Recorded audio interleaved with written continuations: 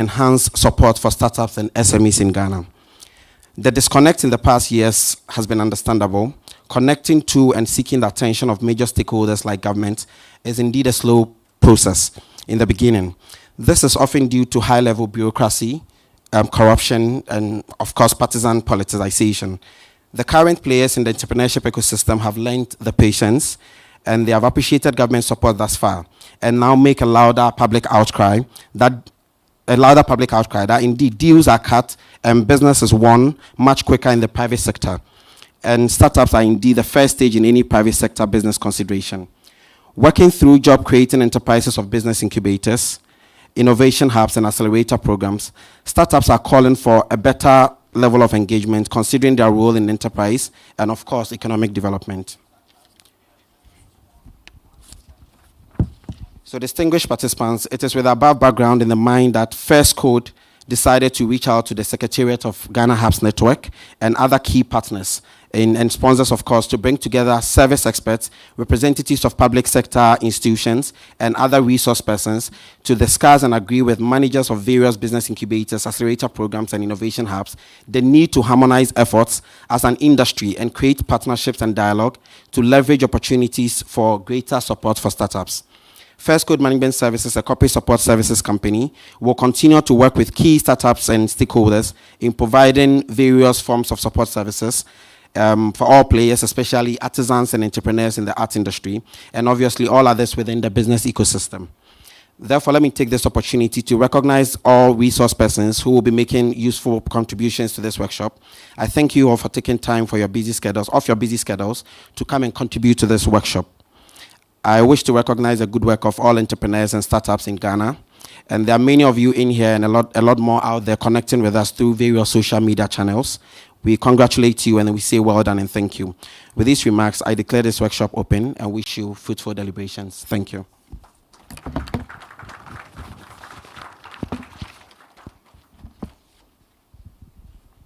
Thank you, King. I believe the applause can be louder. And Firstcode, for those of you who might not know, offers business support services, especially company formation and business nominee services, health checks, board functions, filing of annual returns, renewals and registration, maintenance of statutory registers, and filing of all forms of amendments. So if you have need for any of these services, do not hesitate to contact Firstcode, and I'm sure they will give you reliable service. I'd like to thank our partners as well, Exim Bank, the Ghana Investment Promotion Center, National Entrepreneurship Investment Program, Conship, Ghana Hubs Network, GIZ IT, join us for the work they do with a lot of the startups, Role Model Africa and Stanbic Bank. And then this event is also Boxes Manufacturing Company Limited, Remedy IT, Glory Infrastructure, and Jack's Maintenance Services. Now, like I mentioned, this is going to be a very interactive session.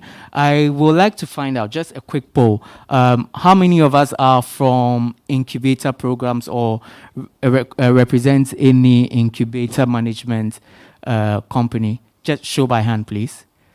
Okay, and that is great to see a good number. When I first heard about incubator programs, I was really wondering how it works, but I've had the chance of working with a few, and I think you guys are doing a fantastic job. We also have the GIPC and other organizations represented here, and I'm sure we are going to have a fruitful discourse today.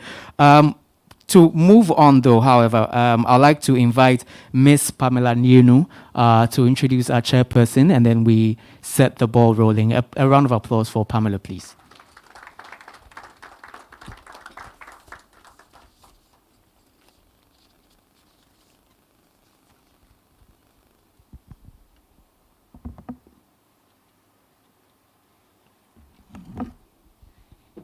Good morning, and thank you for this opportunity.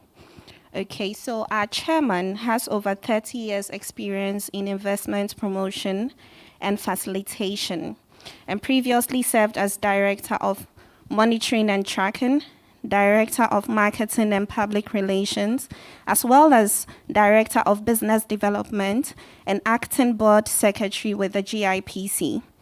He has planned and executed several inbound and outbound investment promotion missions and handled large-scale investment projects classified as strategic investment projects. He has also worked on investment-related projects with international development agencies such as the World Bank Group, UNIDO, GICA, and Center for Development of Enterprise. He holds an MBA in Corporate Strategy and Economic Policy from the Maastricht School of Management, Holland, and a Bachelor of Arts in Economics and Geography from the University of Ghana. Ladies and gentlemen, with a round of applause, kindly help me welcome the chairman for today's event, Mr. Edward Ashon Latte. Thank you.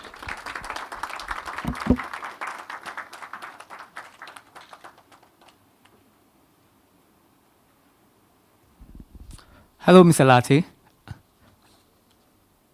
Please, can you come up here so that everybody can see you? Mr. Ashon Latte. Okay, so we'll just have to do a little quiz before we get going on that while we wait for Mr. Ashon Latte to join us. Like I keep saying, this is going to be a very interactive session. So let's quickly find out how well we all know this sector, how well we all understand the issues of this sector. We can have a microphone go around.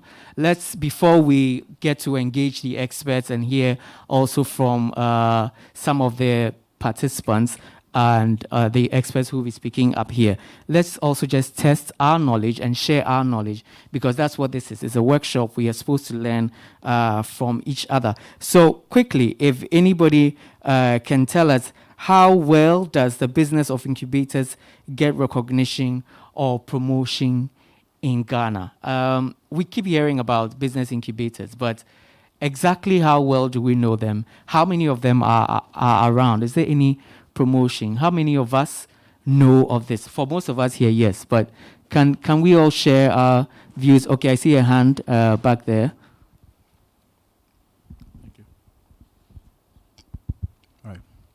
Good morning. Good morning. Please introduce yourself. And my then. name is Kelechi Ofebu. I am the Chief of Operations of a company called Impact Tabakra. So I think incubators are well known. It's become the big and shiny thing everyone wants to talk about. And we've had, I'd say, several of these kinds of workshops in the past. And what I wanted to add is that it's important to not just do the workshop, but to also follow up with the necessary action. On their own, incubators will continue to innovate. They will continue to, quote unquote, break barriers. And it's really left for everyone else to try and catch up. Unfortunately, the best practices that keeps incubators at the cutting edge are always evolving. And very often, by the time everyone else catches up, a lot of best practices are no longer needed. So it's important that as we're having these conversations, we should be aware of what's happening today and where incubators are going to in the future. A big part of that process is the ability for incubation processes to find middle ground with government policy. Because there's no real point in helping companies reach to a point of growth where they can no longer grow, where there's literally a glass ceiling because of policies and unintended consequences of certain aspect of whatever country or economic situation they are in. My point being, again, incubators are fast-paced, fast-moving, and it's important that as we are talking about them, we're not just talking about the current situation, but where they are headed to 1 year, 2 years, 3 years down the line. I've been fortunate enough to be part of the process here in Accra about 8 years ago. 8 years ago, the conversation was completely different from 4 years ago, completely different from this morning as we speak. So yeah, let's be very, very mindful of that. Thank you. Thank you very much. And I'm actually particularly excited that you mentioned that it's fast changing. Because when I first heard about incubators, I always wondered how someone could do it as a business, and even if it was sustainable and something that we could keep going. Because in my mind, it was something that you were creating to help other businesses. And it seemed a bit fuzzy. But over the years, it's become strong and everybody is going into it. And if we are going to go forward and make good of it, it depends on everybody in this room. Before we take our chairperson's remarks, though, I would like to invite up here to the dais Mr. Franklin Owusu-Kakari, the Director of Business, the National Entrepreneurship and Innovation Program. If you can join us up here. A round of applause. Let's not be stingy with our applause, you know. It helps release the nerves. And I also like to invite Mr. Frank Obing, the Senior Manager for Advisory Services at the Ghana Export and Import Bank. Mr. Frank Obing. Also, Mr. Emmanuel Mumuni, the DEX coordinator at GIZ Make IT or Make It. If you can also join us here, Mr. Emmanuel Mumuni. Okay, I'm sure he'll be joining us later. Also like to invite Dr. Martin Kobil Yamborija. Shame on me. Forgive me for butchering your name.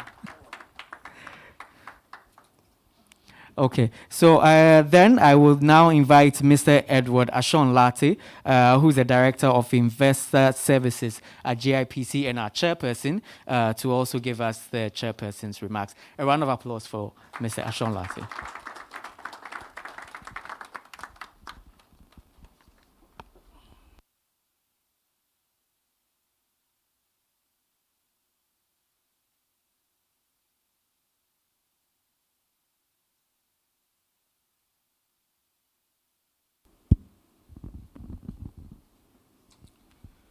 Okay, good morning, everyone. I feel privileged to be asked to chair this maiden workshop for business incubators managers in Ghana with the key theme of Synergies for Economic and Enterprise Development. Let me first thank the organizers and therefore signal my acceptance and willingness to chair this session. On behalf of the Chief Executive Officer of the GIPC, that's the Ghana Investment Promotion Center, I would like to commend Firstcode Management Services and the National Entrepreneurship and Innovation Program, NEIP, for this laudable initiative.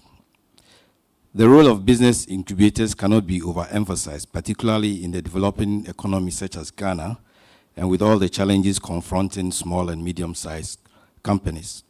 As catalysts for driving innovation and accelerators for boosting scale and commercial successes of SMEs, business incubators can become the true game changers for what seems to be a fast emerging Ghanaian startup industry or ecosystem. I believe the objectives and expected outcomes of these initiatives, as spelled out by the previous speaker, are very clear and timely. I'm encouraged by the desire to leverage partnerships between the private and public sector to support startups and promote job-creating enterprises in Ghana, because each sector has a role to play in achieving the expected outcomes of this initiative. Like one Ghanaian bank has been saying nowadays, together we can achieve more. And I also believe that. We at the GIPC are particularly delighted to be part of this process. As an investment promotion agency, which is mandated to encourage, promote, and facilitate investments in the Ghanaian economy, we look forward to exploring practical avenues for collaboration in our investment promotion activities. Let me say that the Ghana Investment Promotion Center is for both Ghanaian and non-Ghanaian businesses. And in terms of startups and young entrepreneurs, we have a Young Entrepreneurs Forum. This year, because of COVID, we haven't had it, but every year around July, we invite the young ones to come.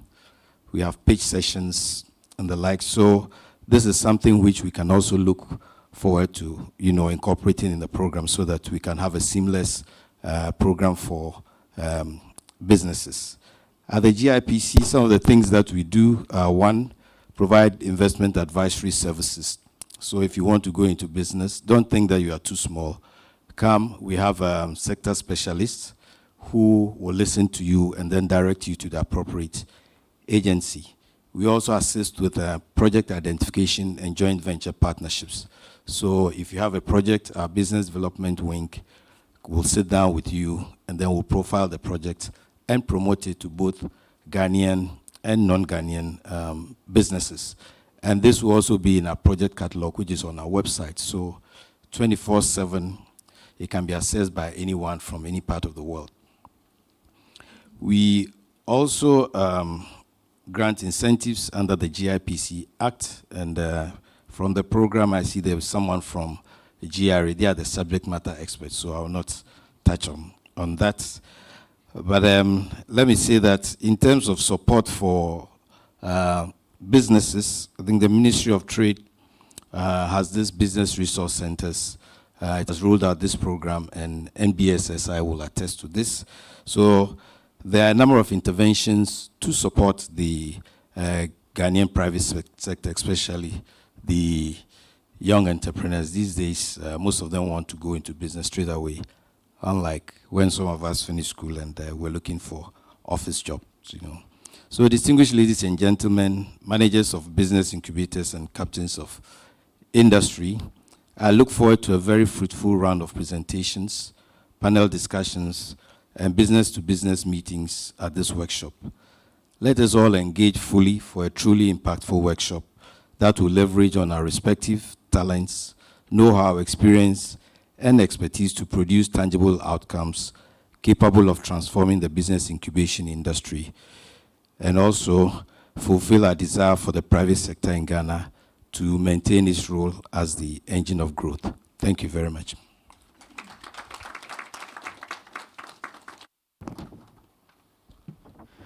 Thank you very much.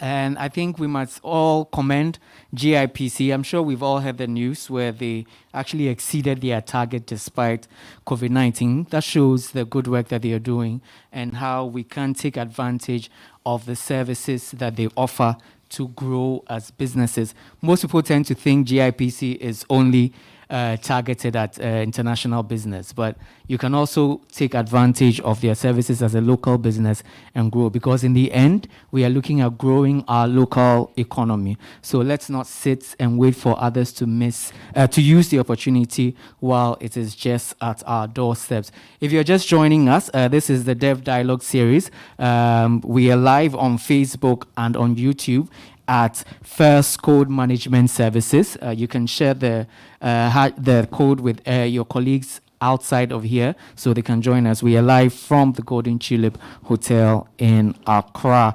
And this is brought to you by Firstcode Management Services, as well as the National Entrepreneurship and Innovation Program and the Ghana Hubs Networks. I was checking online yesterday and I realized there are close to about 30 hubs across the country, and which is quite impressive. So let's move on with our program, because we have a long list of things to go through. I would like to invite Joel Thompson, if you're here, to share. Now, Joel is from Ashesi Venture Incubator. She's the manager, and she's going to share with us a bit of their story and the good work that they are doing for businesses. A round of applause for Joel, please.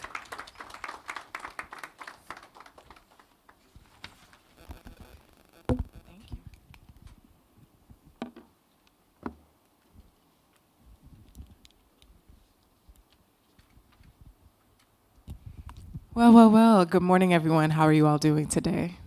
Well, in a mess, of course. As Jason mentioned, my name is Jewel Thompson, and I am an assistant lecturer of entrepreneurship at Ashesi University. And I teach 2 foundational courses at Ashesi, which includes our first year course of Foundations of design and entrepreneurship, as well as social enterprise. So along with just being a lecturer, I also do research in the space of entrepreneurship. And prior to moving back home to Ghana, I had the privilege of working with a number of startups in the States, as well as making attempts of starting businesses on my own, and of course, supporting my mother's own endeavors at starting her own business. And I say that with pride because I believe that it's important for you to understand the mindset of entrepreneurs, that of course this comes with a certain level of inherent risk.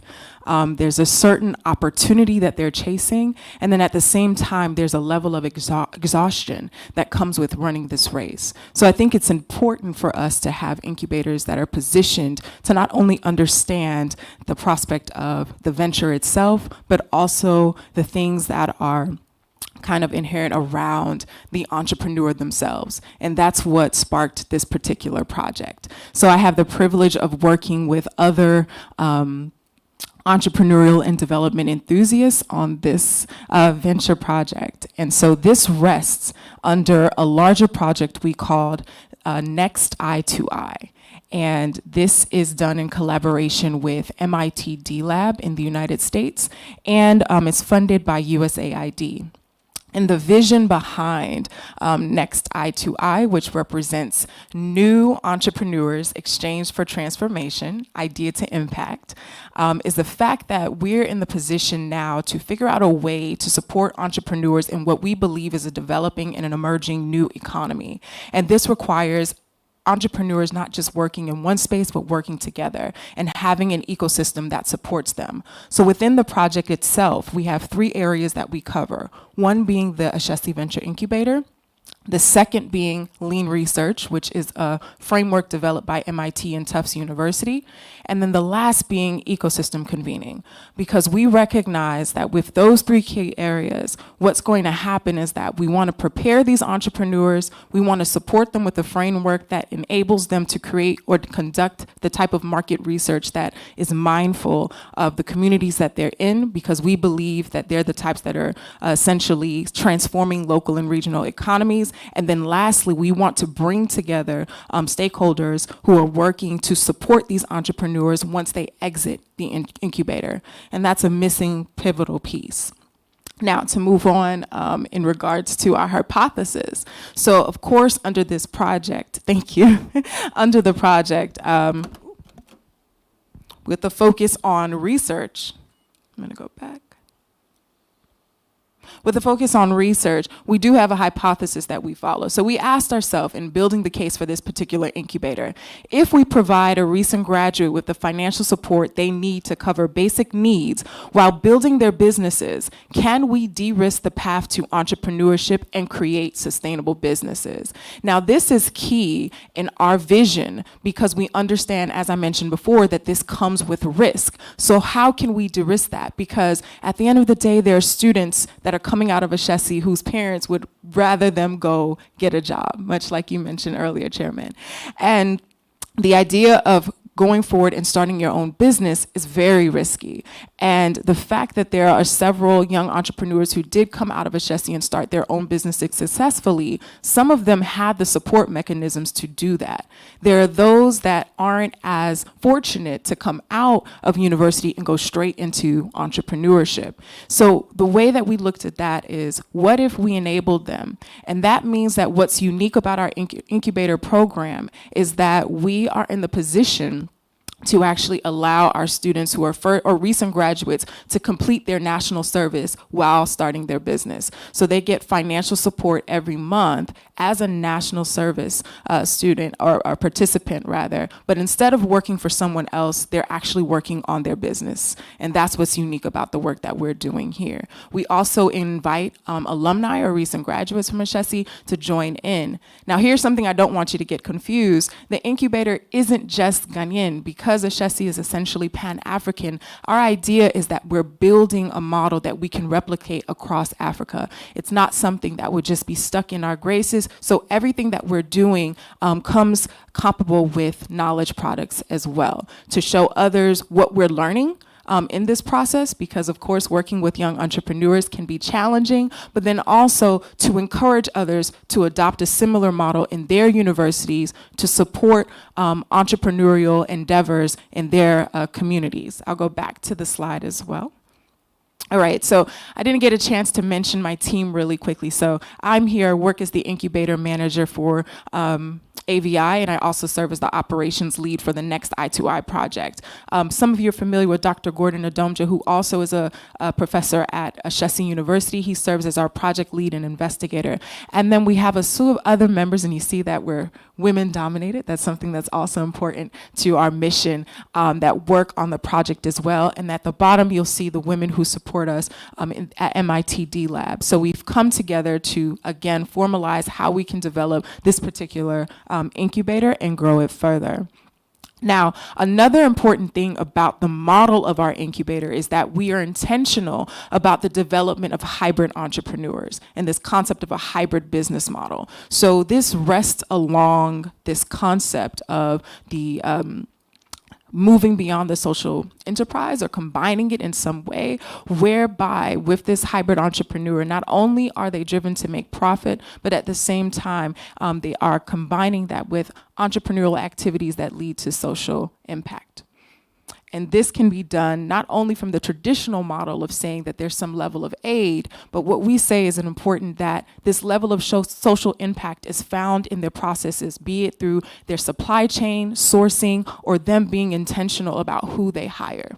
Right? So this is what we look at when we're talking about this. Now, all of our ventures, we are sector agnostic, but all of our ventures are those that are tied to SDGs, and of course have the potential to be hybrid businesses. And this is what we're teaching them in our particular program. So it's a one-year incubation program experience for recent graduates. And of course, as I mentioned before, they're provided with financial support, business development, mentorship from local and global industry professionals, and of course, they receive additional support from the perspective of personal development as well.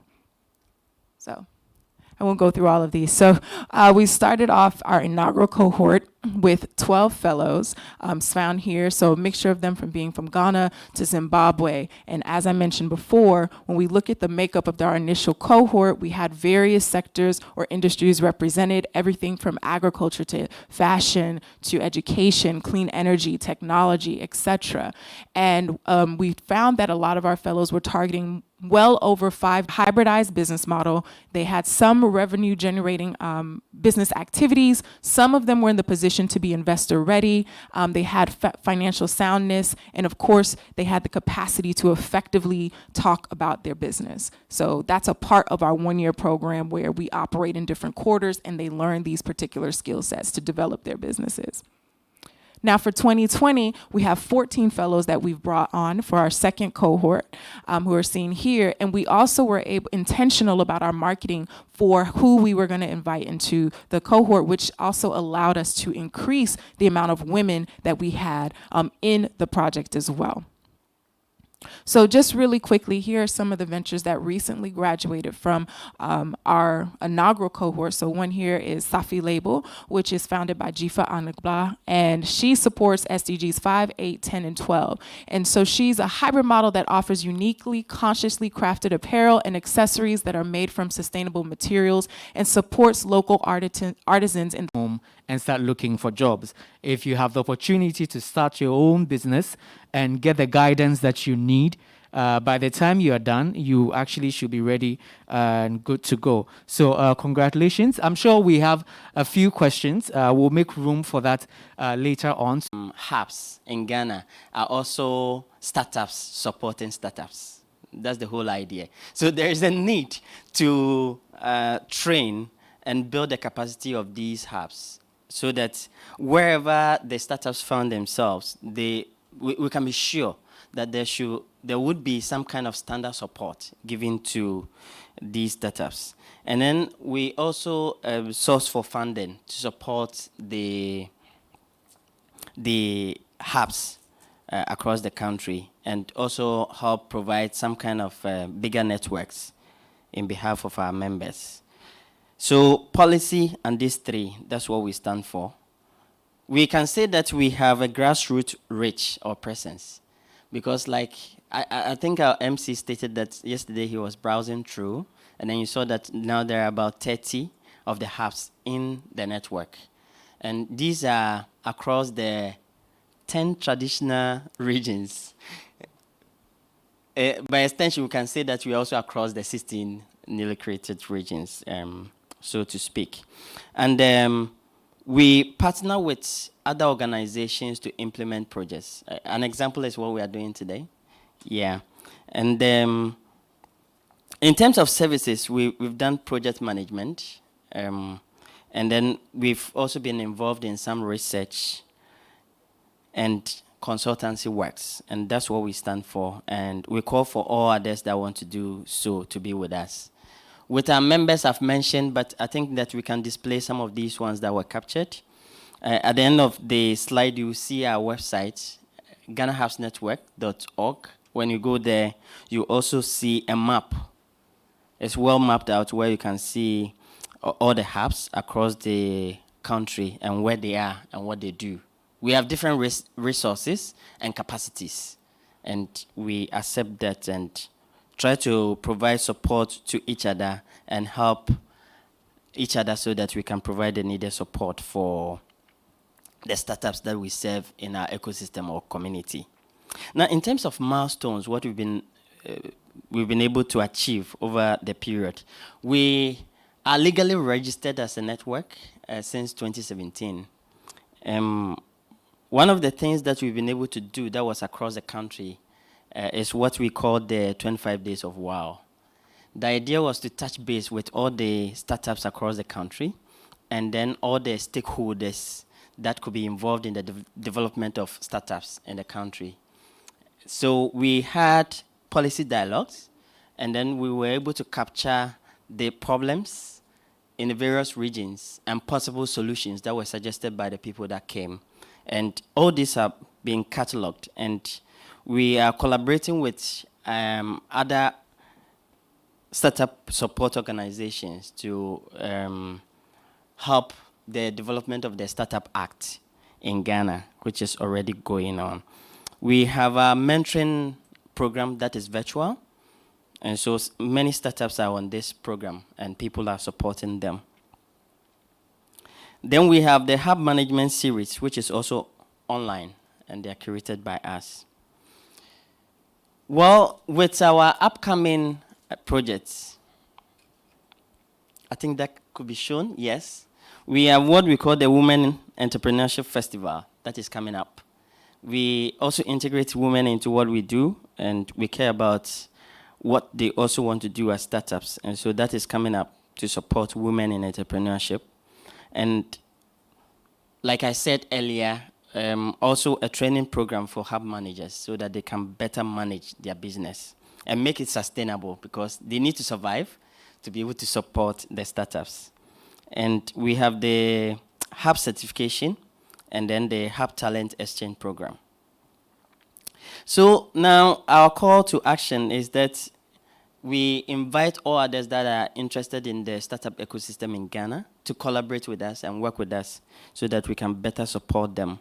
And then also, by way of exploring, reach out to research and provide more data, because now what we lack most in Ghana is data on what to do. And so there's the need for more research, and I think Ashesi has been doing well on that, and partner to deliver digital programs. So finally, I think you can get in touch with the details as we see there, and we are glad to work with all of you to enable the startup ecosystem. Thank you.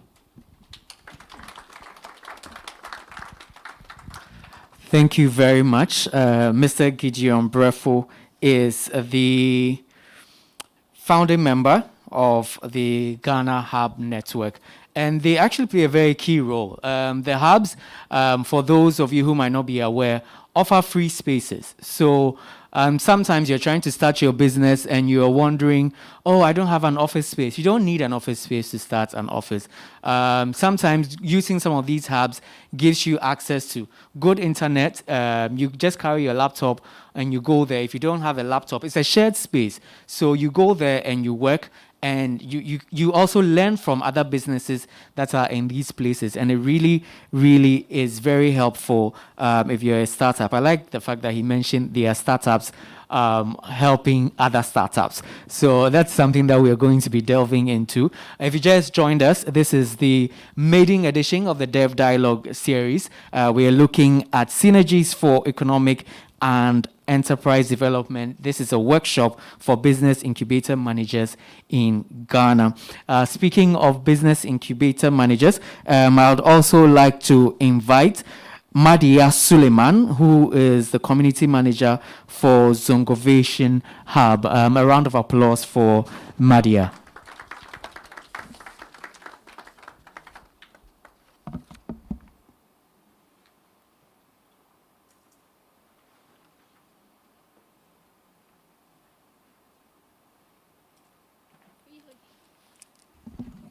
Hello, good morning, everyone.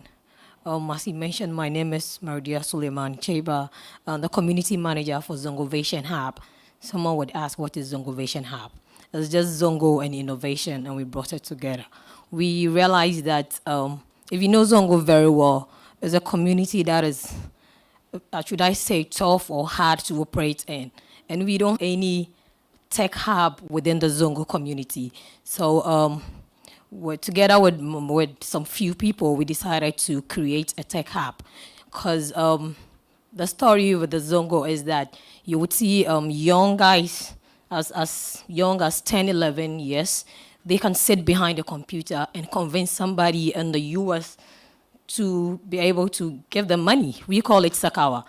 So we try to find an alternative for the Sakawa. That is why we came out with the Zongovation Hub, so that we can train these young people to channel their energy into something positive. Our first incubation program was with British Council, and it was in partnership with Impact Hub. We did the training, and then the Impact Hub people continued with the incubation. But we are now starting our incubation program. This is the first. And what we did was to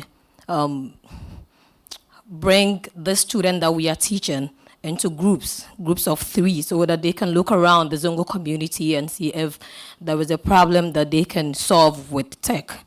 So we are very young. We started in 2018, very, very young. And we're looking at meeting other people and then partner and collaborate and then learn from this workshop. It's a big challenge for us when it comes to finances. We are doing our own thing. We don't have any donor support anywhere.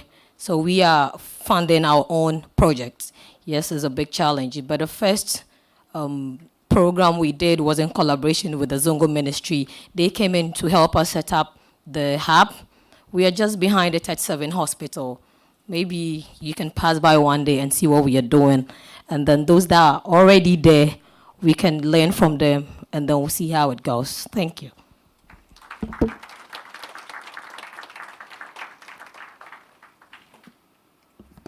Thank you very much. I think we should all pass by Zongovation from here, just so that we can support the good work that they are doing.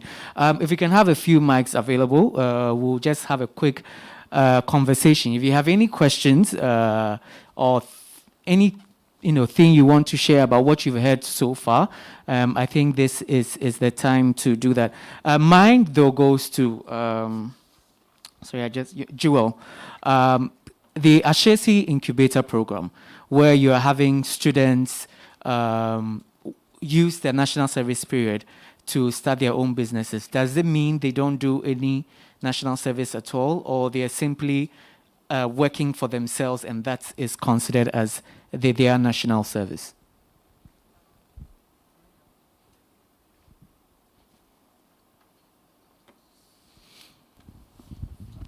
Yes, so you're absolutely right. It is that they are doing national sales, so it helps them. So these are unique students because they chose entrepreneurship. They worked through the Ashesi entrepreneurial ecosystem, and this is their outcome. They didn't want to work for anyone else. Okay. All right, there's a follow-up question. How do they obtain their national service certificates to prove that they have accomplished something? Right. So the way that our model is currently structured is that it is in line with Ashesi. So essentially, it's as if they are working for Ashesi as an Ashesi faculty intern.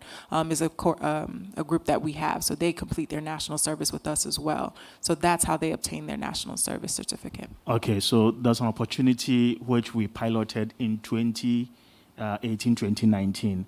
Now, we've done this with the National Service Secretariat, where students who have their businesses can now offer national service for their own businesses and still be paid by government to receive their allowance. So I think we can be able to work out and see so that they don't just also work for Ashesi, but they can also get the government supporting them with some stipend, the national service allowance, whilst they work for themselves. That sounds great. I'd love That's that. fantastic. And I think this is the time for you to send the handle at Firstcode Management Services to any young person you know that is out there, probably busy on Facebook right now, checking out funny videos and things when they should be listening to this program and hearing the opportunities available. We all have people in our homes and in our families who probably have just graduated. They've received their national service posting. My brother, for example, he was denied, and he's going back for reposting, and he's been wanting to start his own business. So this, for me, it's an opportunity for young people to listen in. So at Firstcode Management Services on Facebook and on YouTube, kindly share the handle and let's have people join. And if you're online, do not hesitate to leave your questions in the comments section so that we can address it here. We have all the experts here. If you have any question, this is the opportunity for you to get the information. I'd like to invite Mr. Emmanuel Mumuni to also join us up on the days while we go through a few of the questions. Does anybody have any questions so far or any contributions to the discussion we've been having? Nothing at all? Okay, so I will just go back to the other question that I had here. The issue of entrepreneurial activities that make social impact. This is also something that I picked up from Jewel's presentation. It looks like that's where the world is heading.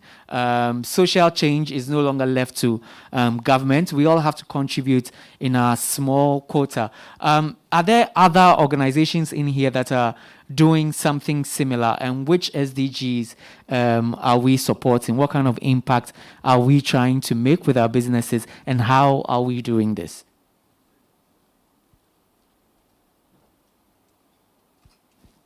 Wow, so I'm guessing everybody here is doing a business that's not making any social impact. Is that it? There's a hand somewhere. Oh, okay, shame on me. Kindly share. This is a workshop. This is not one of those sessions where you are only coming to hear from others and go. We are here to learn from each other. So kindly share so that we can benefit both the people in this room and those joining us virtually. Hello? Yes, please introduce yourself and then. So my name is John Boachi, and I'm the business development manager for Enlighten Free Consult. So I like what Joel shared earlier on with the projects that are going around the SDGs, because I've been passionate about the SDGs right from university. My days with ISEC, a youth-led organization where we worked on projects that are directed towards sustainable development goals. Now, what we do in Enlighten Africa is basically coining our projects and our work towards sustainable development goal 4, where we roll out training programs to help young people through skills development to increase accessibility towards education. So I think that's our little contribution we're doing towards Sustainable Development Goal 4. So that's just what I wanted to share. Thank you very much. Round of applause for him. There's another hand here. And while we get the microphone to him, I would like to also hear from the incubator managers, business managers, how you are supporting other startups. Like Gideon mentioned, you are startups. Most incubators are startups supporting startups, and sustainability is key. If you can share how you are doing it and how you are remaining operational and how you're remaining successful, it will be very great. Yes. So, thank you for the opportunity. My name is Samuel Ajiman Prempe, and I work with an incubation organization called Role Model Africa. So what Role Model does, we work mainly with tertiary students, and we train them and place them in various companies for their internship programs. So for instance, we are launching an initiative we call the Everyday Intern. The idea of the Everyday Intern is to help students whilst in school to be able to work on a daily basis. What that supposes is that they don't necessarily have to wait for the long vacation period to be able to be engaged for any decent work. So in connection to the SDGs, you find us placed in 4, which is education, and 8, which is decent work and economic well-being. Earlier this year, for instance, we had a partnership with the Ghana Commodities Exchange to be able to place quite a number of tertiary students in companies for internships. So when it comes to graduates, for instance, persons who have completed national service and are awaiting job placement or are in the quest for finding any decent work to do, we don't go to companies for them to, as it were, employ them, but for them to give such persons a minimum of 6 months to do their internships. Often what that happens is that the students or these graduates do their internship for a 6 months period and is able to translate into career placement. So Role Model Africa and Everyday Intern works mainly with tertiary institutions and companies to be able to connect the two. Thank you. Thank you very much. And it's obvious that most incubator programs are targeted at young people, which is something that we'll be discussing later on today. But yes, we have a lady there as well. If we can get the microphone to her.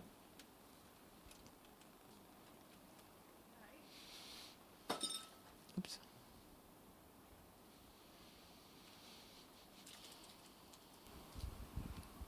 Hello, my name is Janet Boachi, and I work with Developers in Vogue. We are a not-for-profit that trains women who want to build a career or start a tech company. So mainly we are in the SDG 4, 5, and 8. After the training, we do training in software development, digital skills marketing, and also women who want to start their own tech businesses. We are in SDG 5, 4, and 8. So with the training, we give the ladies mentorship opportunities, and then we give them internship and national service placement opportunities. So we don't just train the ladies and abandon them. We give them the opportunity to build the skills that they have acquired in tech companies. So the role model guy, I would like to talk with you afterwards. Thank you. And this is why we are here. We are creating synergies. We are creating synergies. So as we share, we learn from each other, and then we also exchange contact and do business together. We can't survive on our own. This is an ecosystem where we are all involved and we must all contribute. Like I mentioned earlier, just quick tool of how startups supporting startups are doing this sustainably and what is keeping you going before we move on with the program. Yeah, good morning, everyone. Yeah, my name is Simeon Mate. I work with Developers Academy. I think basically our incubator started exactly a year ago when we had a trip to Volta region, Keta precisely, and we identified a lot of young people in that catchment that actually had great desire for entrepreneurship, innovation, and technology, but couldn't actually access it from the regional capital. So we launched the Developers Academy exactly a year ago, and apparently we've been able to train and then pass out 140 startups that are actively working in the Keta municipality. And then having seen the great impact, we've been able to collaborate with NIP to actually train over 400 young people within 7 districts somewhere in July. And then exploring the terrain around the Volta region, we realized that there have been a great gap in OT region done by the capital specifically. So we've been working towards that, and apparently we had our headquarters being shifted to Dambai, where we are in collaboration with NBSSI training within the Dambai, the Jessica, and then the Inquanta precisely. So I think that for us, we are doing everything our own. We have not received any external support aside the partnership we had effectively with NIB. And we are looking forward for greater opportunity because we identified the ecosystem there is so much in need of technology and entrepreneurship. And we can collectively partner to make that effective change to strengthen the ecosystem. Thank you. Okay, thank you very much. Yes. Okay, with us at Zongovation Hub, we have something we call the Zongovation Capital. So it's more like a venture capital where at a point we have to try and then increase the investment pool in Africa. In case where we don't have funding from outside, what are we doing in-house to sustain or promote these entrepreneurs? So that is one thing that we've set up. And the next thing is we fall within the SDG 5, 8, and 9. Yeah, so basically that is it. Okay, so what I'm getting generally is that these incubator programs, all of us gathered here, even though we are supporting startups, we also need support. So later on in today's program, I think just after our coffee break, we'll be looking at government support and all the efforts that are being put in place and the opportunities available for all of us as well. And sometimes it seems like it's a mystery, but it really isn't. You just need to know who to talk to and get the right information, and you'll have access to the help and support that you need. One man that's a master of mysteries, however, is Eli the Rema. He has a beautiful poem called The Mystery. Before we go on coffee break, I would like for us to, with a round of applause, invite Eli the Rema to share with us the mystery of what he does. Thank you. Thank you very much.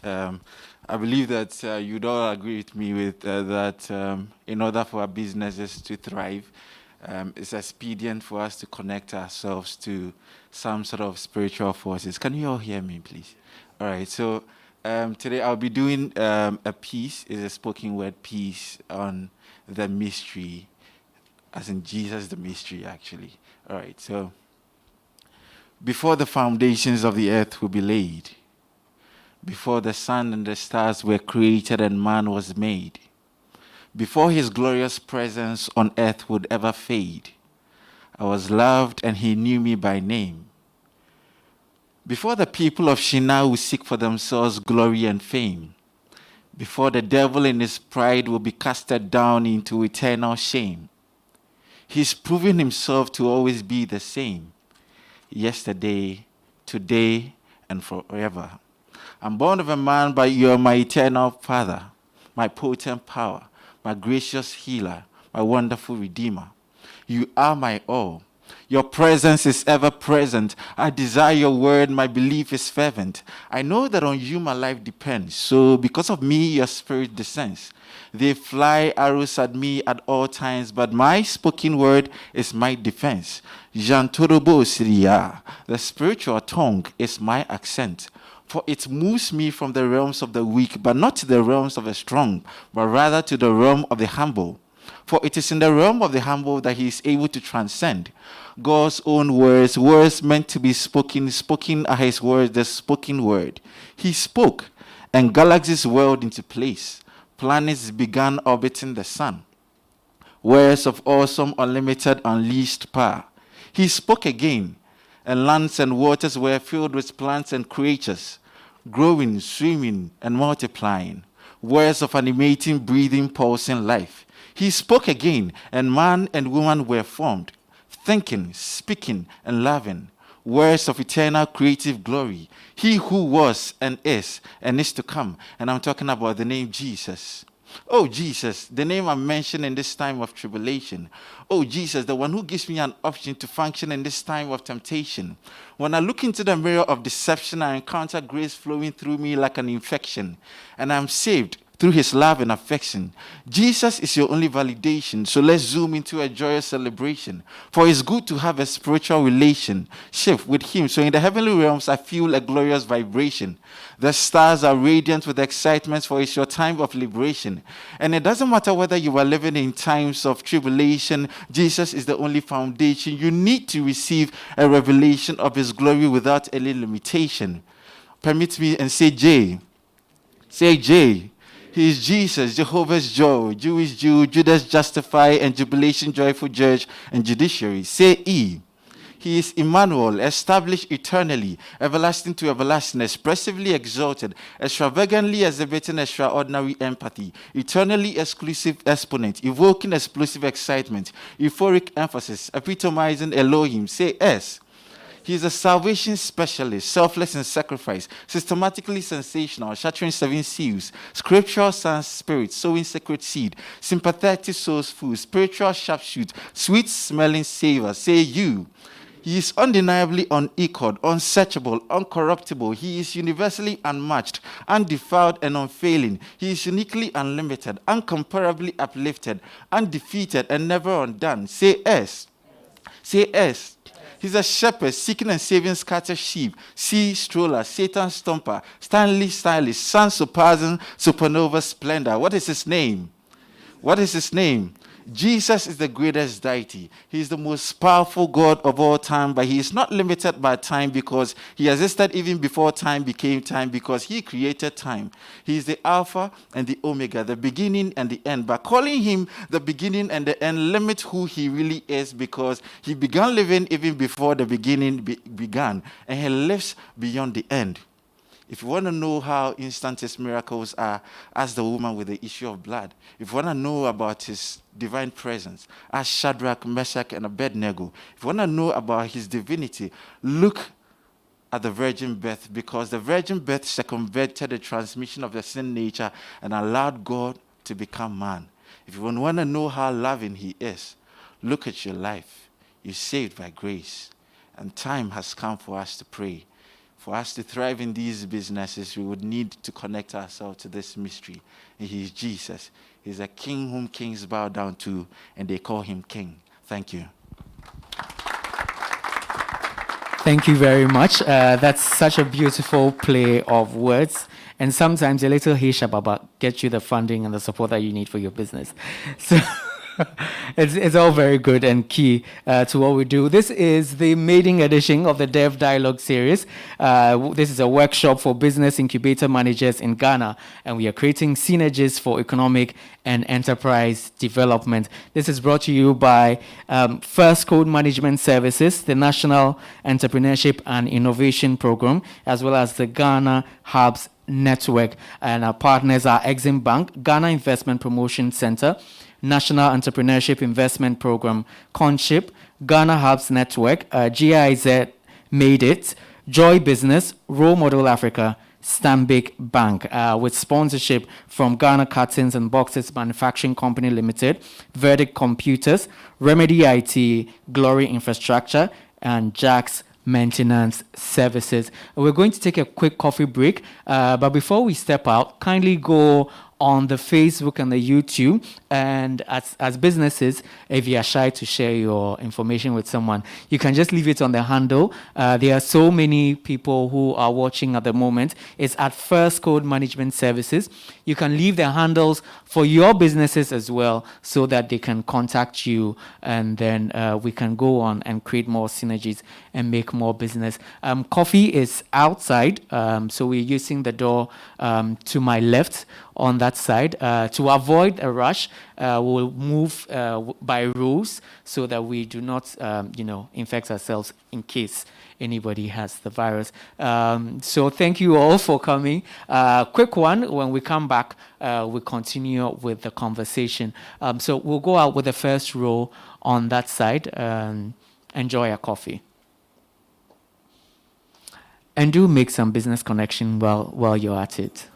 Please don't leave here as you came, or the mystery will catch you. You have to say JESUS.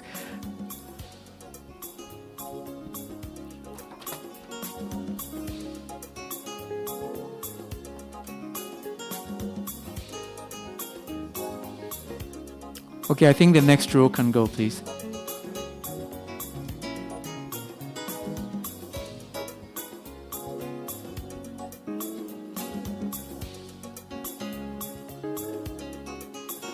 Okay, so the second 3 rows, I think we can go. There isn't that much of a crowd there, so we can move. We're only trying to avoid the rush.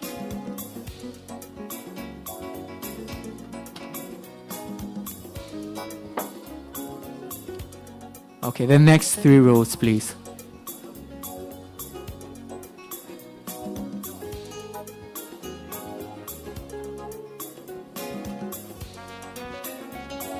Okay, I think those of us on this side also can move.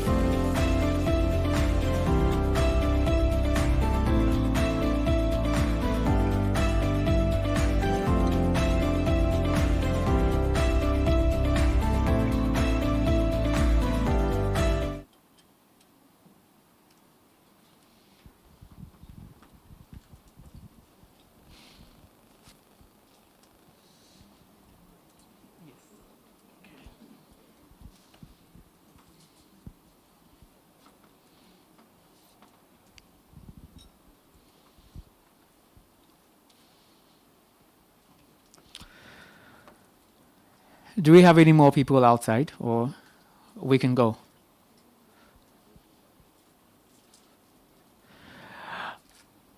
Okay, so welcome back. If you're just joining us, this is the Dev Dialogue series.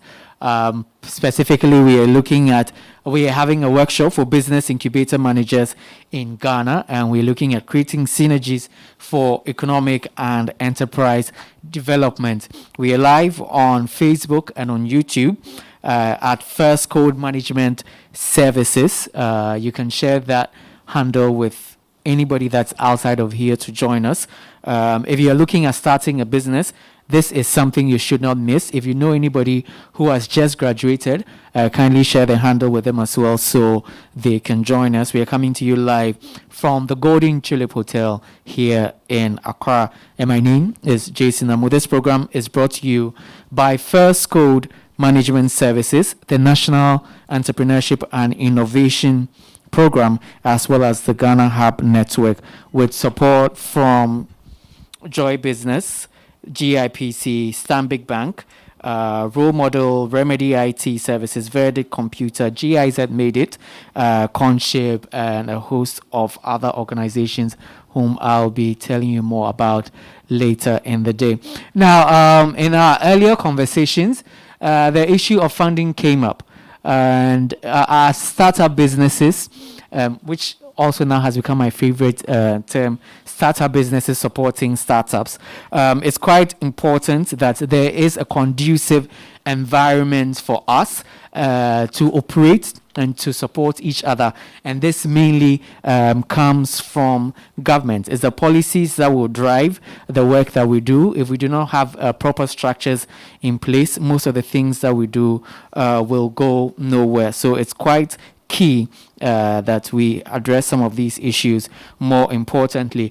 Like I mentioned, this program is brought to you by the National Entrepreneurship and Innovation Program, and this is something that is birthed out of government policy and has so far supported over 45,000 entrepreneurs. All of these entrepreneurs have been trained by the NEIP. We've also seen them support more than 9,350 businesses with funds for their operations, and over 92,000 jobs have been created by the National Entrepreneurship and Innovation Program, which most of us qualify for, or are also part of the same ecosystem. To tell us more about what they do, I would like to invite Mr. Franklin Owusu Kakari, who is the Director of Business at the NEIP, to give us more information about what they do and how government is, the role of government support for startups and mechanisms for policy engagement. With a round of applause, let's welcome Mr. Kakari. Thank you very much. With your permission, I will take my nose mask.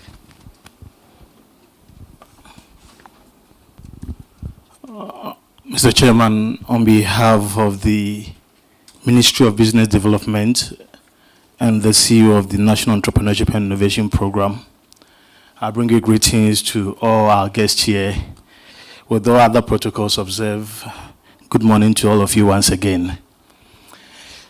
NEIP is one of the baby agencies you can think of in Ghana today.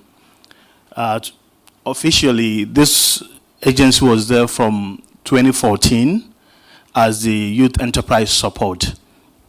And when the current government came into power, and with the vision of where the government wanted to go, and in the area of creating jobs and transforming the entrepreneurship ecosystem, the government decided to rebrand the Youth Enterprise Support and give us a new focus and a new vision and a new direction to be able to go. When we came in, we realized that when it comes to the entrepreneurship ecosystem space, a lot of things were happening, but quite disjointed. So there was a need for us to bring all the various key stakeholders in the ecosystem together. So the first thing we did was to have an stakeholder engagement. So At GIMPA, we brought together a number of key stakeholders. Impact Hub Accra is almost all the few hubs that we knew then, plus academia and also other government agencies. We brought all of them together. How do we build a robust entrepreneurship ecosystem to be able to provide the right resources for startups and small businesses in Ghana to grow? So we wanted to get the base right. And one of the things we realized was that over the years, governments and private sector, in terms of working together for the benefit of the startups, there was no functionality, there was nothing working. So we introduced the idea of working with the various incubation hubs. And today, you see a number of incubation hubs springing up because government came in to work with them. And that has been able to open the ecosystem up for things to begin to thrive. If you can cast your mind back 5 years, 6 years ago, we were not talking entrepreneurship as we do today. Today, a deliberate action has been put in place to champion the need to grow the entrepreneurship space. And that's what the government has been able to do through the National Entrepreneurship and Innovation Program. And these fundamentals that we began to work on is now yielding results. Because you can't just come in as a government and start giving liquidity support, dole out funds to businesses. What was the basis? What was the baseline? What do they really need? We realized that a number of things are needed by the various startups and the various SMEs. It's not just about money. So we started a process of ensuring that every business that will need a support from government must go through a well-structured program, training program, minimum a month, then have a continuous working relation with the various incubation hubs for at least within 2 to 3 years for a continuous monitoring and evaluation of the activities so we can begin to give the needed tools and support to them. And beginning this year, from 2017 up to this time, whilst giving these supports, then behind the scene, we are working to build the building blocks to have a very strong ecosystem in place. And as the MC said, within the last 3.5 years, in terms of training, we've trained about 45,000 startups, entrepreneurs, or SMEs across the 16 regions. And we did this not on our own, but our partner incubation hubs.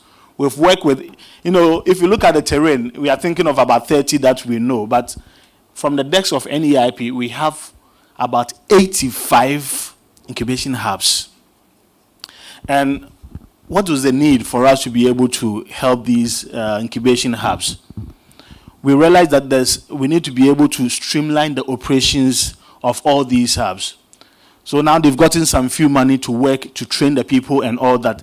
These funding were a means to sustain these hubs. But over time, we need to have the system really working. As I'm talking to you, we have close to 10 institutional hubs now that are working very well. You can talk of Chelsea, they have their own plans, but we've worked with the University of Cape Coast Incubation Hub, Ken UST, we've worked with Kumasi Technical University, Koforidua Technical University. Now we have Cape Coast Technical University on board, and then all the technical universities are coming on board now, and we are helping them to streamline and have a hub to be as a training center for these students. So we believe that if these things are properly done and well structured, a time will come when someone leaves school and comes out and wants to start work or want to start something. Government, they don't have to wait for government to call for application before they can apply for funding. You can take your business plan, walk into any of the certified incubation hubs, get yourself trained, prepared, incubated.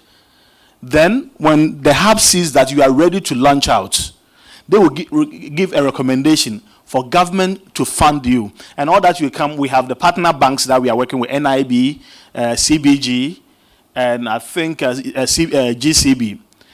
We just link you to any of our partner banks, then you are funded. So there should be that structured model working, but until then, government will do course and begins to build a system, and help the system to grow first. So this is what we have decided. We've started doing. Now, through the World Bank project, which we have just signed, and it will begin in the next month, December, to enter into the next 6 years. It's a 6-year project. With all the over 85 incubation hubs that we have in the country, we are going to invite all of them. If you look across Africa, there are about 618 active incubation and innovation hubs across Africa. These are the ones that are really recognized and who are very active. Out of this, Ghana have about 25 that is recognized in this rating.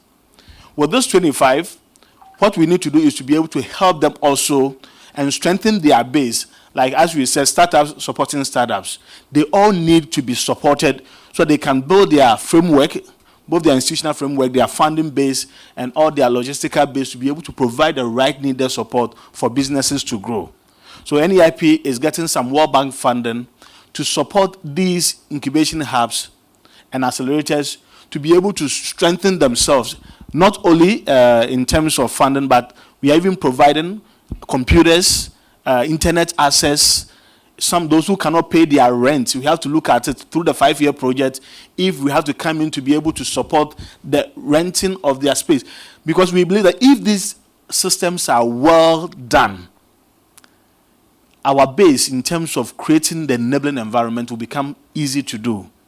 So through the World Bank project, we are going to be able to help support all these. Then the other, apart from the 25, the other ones that are not really strong will be able to help strengthen them as well and provide some form of relief also for them so that they can also grow. And together, we can work hand in hand. Government sees the private sector as a key partner in developing the entrepreneurship ecosystem. So we need to be able to support them to grow. Now, if you are a hub and you are coming in and you are not registered from next year, after the World Bank program starts, everyone who wants to work in Ghana, who wants to work with government, needs to be part of the Ghana Hub network. Okay, so that we can be able to recognize you that you are certified and you are following through with the criteria and the standardization that we have. Because we'll end up having weak links, okay? There's a good hub in Accra. You go to Tamale, and there's another hub there. We want to get to the point that the training somebody will receive in Impact Hub Accra or in iSpace or in Hyperspace in Kumasi will be the same as another hub based in Upper West. So it can cut across the same training content, the same models, so that when we are and we are doing this also in terms of sectors. Some of the hubs want to do everything. You can't do everything. You say you are good in IT, technology based. You want to do agribusiness. Okay, so where do you position yourself? We need to be able to know the strength of each particular incubation hub, where they have specialized. And if you're a general one, to let us know that you have the human resource that can be able to attend to all the businesses that comes within your domain. So these are some of the things that are going to happen in the space. We have come far, but we still on.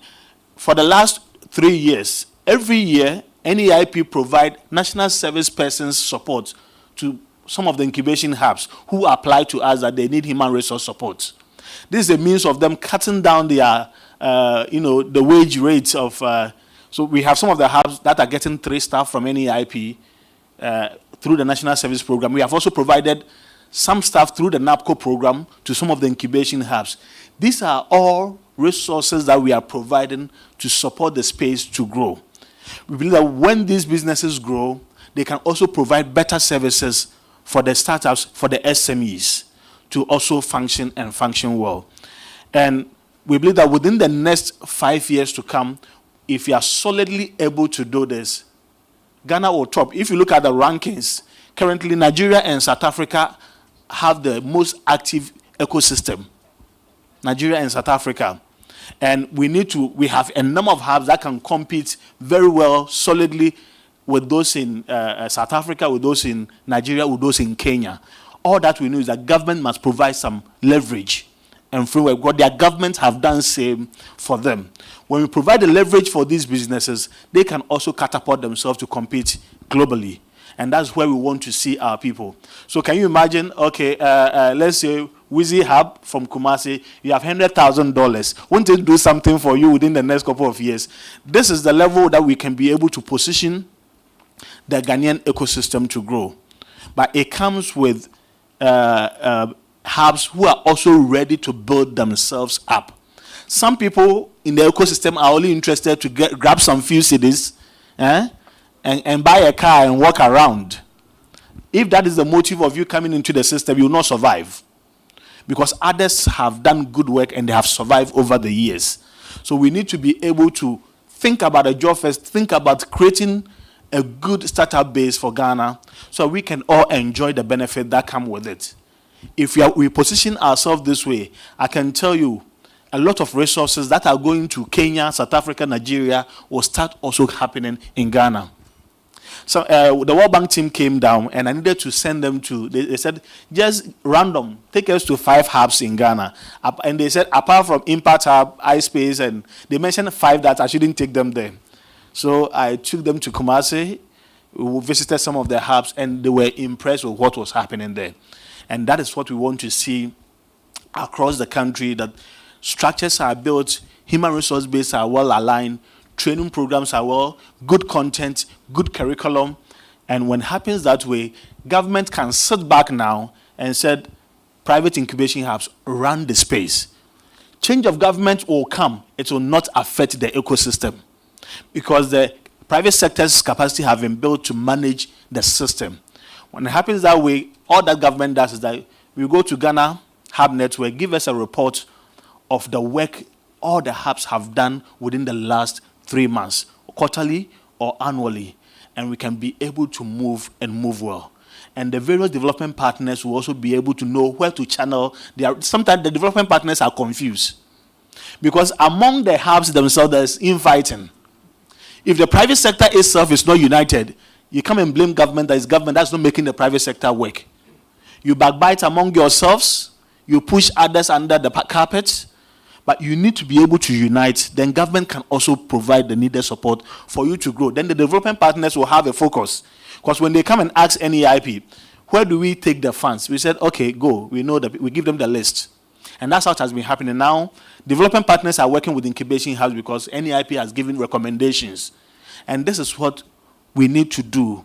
And we are grateful to Firstcode Management Services for at least bringing and creating this atmosphere for us to dialogue and see the way forward that can help us to grow. Businesses that are here, there are a lot of opportunities in Ghana. Government is providing the infrastructure platform, the infrastructure services. We need businesses, incubation that will come in to create the platform, create the softwares, create the other thing that can be able to help the system to work. Government alone cannot do it. There are businesses who wanted to have, during the COVID, run online program for businesses in Asankregwa, in Bonre, or Chibariate, and all those places. The people have smartphones, but they don't know how to use the smartphones. All that they do is to listen to phone calls. What are the businesses, the incubate? What are we taking advantage of these things to be able to help these businesses in these local areas? All of us want to center in Accra and Kumasi. But I tell you, the resources we are bringing, we also channel. Look, when we did the 26,000 training of the businesses across the 260 districts in Ghana just last 3 months ago, the innovations we discovered in certain rural communities, you'll be surprised. But there's no incubation hub there to help these young people up. They only depend on Facebook, YouTube, and some few places to get the advice. That's why we decided this year that we are taking our training and our support program to the community base, the grassroots. And we discovered a lot of opportunities in these areas. If you are here, you are thinking of operating one, you have the experience, go down to these rural communities and offer your service there. And don't just be chasing money. Let money rather chase the services we provide. And you'll be in good business to help all of us to grow. We are open as NEIP to be able to help businesses. For us, if the businesses can succeed and grow, we need you to be the base and to hold the hand. A government can give funding. As part of the World Bank project, we can decide that we are giving iSpace. You have $1 million. Do a call for application. disburse the funds, recover the funds for government. If you're unable to perform, we surcharge iSpace. So that now the focus is not on any EIP. Government has given the money to private sector to manage, right from the application process to funds recovery. And so we'll do a prototype by giving them something small, like $100,000. If they manage it well, then we upgrade you. But if they can't manage $100,000, how can you manage a $1 million? A lot of us private sector talks, but when we're given the opportunity, we fail. So government want to entrust something to you, but you need to be ready for such a thing to happen. And that's how we can all help build the ecosystem that we want. Come 2021, it's an avenue. You all receive calls from us. Even to get into the World Bank project, we'll make it competitive. But in terms of ensuring that everybody goes through the standardization, every hub that we know that is serious for business will be contacted. So through this program, those that we are already not in the known, Zongovation, we've heard of you, but we've worked with the Zongo Business Incubator. I'm sure, are they different from you? Okay, that's Abdul Salam. Okay, so we've worked with them, and a number of them are in this room that we have worked with. Let's begin to build our systems and work well with partners. Some of you, when you take money from government, even writing reports is even a problem. If you don't learn these things, you cannot work with development partners and also international organizations and even the government. So please, let's take this as a learning curve. Any EIP is open. If you are not connected with us already, ensure that you get connected to us. And the stage will be set that from next year, all those who are not yet registered with the Ghana Hub Network will have to go through the Ghana Hub Network before you can access any form of support from government or even from international partners. That is how we can be able to build the synergies that we need and for Ghana to be the beneficiary. Thank you very much.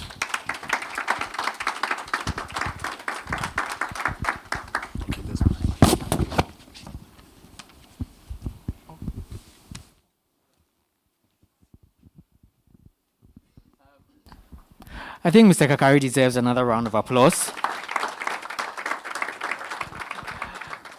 And one key thing he mentioned was how there are opportunities for incubator programs and hubs like us gathered in here to take advantage of. If you check the Ghana Hubs Network website, you'll find that in the whole of the north, there are only 3. There's one in the northern region, there's one in Upper East, and then there's one in Upper West. And in Accra alone, we have 18 hubs. This is an opportunity for us to move up there. Wow, see, informally we have 36.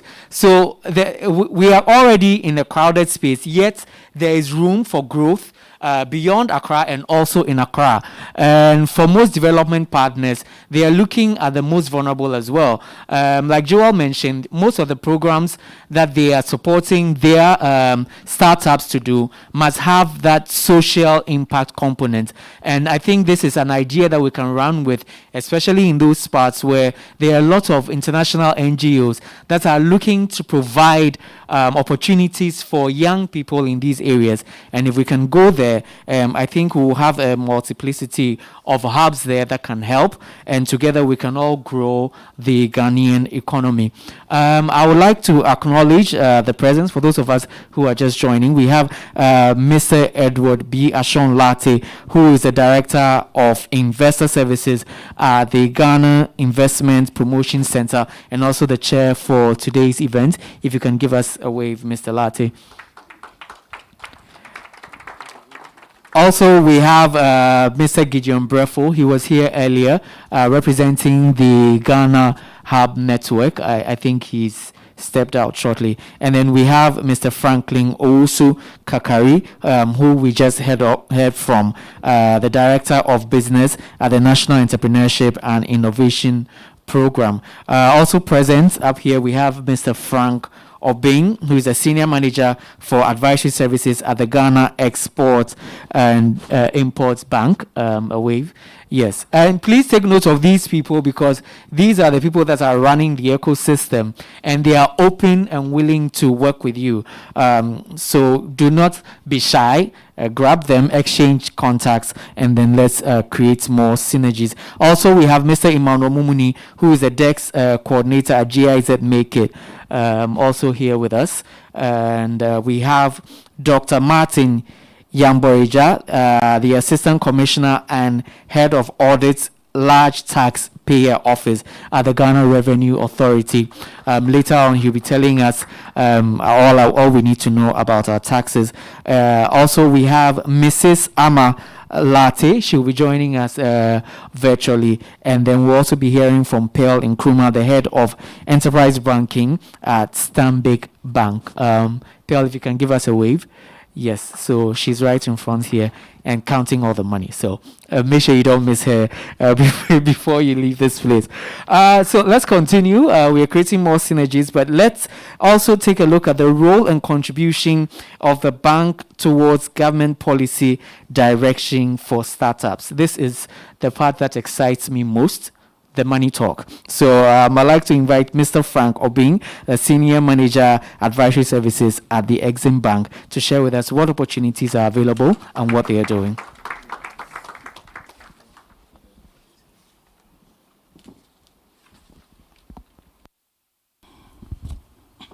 With your kind permission, I take off my mask. Right, so my name is Frank Obeng. I work with the Ghana Export-Import Bank. Just to give you a brief on what we do. The bank is a public sector institution and it's a development finance institution. And our mandate basically is to develop Ghana's competitiveness in the international market. So basically what we do is to provide financial and non-financial services to businesses, including startups that you work with, to improve their competitiveness in the international markets. Of doing business is the cost of capital, and that is where we come in. And so our capital or our loans that we give out have a competitive pricing. And so in that way, it means that if you come to us and you qualify and you're able to access funding from us, obviously you reduce the cost of doing business and then you become competitive in the international market. So we have pre-shipment, some of the facilities we have at the bank are pre-shipment facilities. And so this goes into the provision of capital capacity like building, machinery, and IT equipment. So if you are an exporter, I know most startups are not there yet, but I know you'll be there. So let me just briefly talk about it. So let's say there is a business and you have an export order, or you're in the process of exporting and you need to build your capacity. You need machinery, you need a building, you need the technology. We are able to provide the funding. Now, if maybe you have a buyer outside for your produce and there is a need for you the person to take credit, okay, we are able to produce the buyer's credit, provide the buyer's credit so that you can supply the goods to the one who is buying outside, and then we guarantee or come in and give you some money so that you can have some liquidity to operate whilst you wait for the money. Now, we also have contingent liability. So sometimes we are unable to provide you with the hard cash, the physical cash, but we are able to provide you with LC, some loan guarantee to enable you to undertake your export business transactions.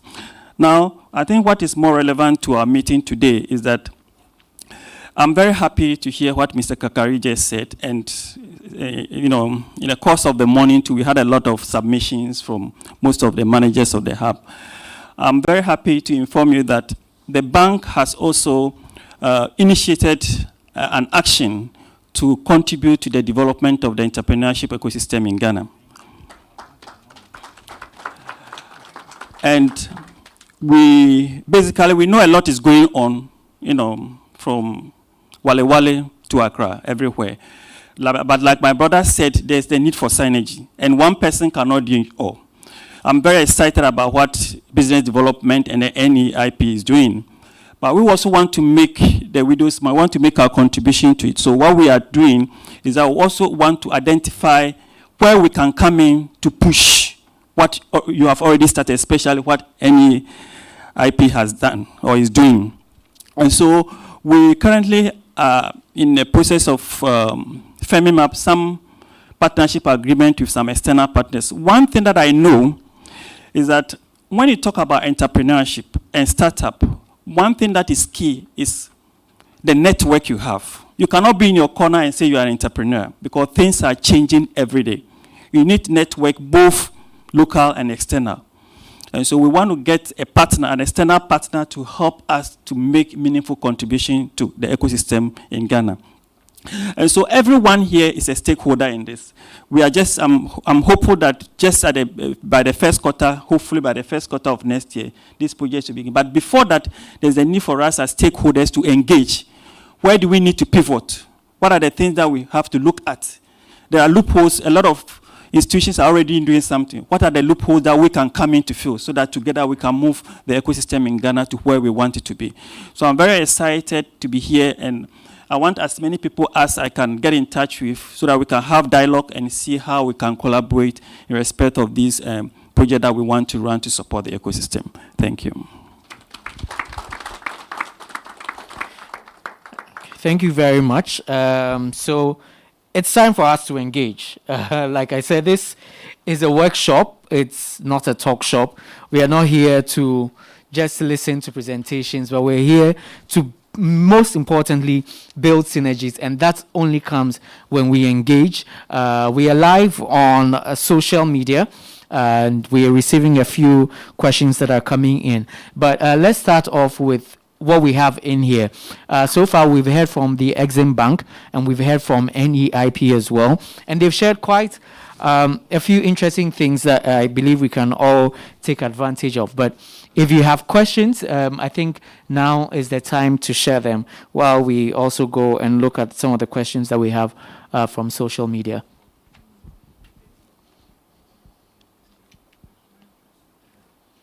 Okay, so we have a hand there.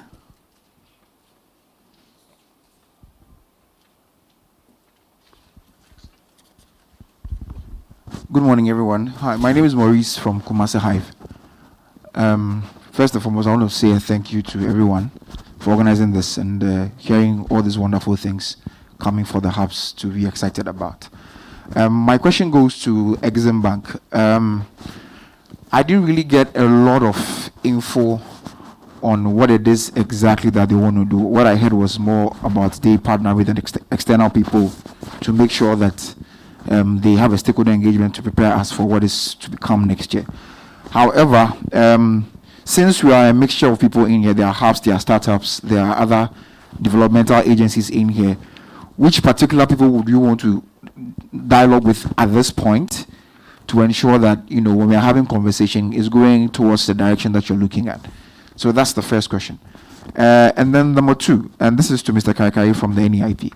I want to figure out, from what you're working on, are you going to still work with, because I know for a fact that Make IT is working with the hubs, already strengthening us to make sure that we are prepared. I also know that Ghana Tech Lab as well has also embarked on certain a road trip, empowering hubs. And so are you going to work with all these three people, or there's a new program that has to come with a new stakeholder engagement that we also have to prepare for, or these synergies will be created to ensure that we are all towing the particular line? If not, I feel like it will get to a point where people will start making alliances, which is something that we are currently fighting, and we don't want to have it going forward. So what is the plan for that? So those are my two questions. Thank you very much. Okay, thank you very much. I kindly take note. We'll take two more and then we'll come.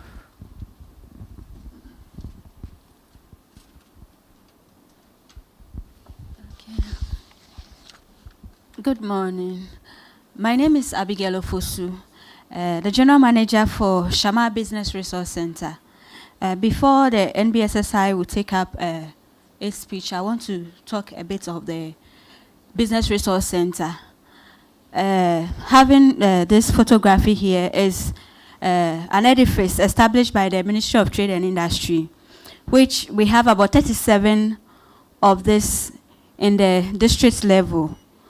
We work down at the grassroots, at the district level. For instance, I am the general manager for Shama Business Resource Center, and I supervise 5 districts, which is Mpoho District, Wasa East District, Shama District, Efia Kwesimintim, and Takrady Metropolis.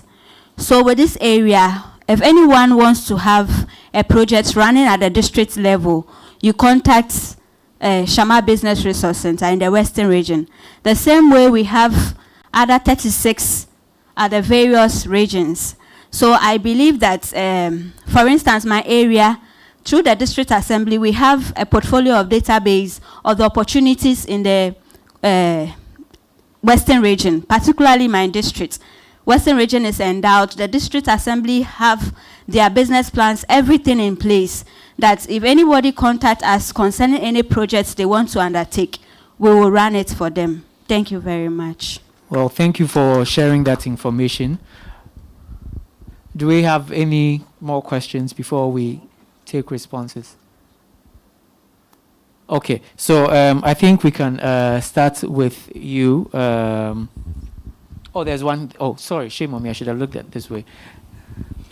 Yeah, thank you very much. My name is Mabel Kwashi of Aquatic Food Industries. I want to find out from all the incubation that I see, I may be wrong. I think that incubation is a handheld experience, but it looks like we have, maybe the hubs will have 1 week training. I'm talking in terms of NEIP, 1 week training. You go through the financial literacy, marketing and all that, and then that is it. But I know that incubation should be maybe for even a year or so. So when I finish with the 1 week training, and in those days you were given some funding, what happens? How are you ensuring that the student, if I can say that, is really implementing what he or she has learned? If you do 1 week and you leave, I mean, that is it. So I don't know, maybe it's been done, but I'm not sure.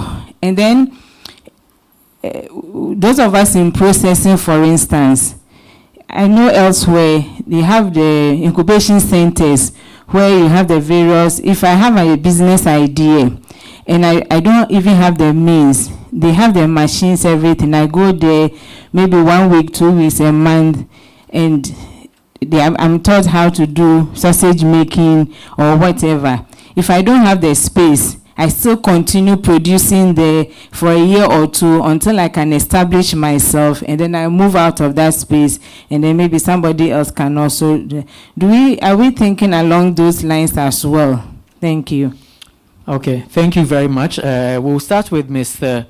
Obeng. There was a question about who you want to actually engage with and what you're doing. All right.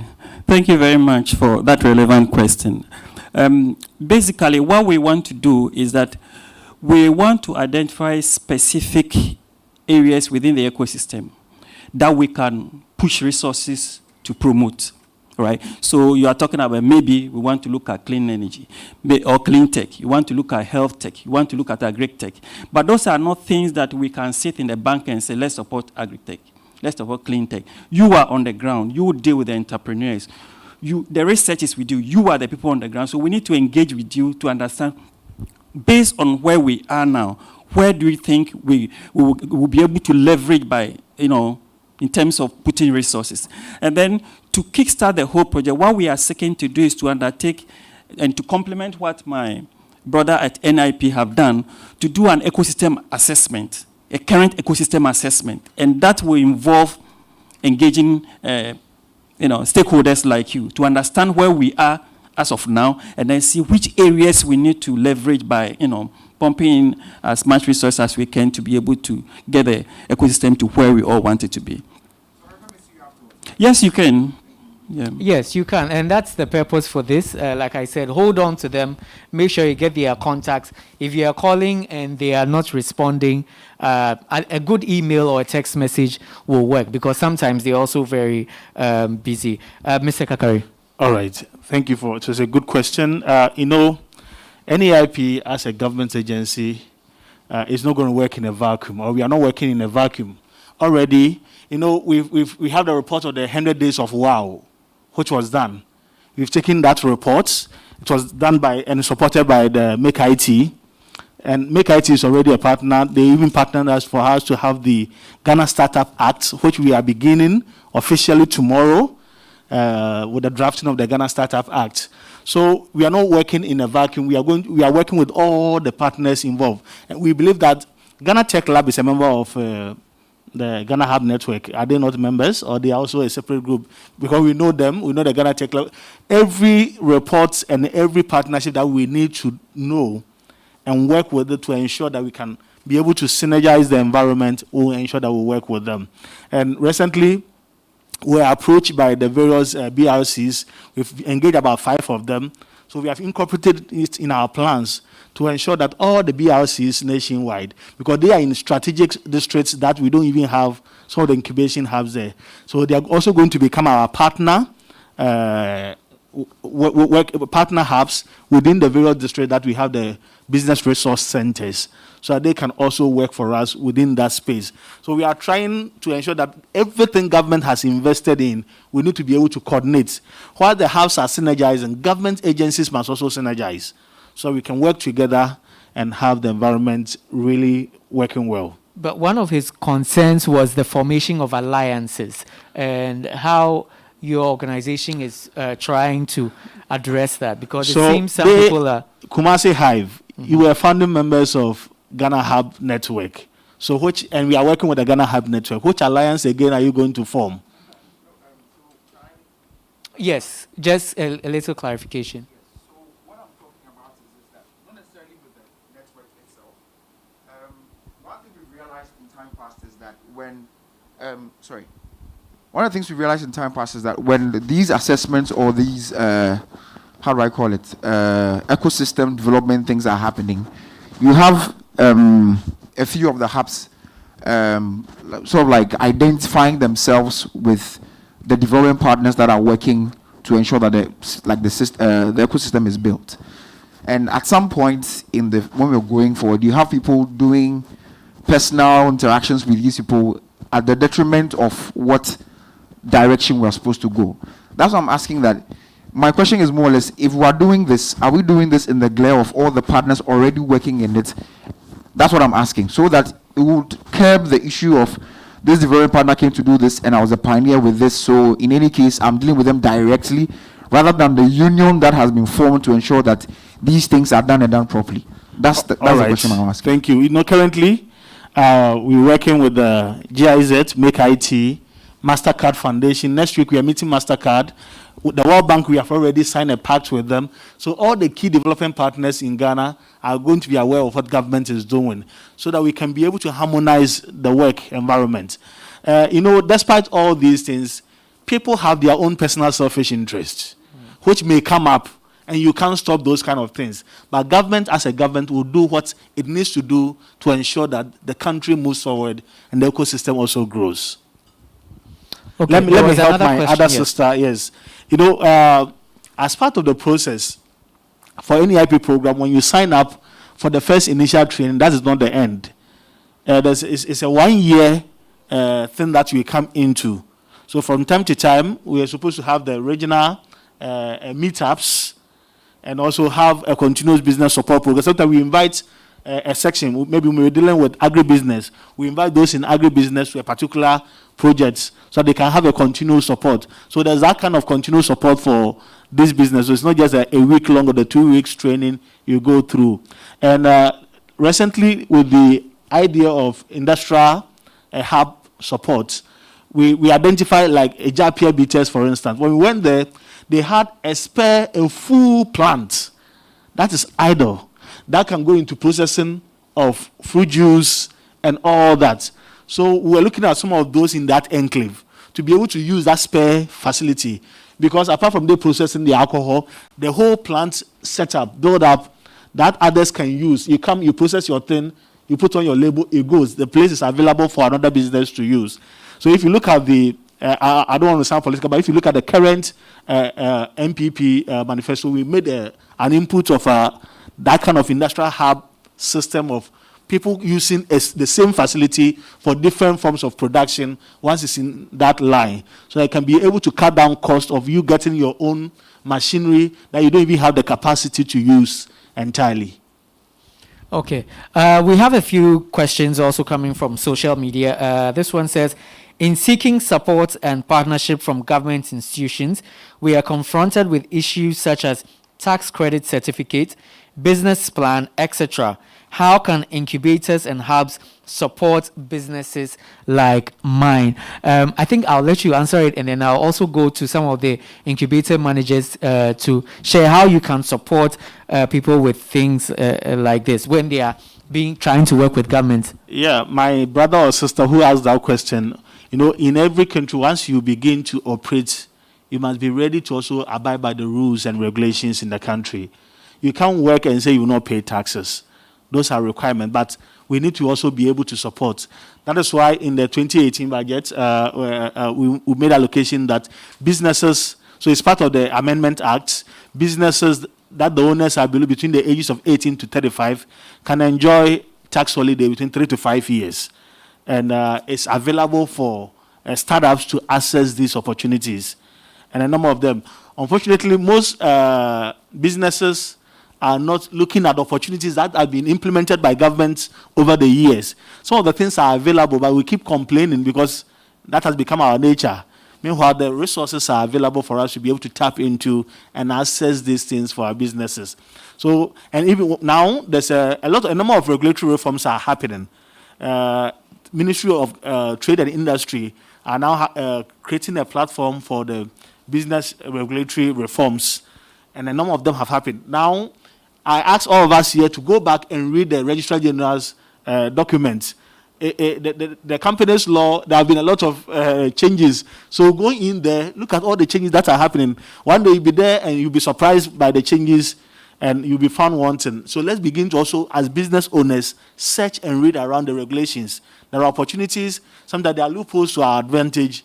Let's take advantage of them and see how best we can be able to push our businesses forward. Yes, and some of these services are provided by Firstcode Management with your business registration and others. But also for the hub, incubator hub managers, you also deal with some of these issues. How can you support a startup that is getting ready to roll with addressing some of these issues? I know sometimes you have a few trainings and other things for startups. If anybody can share how you're addressing some of these issues and how you can be contacted.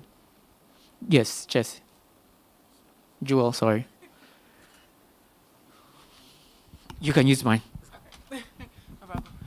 So yes, I think that it's very important, and I think many incubators do this, but for us, it's important within our model to have a needs assessment done at the beginning of the intake process for those joining our incubator. So what exactly are your gaps? Where do you need support to kind of take you to the next level? And what professional services can we connect you with? So that's kind of how we work with Firstcode as well, where we invite those stakeholders within the community to come out and not only give a session about the various professional needs that our fellows may need, but then also make that connection to form a pipeline so that they have access to these services once they leave the incubator and then also while they're in the incubator.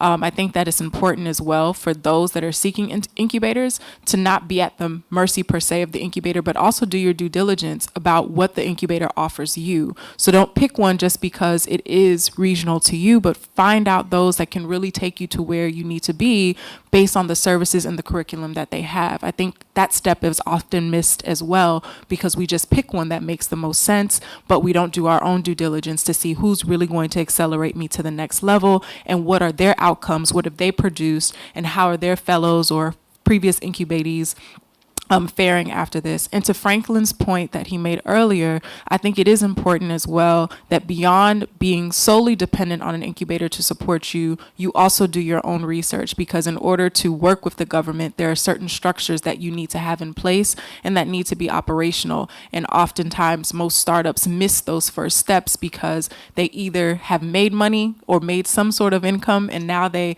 don't feel they need to structure in any way. But then when they're ready to work with the government, ready to do something else, you look at their structures and it's not there. From a financial perspective, regulatory, tax compliance, they have none of it. So it was only because they found a customer who was willing to buy it and thought Facebook was enough to maintain their business, but it's not. So yeah, that's what I wanted to share. Thank you. Any more? Okay, so we have a hand there. And while we get the microphone, let me just quickly go through some of the questions we have online, and then experts can get ready to respond to them. So, okay, this one is specifically for Firstcode. What are the various support services that Firstcode can offer to me as I seek to start an incubator program? Kindly take note of that. We'll be addressing that shortly. And then I have been unsuccessful in growing my business because of the need for good accounts, financial reports, and audited reports that are often requested by the GRA and many other stakeholders. I am not an accountant, and I cannot afford the services of the big international accounting firms in Ghana. Can this forum advise how I can get accounting and tax support for my business? That's very true. So please take note of that as well. We'll be coming to you to address that. Yes. With us at Zongovation Hub, what we do is we bring in experts and these various fields to come and then take them through the processes involved in registering a business, because most of them don't even have an idea. And the fact that they even have to open an account different from their personal account. It has to be a business account and not your personal account. So that is what we do. We bring the people in, expert to talk to them, legal practitioners, financial expert to come and then give them that direction. So that at a point when you want to register your business, you know how to go about it. And if you are facing challenges, you come to us and then we'll look at our networks and then we can link you up. Okay, that's fantastic. And it's key that we take advantage of these hubs. You know, sometimes people think that, oh, these are just a bunch of young people that are starting a business to make their own money. But they have help, they have the knowledge. So if you access these hubs, and that's why everybody in this room is here, if you access them, you get the information and the advice that you need. Yes. Okay, so I'm Mildred from Women's Haven Africa. I would like to ask how government can support female hub founders and startups in the ecosystem. Thank you very much. Okay, so I think we'll add that to the early list of questions from social media. The gender component is quite key in all our operations. So we'd like to find out how government is helping female hub startups. That's the question, right?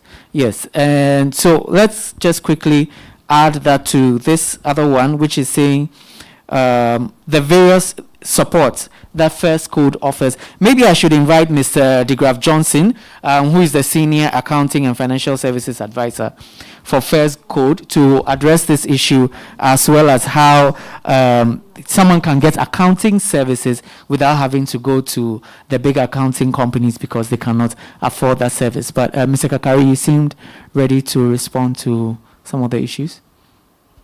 I wanted to touch on the female hub operators. I think so far we've worked with Fab Hub, which is based in Ashanti region, and led by Amma Duncan. They are doing amazing. We've worked with them on a number of our projects. So we are open, very open to see how we can provide. And for the World Bank project, I think, gender sensitivity is a key to them, and it's something that we'll really consider during the process of selecting the hubs to be able to support. So we are open for the female hubs and the impact you guys are also making. Accounting and legal services are things that a number of the incubation hubs are offering. Now, as part of our program, for instance, we introduced the OZE platform, which they are partners to government and NEIP. And almost everyone who have gone through our program have access to the OZE, which provides some form of accounting services for free for all these businesses. But in terms of preparing all your books and filing your returns, Firstcode Management Services can also, and a number of the hubs can take advantage and help these businesses to streamline their operation. These services can be offered at a very low cost to these businesses. And so when I hear all these people who have chartered ACCA, CA Ghana, and they are still home looking for a job, I see that there's something wrong with the mindset. And a lot of opportunities are available. You know, that I started my consulting firm with my laptop on my shoulders, moving from KJTR markets, one shop to the other, providing accounting services for these traders, helping them to be able to file their returns in the market. I was taking 100 cedis per month, per each business. Within 6 months, I had 100 clients, everybody paying me 100 cedis per month. And that's how we're making ends to meet. But a lot of CA, ACCA, they are all at home running applications. You know, we are not thinking outside the box. I think that deserves a round of applause. Yes, before we come to you, let me go to Mr. DeGraff Johnson also to touch on that particular question. Yeah, thank you. One thing practitioners in going into business forget is that at the end of the day, you'd have to have some kind of financial reporting to let you know whether you're making profit or not. Now, many people get into business without even taking the fundamental bookkeeping records. So at Firstcode, some of what we try to get them to do is to, look, pay your money to the bank or just write in a notebook. This is the aspect we call bookkeeping. Put some records down. Then we can come in later, take what you've done, and build some financial reports. We can even link you to external auditors. You know, Firstcode also has a software system where we outsource this so that if you have challenges, we link up with you, pick up data, and prepare accounts and so on for you. At the same time, too, we have some kind of training because it's specific to company. Let people know the kind of thing that is required, what the taxman is after, etc., etc. Then also, some businesses are required to present business plans. Now, we know at a startup stage, you don't have much money. So in Firstcode, one of the things we decided was to take a minimum sum. So for example, if an average business plan somewhere will be 5,000, Firstcode might consider you for as low as 1,000 or less, depending, you know, so that we can do something meaningful for you because we are engaged in helping you. What we tend to find is that these same businesses now bring other things or have a friend here and so on. You realize that other businesses that can sort of upset whatever it is you think you discounted for somebody. But more importantly, there has to be this awareness that you can't go into the business space without recognizing, as has been said here, the regulatory issues, you know. And once people have an understanding that everything they do has a money component to it and see that way, some have actually realized what they are doing is at a loss and have re-strategized. So I think all the, I'm happy to hear what Mr. Gentleman said, that if you take the average accountant and ask him to go to the Makola and so on and do accounts for people, some of them think it's some way. I challenge young graduates from the universities that, look, you've got a BSc or whatever from accounting in university. If I take you right now, I take you to a pharmacy, or I take you to the woman running that shop and say, prepare the accounts for them, are you able to do it? Sadly, so many of them are not able to. So there are also a certain category of people not giving the kind of advice that the business owners need to have so that they can put records in such a way that it's easy to, you know, come out with financial statements. I think this should explain. And so, well, you can always come to Firstcode. We'll give you advice. Definitely, you can always go to Firstcode and they'll give you the advice. I saw your hand up, NBSSIS.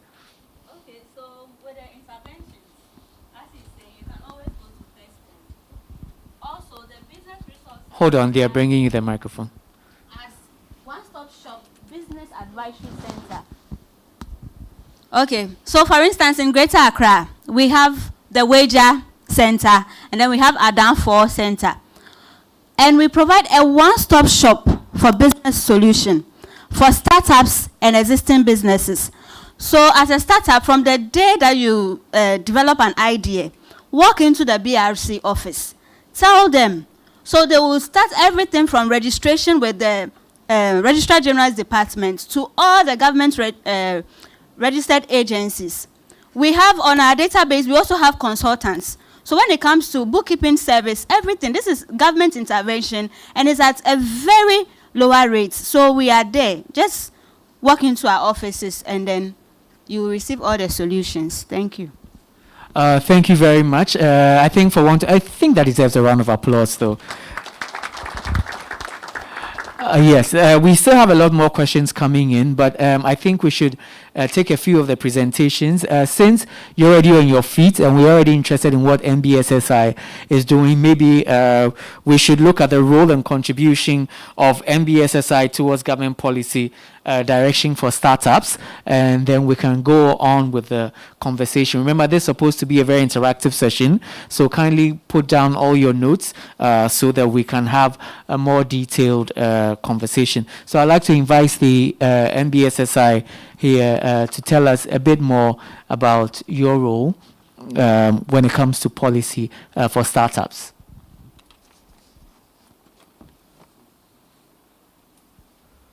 Okay, it seems the representative is not here at the moment. So let me invite Mr. Emmanuel Mumuni from GIZ Make IT, who is the desk coordinator, to also share with us what options are available and what they are doing for the startup and incubator space. A round of applause, please. Thank you so much. I don't know if my slides can come up. If not, I can go as well.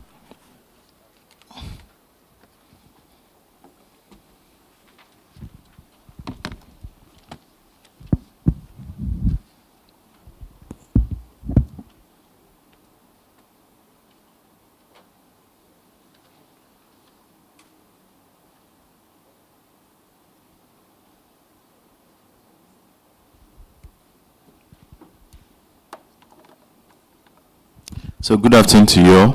As he said, my name is Emmanuel and I work with GIZ on the Make IT project. And if you come to GIZ, there are so many different projects that are implementing initiatives in different areas. So we have projects in agri, we have skills development, we have projects in entrepreneurship as well. And Make IT is more into entrepreneurship, but we are more ecosystem driven. So I'd like to tell you a bit about what we do. Just to give you a bit of a background of what GIZ is. GIZ is a German organization that implements projects on behalf of the German government. So we are not a German government. We are kind of representatives implementing projects on their behalf. And what we do is to bring in expertise. So our biggest assets are our people, the people that work within GIZ, because they are people with a lot of skills and experience in the sectors that we work in. And they come in with different expertise to help different ecosystems and different projects. The second one is funding. So we also come in with funding in different ways, but it's not donations, it's funding that comes in a way of implementation. So if you have a project that needs to be implemented, it comes in to implement that project, and we never give out money for as donations, because the German government is the donor and we are the implementer. So we are very careful about not being the donor partner. And then, of course, we come in with materials and equipments as well. We work with different partners that need equipments and materials to be able to run their businesses and run their projects. We also bring those in as well. So what Make IT is a project that has the mandate of promoting digital innovation. It's a project that has a mandate of promoting digital innovations, and we do that by supporting tech entrepreneurs. So tech entrepreneurs mean people with digital products or services. They've been operating for at least 1 year. They have some revenue coming in, and they are two co-founders. We don't work with one-man companies. We work with at least two co-founders, and they should be solving a local problem, usually aligned with any of the SDGs that we have. And so we are very much on the growth side of businesses. And if you are an entrepreneur, or you call yourself an entrepreneur, you have the idea in your head, you are not our target group. We are looking for people who are on the road already, moving and having some revenue going. So the support that we give is in four key areas. That's access to finance, access to markets, access to skills and talent, and then the ecosystem support that some of the speakers have spoken about. So I'll just run you through what we do under each one of them. In terms of access to finance, when we say access to finance, a lot of people run to us and they want monies given to them, but this is not what we do. We work with the German taxpayers' money. We don't give money directly to businesses because at the end of the day, it's private businesses. But what we do is to provide an environment where you can go ahead and get funding, right? If you're a business, you need funding in different ways. We create that environment, and we've brought in so many investors into the ecosystem to invest in local startups. Last year, we brought about 12 European investors to invest in startups in Ghana, and we had a lot of them going ahead to put their money in these local startups. We have also developed some resources. If you go online, you have the investment guide. So it's a step-by-step process to becoming investor ready. And in terms of, in the area of access to finance, our diagnosis has always been that there are two main problems that we have in that particular area, that entrepreneurs do not know how to access funds. That's the first thing. And then the second is obviously the limited amount of funding that is coming to the ecosystem.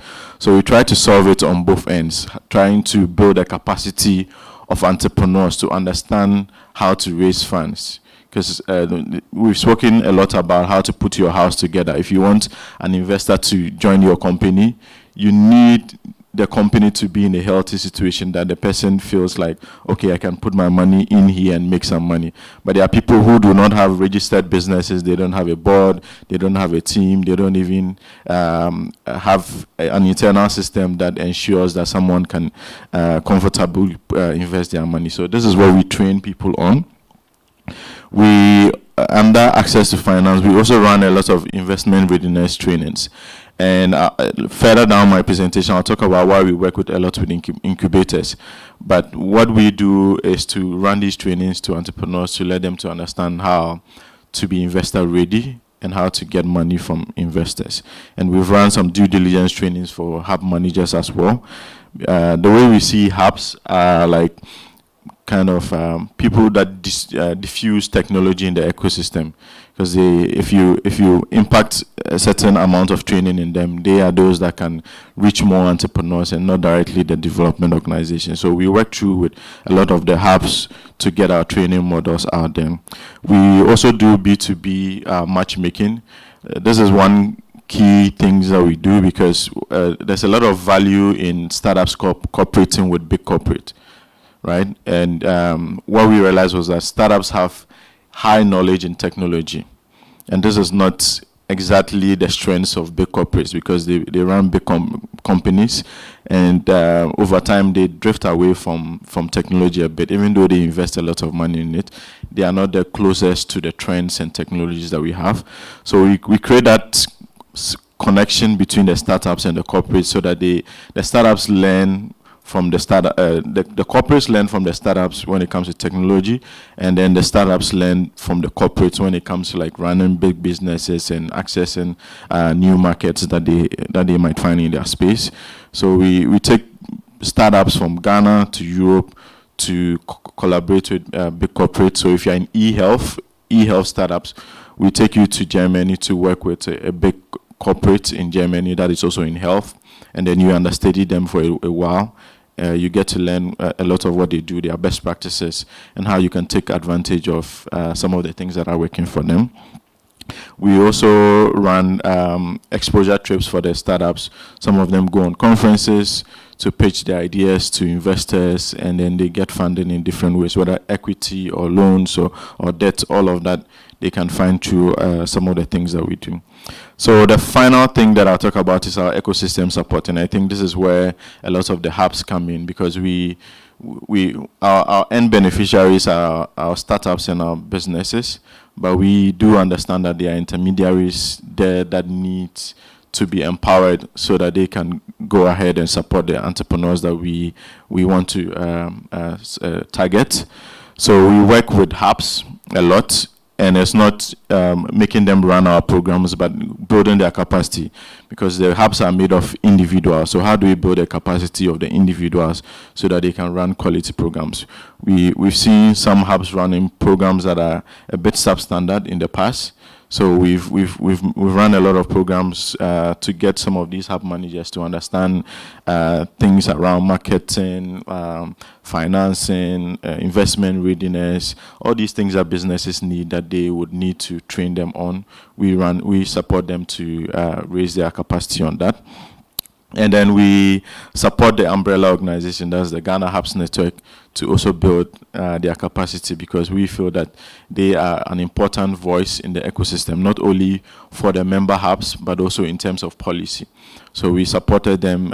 Gideon spoke about the 25 days of WOW, and it was something that we supported. It was majorly meant for them to go around the country, speak to grassroots people, people with businesses, people that are running hubs in these other cities, and understand what are their challenges, what works for them, things that they need to be included in the policy document. And this was what they do. For 25 days, we were on the road in one bus, from city to city, learning about all the aspirations of people in the grassroots. So this is another thing that we do. And then we support the organizational development of the Ghana Hubs Network as well.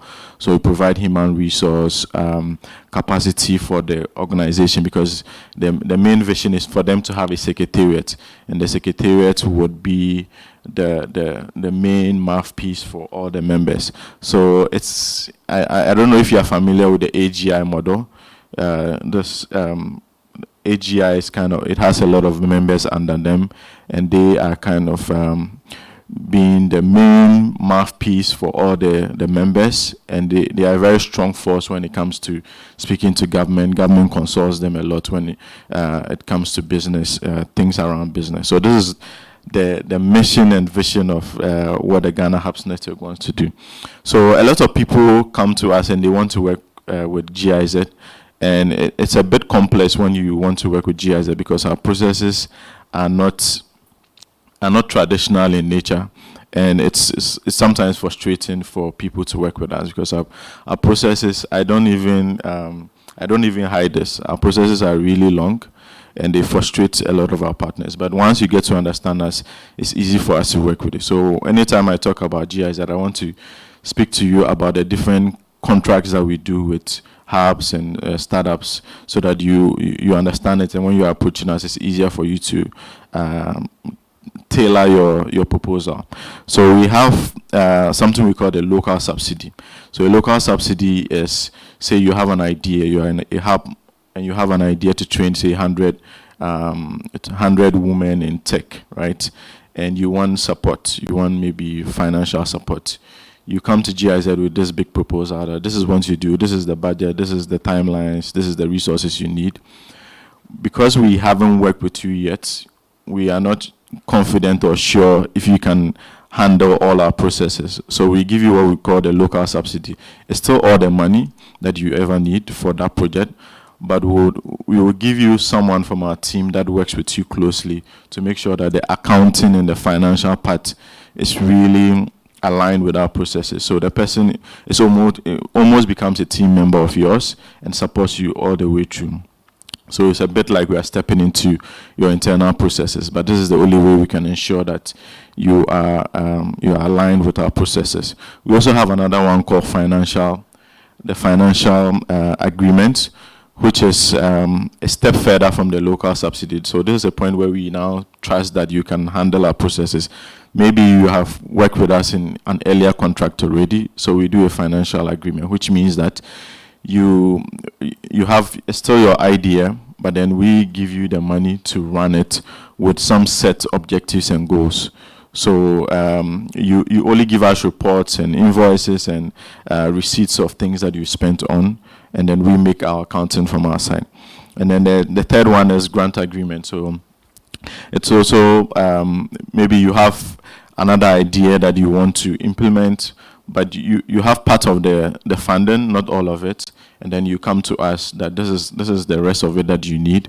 We do this contract for you, and you account to us once the contract is done. And then the final one is a public-private partnership, and I know a lot of you are familiar with this, and it's something that I encourage a lot of hubs to do, because it's very difficult for you to come to us and ask for all the money you need on a particular project.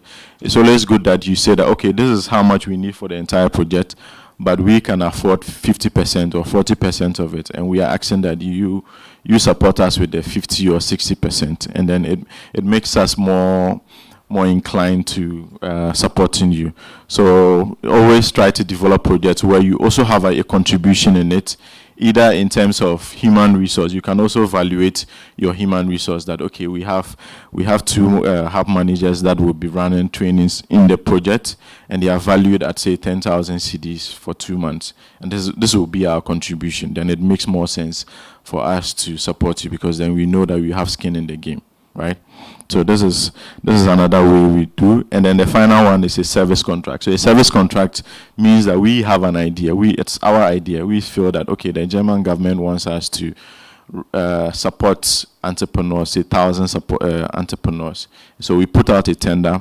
We usually send these adverts to all the hubs, the Ghana Hubs Network as well, that we want a partner who can implement this project on our behalf. So they bring in proposals, we do assessment, we find the best hub that can run such a project, and then we award the contract to them. Keep in mind that it's our idea, so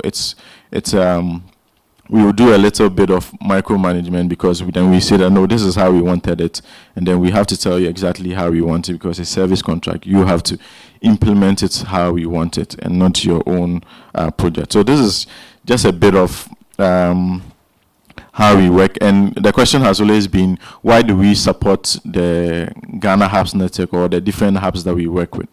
And like I said, our end beneficiaries are the entrepreneurs, but we as a team, my team as Make IT, we are less than 5 team members. We cannot reach 10,000 or 20,000 entrepreneurs. So the value that we see in hubs is organization, or a set of organizations that are able to diffuse this kind of knowledge and technology and out there in the ecosystem. And the more we support them, the more the ecosystem would grow, because they are out there diffusing all the knowledge that is needed. And it's not only in Accra. Now we have all of these hubs springing up in all these regions, and the question remains, how much capacity do they have? What are the gaps? How can we fill in those gaps to help them achieve their goals? Because it's a noble vision to have, but if you are not doing it in the right way, then it means that you are not training people in the right way, and they might not get to the other side of the line. So it's really important that the quality and the standard of training that are being delivered in these hubs to a very high level.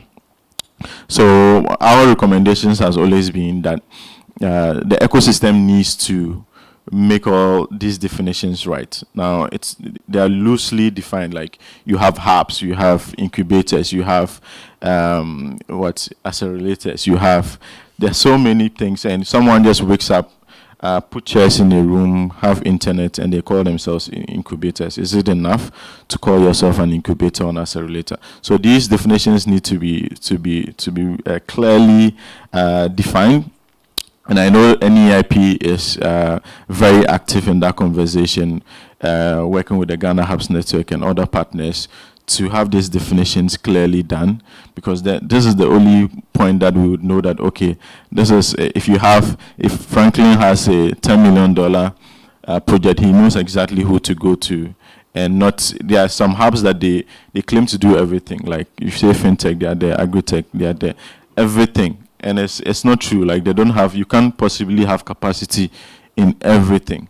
So it's important that the regulation is put and people begin to take it serious, that you need to have your unique selling point. It's very important. And then also collaboration. So what we saw in the ecosystem was that there's a lot of there's a lot of projects happening, a lot of activities, but it's usually done in silos, right? And it's not only the hubs or the entrepreneurs, even we development organizations, we find a lot of that this big development organization is doing one thing. There's absolutely no connection with another big project that another development organization is doing, and it's not the best. So we always encourage that hubs find ways to collaborate. So if you're running a project in Accra and you see the need for it to be run in Tamale, you don't have to travel to Tamale to try to run the project. There are hubs or organizations there that you can easily partner with, foster that kind of collaboration that, okay, this is what we need to do, you can do it. Maybe they might need a little capacity here and there that you can impact, but you don't need to do everything by yourself. This is very important. And then finally, in the area of policy, government listens to organizations that have force. If you are organized and you have a force, then they are more drawn to listen to you. But if you are an individual voices, so okay, today Impact Hub says this, another day iSpace says this, another day Kumasi Hive says this. There isn't really a strong force behind that voice that is worth listening. So coming together is a really powerful thing to do. And there are so many hubs. I'm now hearing that in Accra alone, 36 of them, and there are so many others in other regions. But there's so much power in coming together. And if you look at other countries, even in the sub-region, they are not as organized as what we have in Ghana here. And this is what I always say, that we are many steps ahead of a lot of ecosystems that you have in the sub-region. Now, if you look at the size of Nigeria, they are ahead of us in many ways. But in terms of hubs, how organized hubs are, Ghana, in my own estimation, is ahead of Nigeria, because we work with the organization that oversees hubs in Nigeria, and they always say that, hey, Ghana, we are ahead of, we do a lot more than what they do, and they try to learn from us. So it's really powerful for you to join whatever is happening, and the incubators network is also coming together. How are you going to take advantage of everything that is happening? And if you're able to do this, I don't think we would lack in any way. It's all about collaboration and coming together to do one thing.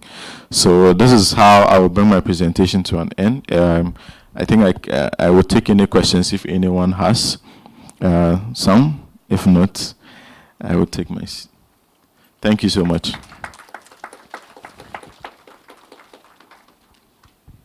Yeah, so do we have any quick questions? Okay, so with no questions, I think it's almost time for lunch. Let's also hear from Dr. Martin Yamboriga, who is the Assistant Commissioner and Head of Audit Large Taxpayer Office at the Ghana Revenue Authority. We're looking at tax reliefs and incentives for startups. With a round of applause, if we can welcome Dr. Yamboriga. Yes. Okay. All right. So good afternoon, everyone. And on behalf of the Commissioner General, I want to thank the organizers for inviting us to also share some ideas with you. We are very happy when we see businesses making progress, because taxation is a function of income. The more income people earn, the more taxes they pay. And we are happy when businesses grow. That means that the economy is growing and tax is also going to this. So this afternoon, I'm just here to let you know some of the incentives or reliefs that are available in our laws, and then probably we have further discussion on what probably you think should be there, and then I think that we can incorporate them into future policies. So just this is the outline of presentation. I know we're getting towards lunch, so I'll have to be very quick. Just look at a brief introduction. Then I look at the basic obligations of the taxpayer, and then we look at some tax incentive for startup businesses. So what do we mean by tax incentives?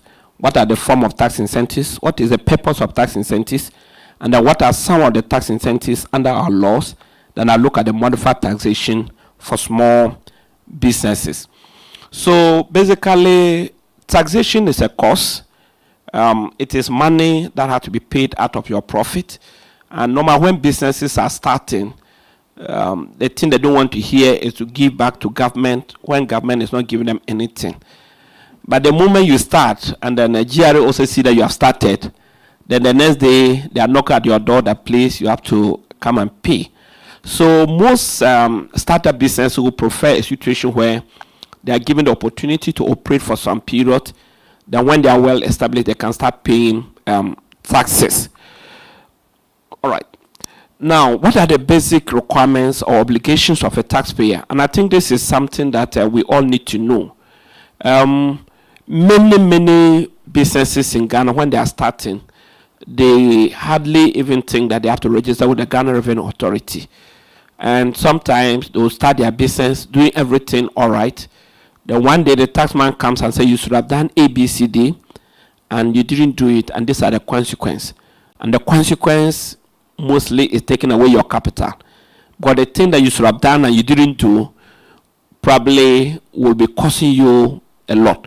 So what are the basic things you need to do? Number one, you have to register with the Ghana Revenue Authority. And I'm happy that we have business resource centers. Please, when you are educating them, let them know that it's a basic requirement to register with the Ghana Revenue Authority. It is something that is very important.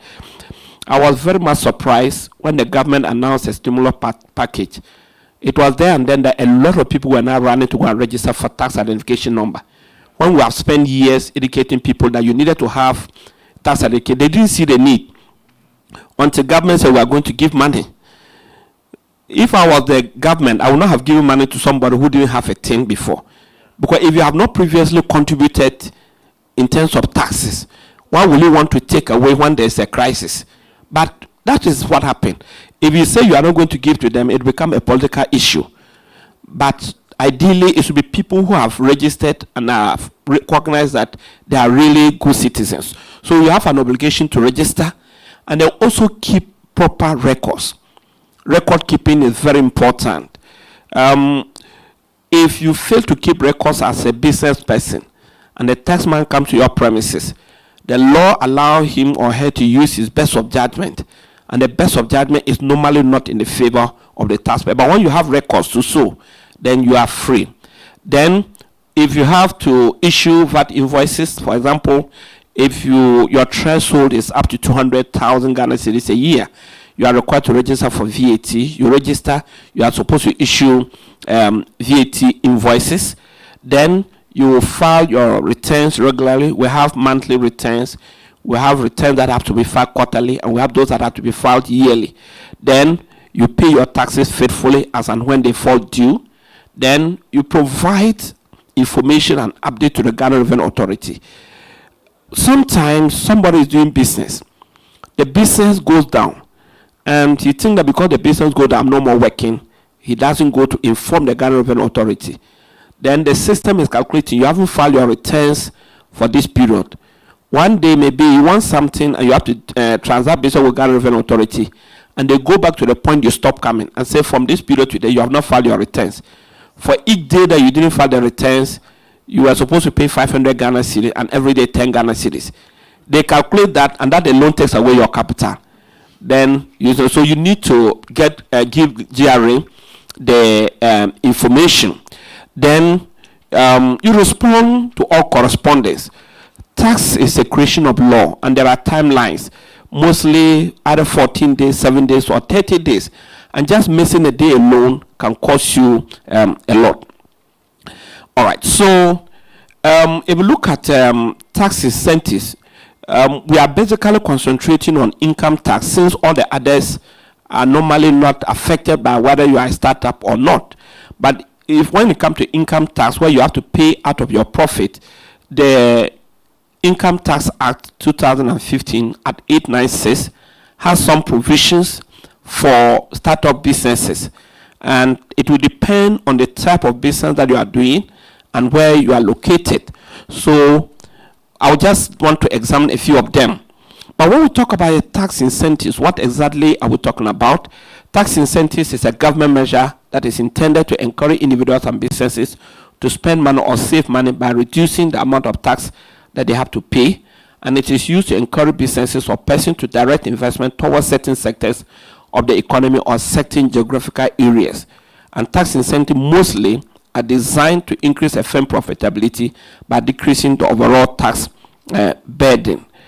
So talking about tax incentives, we can have full exemption where for a certain period of time you are not supposed to pay any tax at all, or we can have a tax holiday like Kakran mentioned about the young entrepreneurs. I'll be talking about that.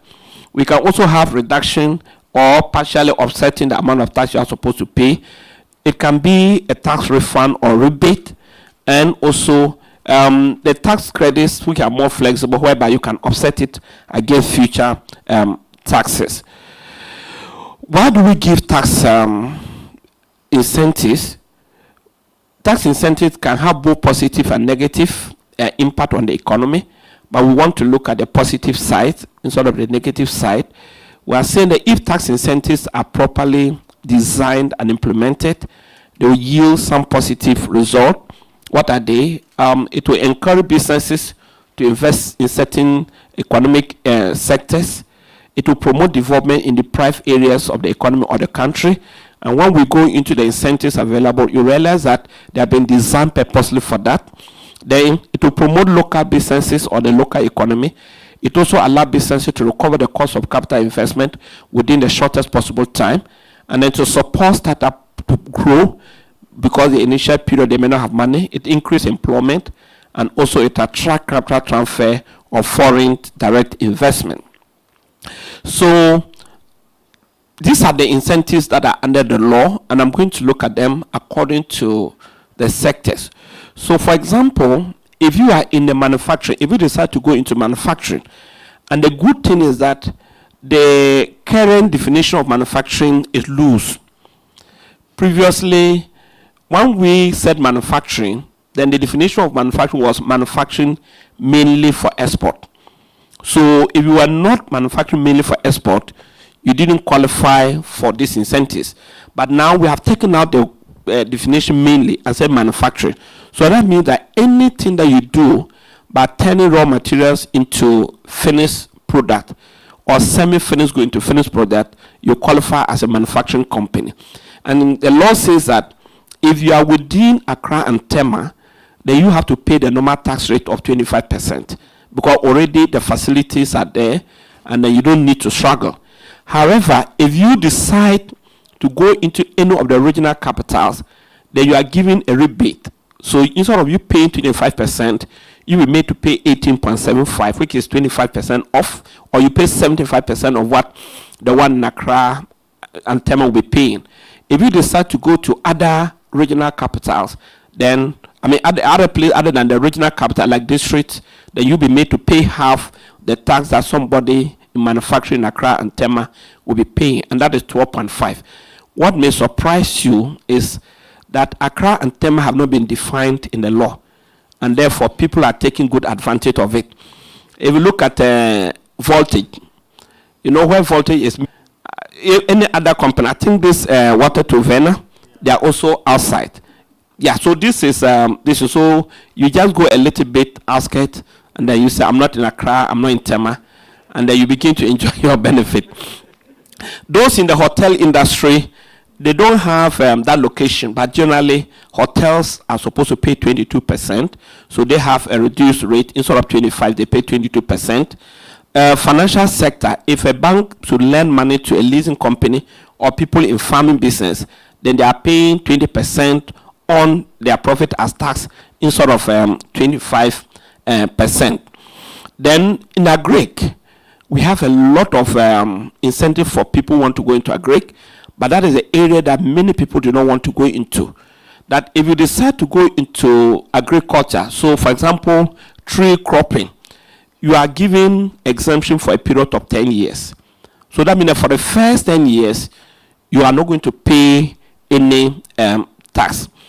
Then after the 10 years, for the next 5 years, after you have enjoyed the period of 10 years, for the next 5 years, if you are in Accra and Tema and you are into Agric, you pay 20%.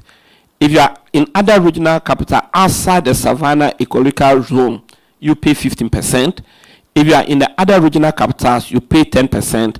And if you are in any of the northern ecological zone, that will cover OT, northern, upper east, upper west, Savannah, and all that, then you'll be paying 5%. So apart from the 10-year period, you also have some tax rebate after the holiday. If you decide to go into cash crop, you are given 5 years, and after the 5 years, for the next 5 years, you are also giving this rebate as those in tree cropping. Then we have cattle. If you decide to go into cattle rearing, which many of us will not want to do because we think there's only the Fulani people who are good at that. But it's a good business. We can get milk, can get meat from that. Then you are also giving 10 years tax holiday. That means that for the first 10 years, you are not going to pay any tax. And after the 10 years, the next 5 years, you are also giving a rebate. So Accra and Tema, you pay 20, other regional capital 15, then district capital, you pay 10, and then the northern sector, you pay only 5%. If you decide to go into agro-processing, which I believe that many of you can do, and like I've said, agro-processing is, part of manufacturing. If you decide to do fruit juice, any other thing, then you are into agro-processing. So you are giving the first 5 years, you are enjoying tax holiday. Then after the first 5 years, the next 5 years, you also have a rebate, 20%, 15, 10, and then 5 as explained. Then if you decide to go into cocoa bar product, like a company that is into cocoa bar product, they are also giving 5 years, and after the 5 years, they also have a tax rebate for the next 5 years. Rural banking, those who are into rural banking, they have 10-year tax holiday, and after the 10 years, they are supposed to pay tax at the rate of 25. It used to be 10%. 8% after the 10 years, and they increased it to 25. I was expecting the rural banks to make noise and get a rebate, but since they have not done anything. And why is there no intervention? They haven't done enough because government would have heeded. At least from 8%, even if we are increasing, it could have gone to 10 or 15, but not 25. Because it means that after the 10 years, you just pay like any of the normal commercial banks. But that is also a relief.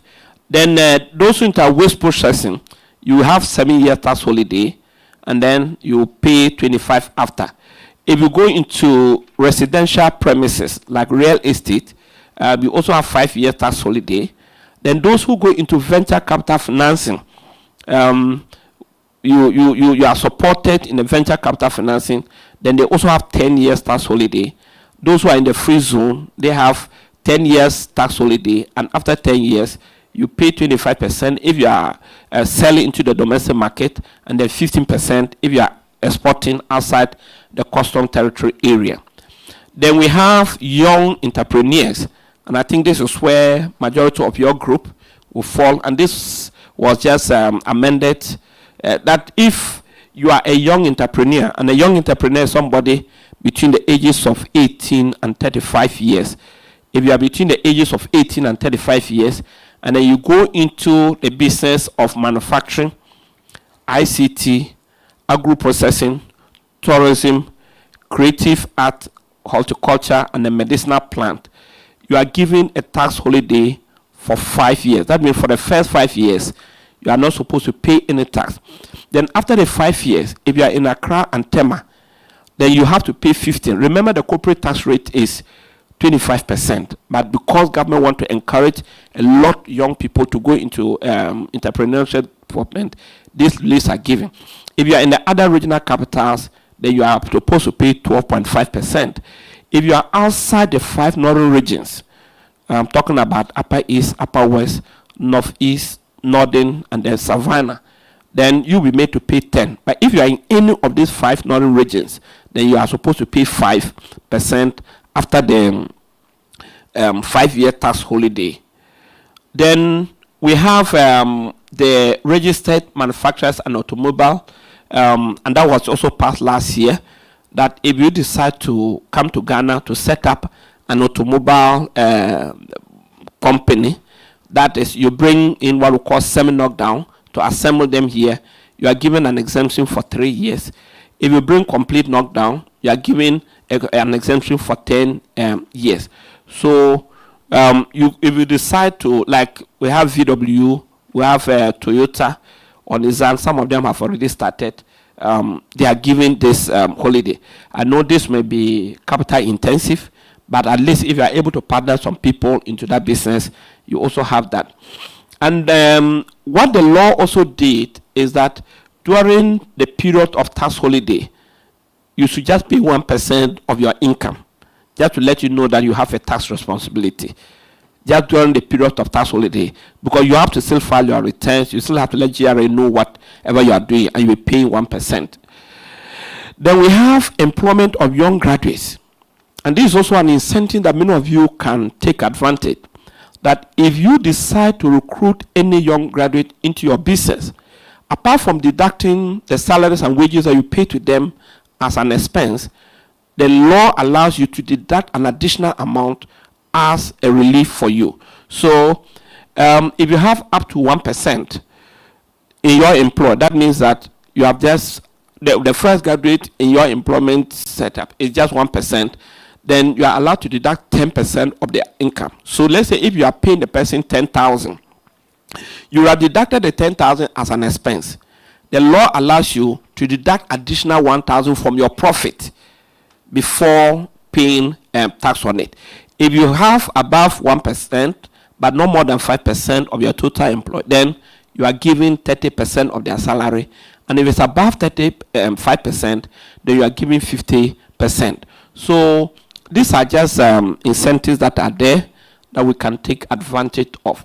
And then I think those of you who will be doing like processing, that where you are required to pay excise tax, the law also gives an exemption that if you import any machine or equipment that you are going to be using or you are going to use in affixing this stamp, then you are giving what we call accelerated depreciation. That means that the law allows you to deduct the cost of it within 2 years. So for the first year, you deduct 50% of the cost of that machine as an expense, and the next year you deduct the remaining 50%. That means that you can recover the cost of your investment within 2 years. Then these private universities, which I know most of us may not want to go into, but if you establish a public university and then you decide to plow back the whole profit into the business, then the law says that you are also exempted from tax. Then we have carry forward losses.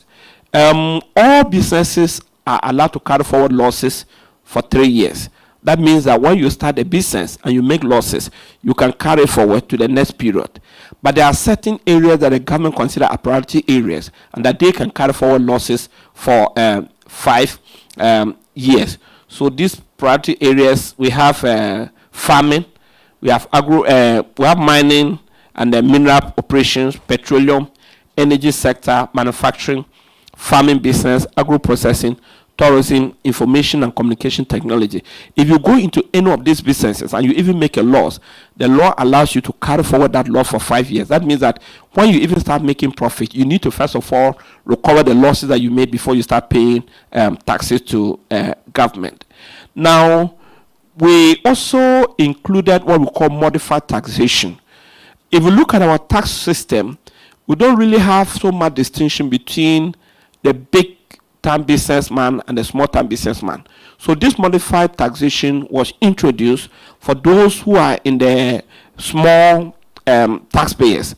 And this is meant for individuals, that if you are an individual and you are doing business and your turnover is no more than 200,000 Ghana cedis a year, then you will be in this modified taxation. You pay what we call a presumptive tax.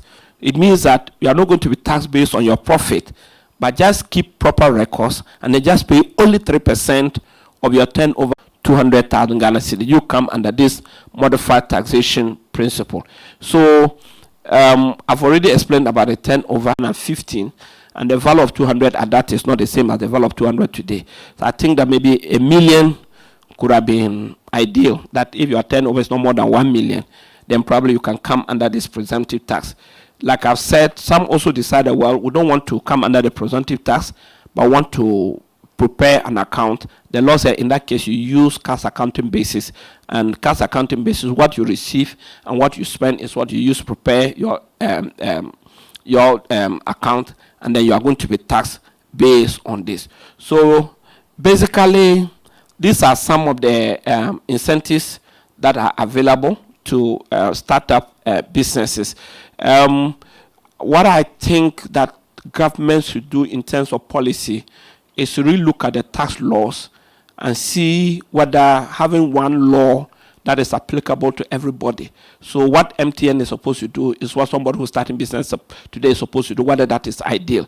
And I think that we can have different laws. And I think Kraka was telling me that they are coming out with, some regulations, for startup. And I think that you should advocate for this thing to be incorporated into the Income Tax Act, that the requirement for record keeping, filing and payments should be different for the big players and the small player, because the cost of even doing some of this thing can even be discouraging. But if somebody is starting a business, he doesn't need to have that. For example, you need to have a chartered accountant who have to prepare an audited account. They have to charge you fees and all that. That can be discouraging. But if we have different provisions for the small businesses, I think that will do. So basically, this is what I have to say about some of the tax incentives that are available to startup businesses. I'm sure if there are questions, you ask and then we'll have the opportunity to explain. Thank you very much.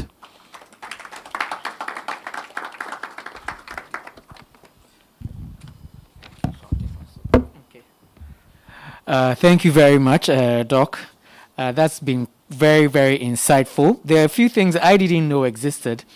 And I think earlier Kakari mentioned that it's all about having the information and noticing what the loopholes are.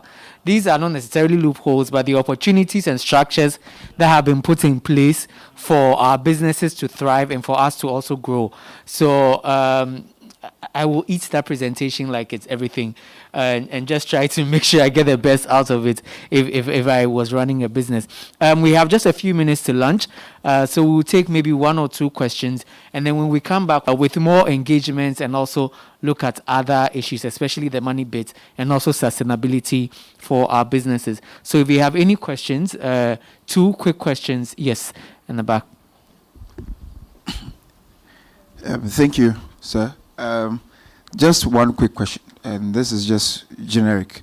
I want to figure out how often do your GRA do these trainings at various centers, and how easy a process is it for incubators to utilize some of the information? Because usually we talk to the startups ourselves, but if there are, the information is coming directly from you guys. So if there are centers are available, and how the process can be approached, I think it would be better to bring them in from time to time to our various incubators to conduct these trainings to the SMEs that we have around. Because I may say some things, but if the questions are asked and I'm not in the capacity to answer them, it becomes a problem. And then you have to then direct them to the place and everything. So how easy is it to access GRA to come and organize these trainings at the various centers? Thank you. Okay, that's a fantastic question. Do we have any other before Doc answers? Yes, on this side. Doc, thank you very much. I would like to know how your online payment portal and the manual is synergized. I'm asking this because just yesterday I saw a list of payment that has been done online, yet payment they have been sent a notice that they are owing, and it has happened once, twice, and 3 times, only for a GRA official to be sent to the company and then audit and realized the people are not owing, and it's sitting in their accounts or in their books. Meanwhile, they have an online that it should be deducted. They are doing online payments. Thank you. Okay, thank you very much. I think, Doc, you can respond. Do you have a microphone?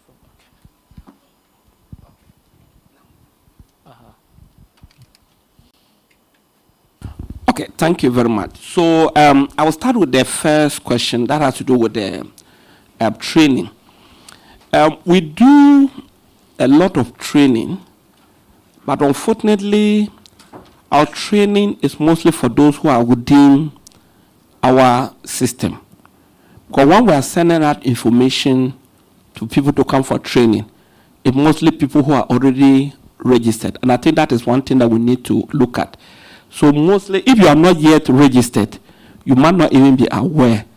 But every office have what we call tax educational programs. If you look at it, we have also restructured our system. So I think Accra and Kumasi have started. We have restructured the domestic tax revenue division.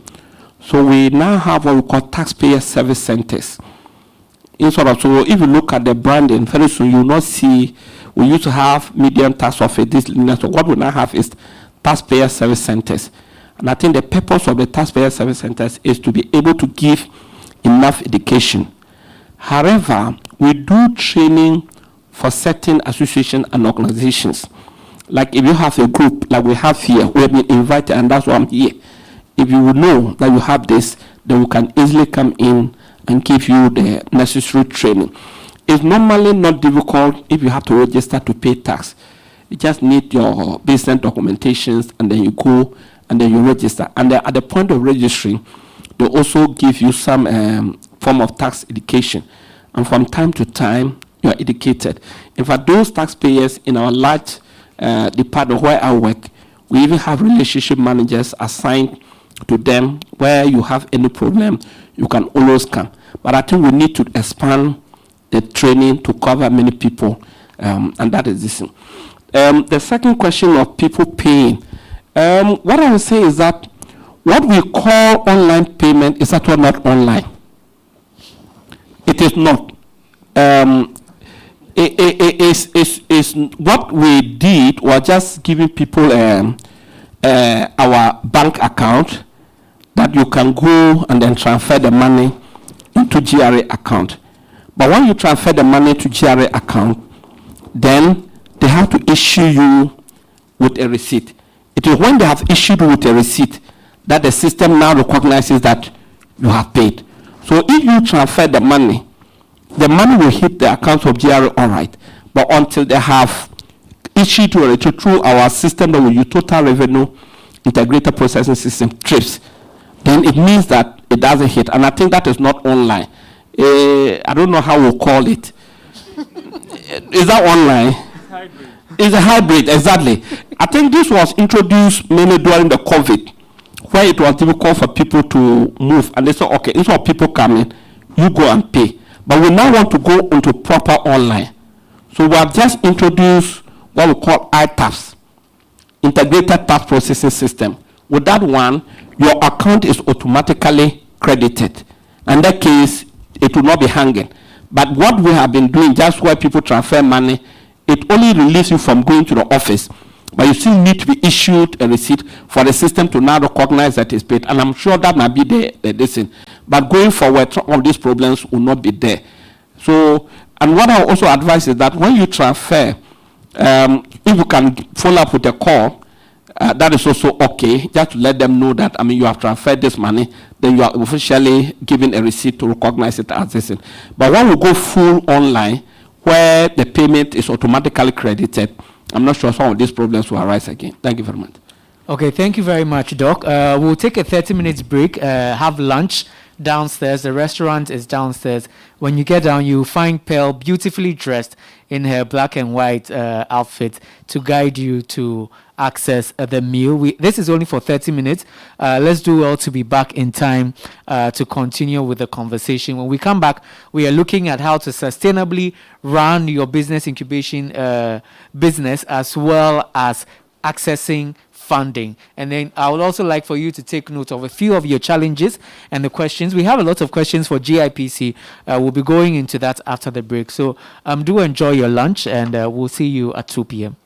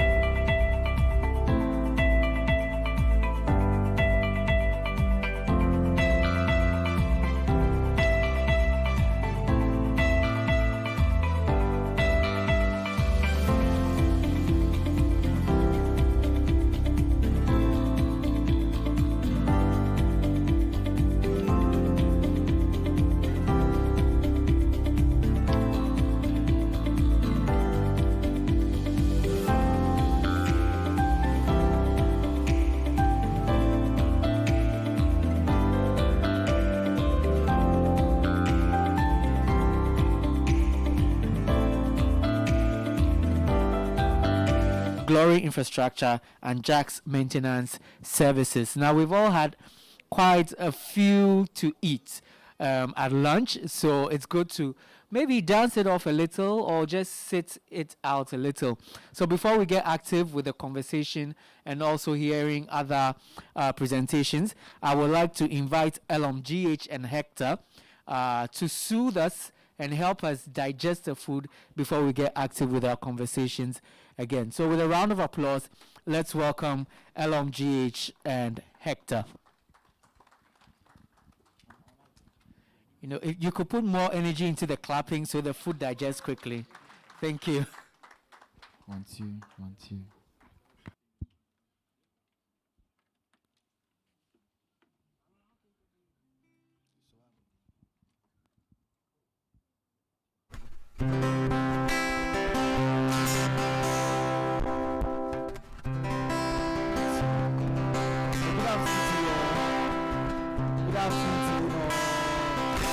Hope you're having a great day. I've been enjoying the conversation and it's been great. So, my name is Elom GH. Yes, my little instrument. I'm not here alone. I'm here with my good friend Hector on the streets. So, I'm about to entertain you, okay? So, let's have fun, okay? Yeah, this is the entertainment section. So, let's do one gospel song. Let's like something.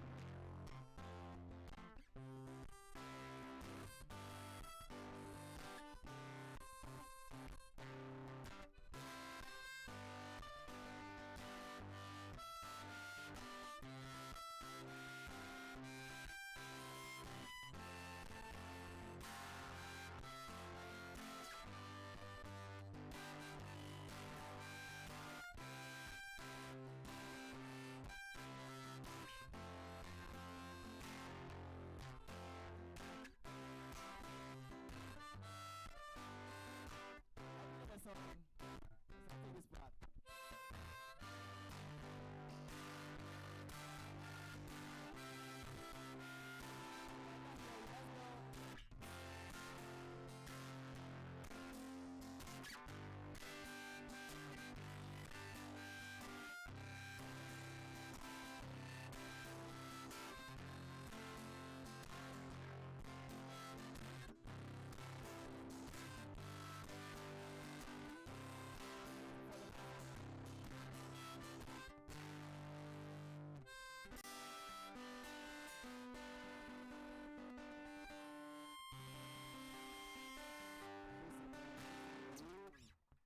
So we're about to entertain you, okay? How many of you love CCTV? I can promise.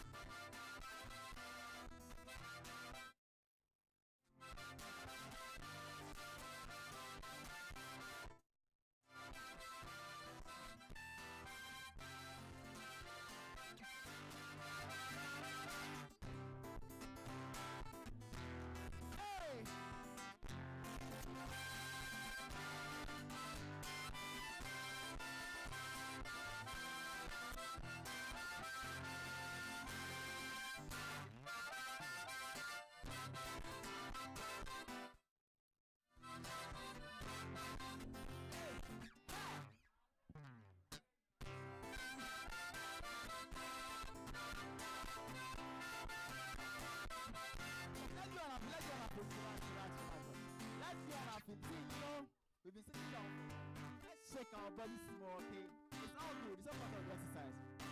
Let's take this one.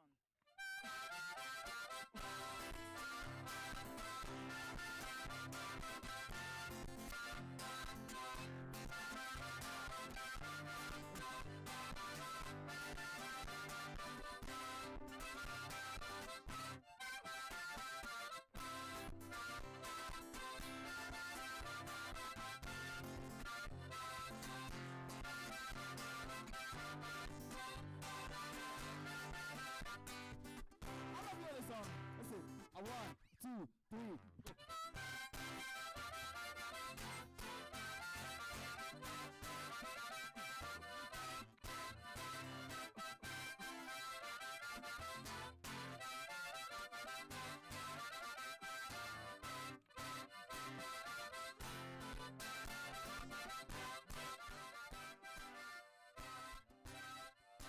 Thank you very much.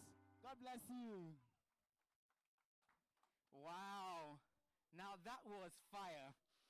I think you really worked off the food, right? So we are really good to go. Thank you so much, LMGH and Vector. This was amazing. This is a very good entertainment. We needed this after all the rice and stuff that we've had. That was good. I don't know if you're part of any incubator program or if there's even a incubator program for the creative arts. I honestly haven't heard of something like that, but I think that is a sector that really needs a lot of support. There is? Okay, so LMGH, you're a great talent. I hope that you take advantage of some of these opportunities to grow yourself, not just as an artist, but also get the business right. Welcome back. This is still the workshop for business incubator managers in Ghana, and we are looking at growing synergies for economic and enterprise development. Very soon we'll be taking another interactive presentation. We'll be joined by Amalate via Zoom, who will be taking us through how we can sustain incubation as a job creating industry. But before we get to that, we had a few questions earlier.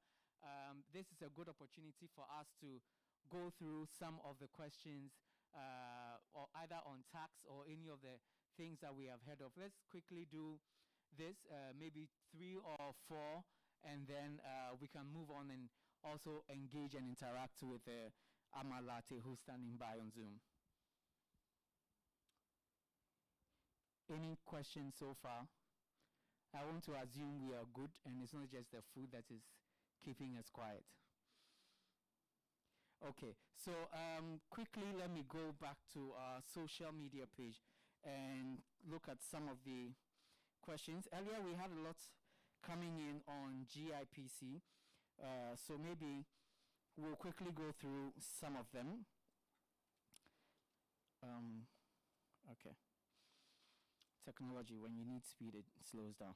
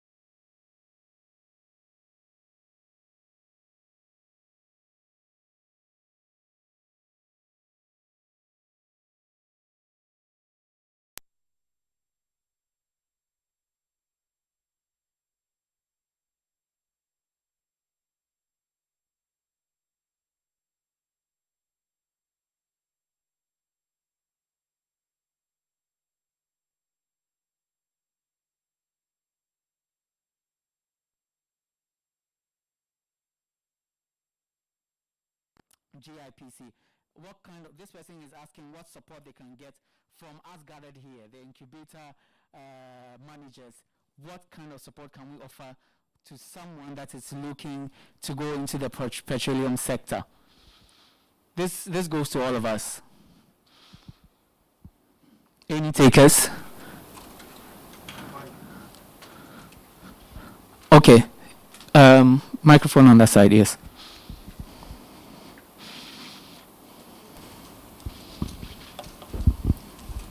Okay. So with this, I think it's the idea.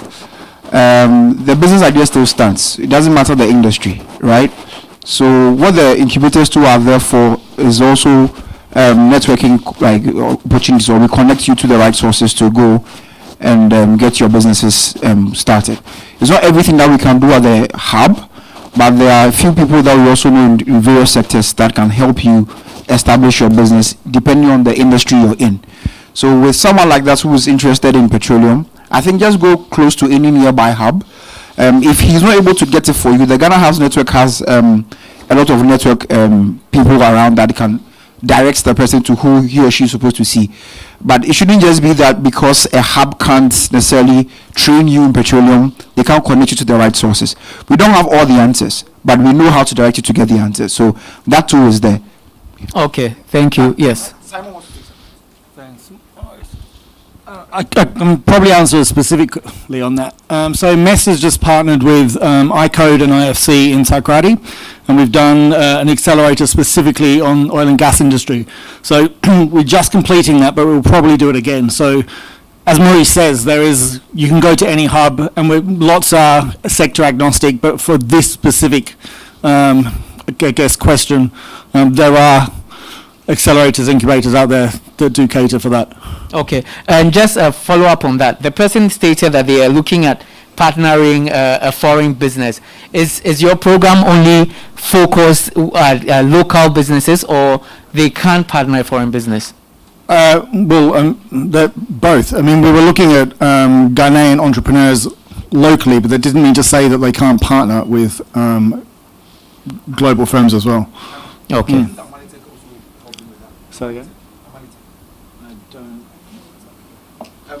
Yes, go ahead If and the share. person is in Takrady, I would suggest the person tries Amalitech Ghana in Takrady. I know they also work with a lot of foreign agencies in various industries. So the person can try Amalitech Ghana in Takrady to see. Already MEST has just mentioned that they are doing something with IFC in that region.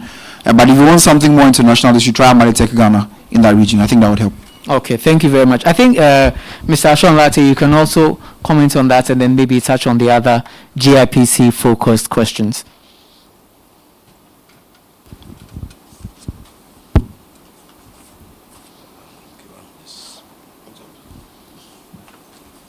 Okay, thank you very much. Now,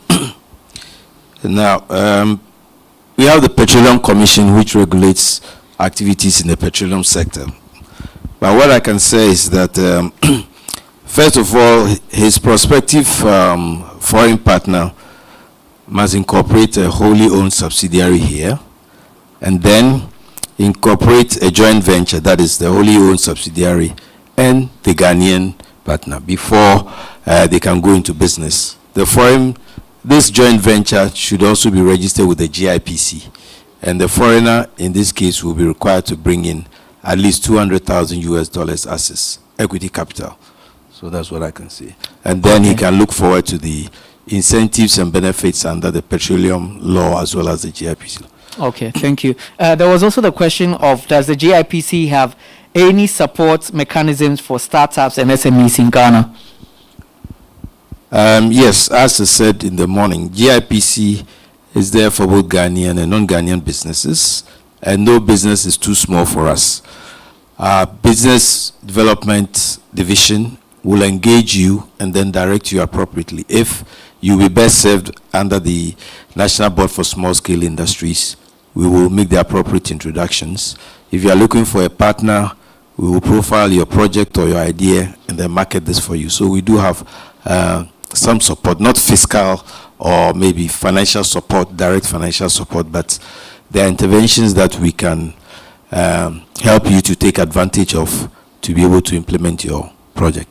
Okay, and then also, do I need to partner a foreign company before my business can benefit from GIPC? I would say no. He can come in as a wholly Ghanaian-owned company, and he can enjoy all the incentives and benefits under the law, with the exception of maybe the repatriation of his profits and dividends outside the country because he's a Ghanaian and he's resident here. But duty exemption on equipment, yes. If you want to employ experts, yes. Any other incentive under the tax regime which my colleague, took us through this, he can benefit. So you don't need to have a foreign partner before you come to GIPC. We are there to serve both Ghanaian and non-Ghanaian businesses. Yes. And someone is also asking, how much capital do I need to have for my business to qualify to register and do business with GIPC? No, for a wholly Ghanaian-owned company, there is no minimum capital requirement. It's what you satisfy initially at the Registrar General's Department. So the minimum capital, I think, is 500 or 5,000. Yeah. Okay. So there's no minimum requirement for the Ghanaian, as against the foreigner who is required to bring in at least 200 if it's a joint venture, or $500,000 if it's wholly foreign, or 1 million if he wants to go into the trading sector. There are some areas which are exempted from this minimum equity. One is one is manufacturing, or where you engage in export trading. That is, you set up a company to buy locally produced goods for exports. And then if you are a dual national, you are also exempted. And if your spouse is a foreigner and you've been married for at least 5 years and ordinarily resident in Ghana, then your spouse does not have to bring in the minimum foreign equity requirement. But for wholly Ghanaian-owned companies, from Registrar General's Department, you can walk straight to GIPC and register. And by law, within 5 working days, you have the GIPC certificate. And currently, we do it online, so you don't have to walk to GIPC. We have a dedicated email address. So you complete our forms, submit it online. We'll review it. If everything is okay, we'll issue you with an invoice. You pay directly into the GIPC bank account. Once this is confirmed, we will issue your certificate. Thank you. Thank you very much for that explanation. Do we have any more questions before we move on to the next presentation? Remember, this is supposed to be engaging. This is for us to learn from each other. It's for us to share. So please don't keep your questions in your shushu and then take it back home and now have to go and chase somebody for that information. You have the people here. Let's share and learn from each other. Any? Yes.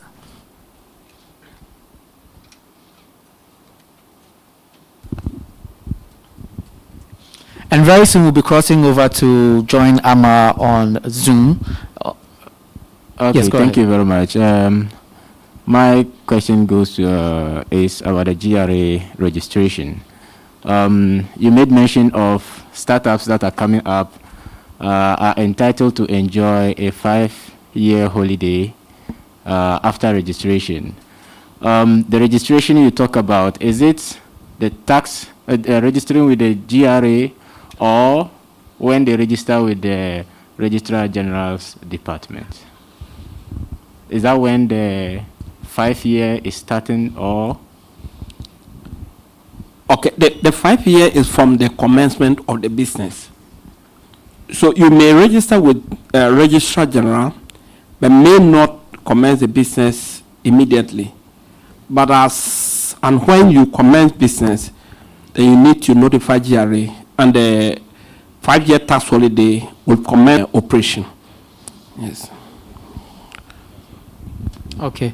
Also, I'd like to inform all of us, in case you have not registered, the Exim Bank is interested in contacting as many of us as they can. They'll be taking the information from the organizers of this event, Firstcode Management. So kindly make sure you register at the front desk in case you haven't, so that you do not miss out on this opportunity. Do we have any more questions, or maybe we can take one last question, if any, or contribution? It doesn't have to be a question.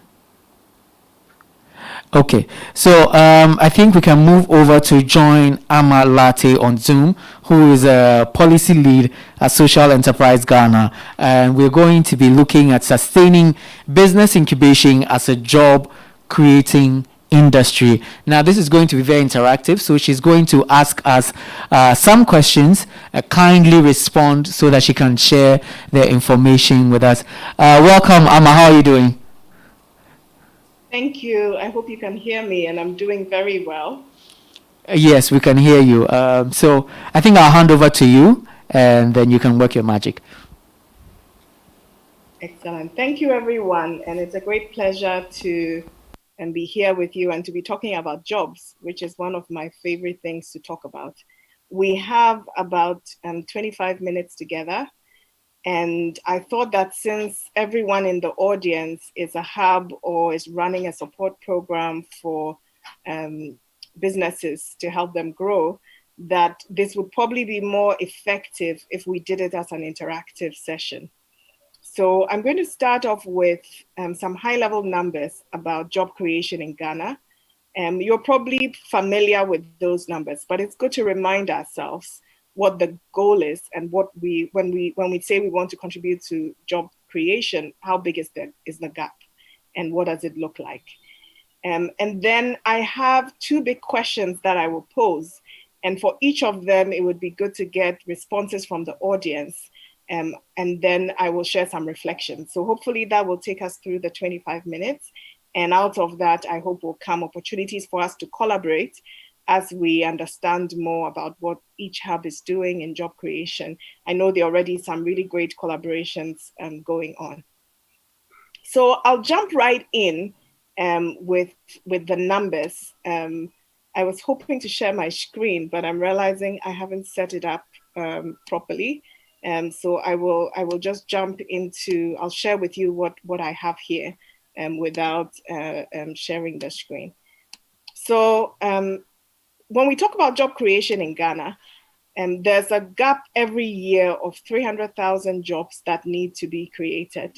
And this is from the latest statistics from the Ghana Statistical Service, is actually 2016 numbers, but those are still the projections that are being used.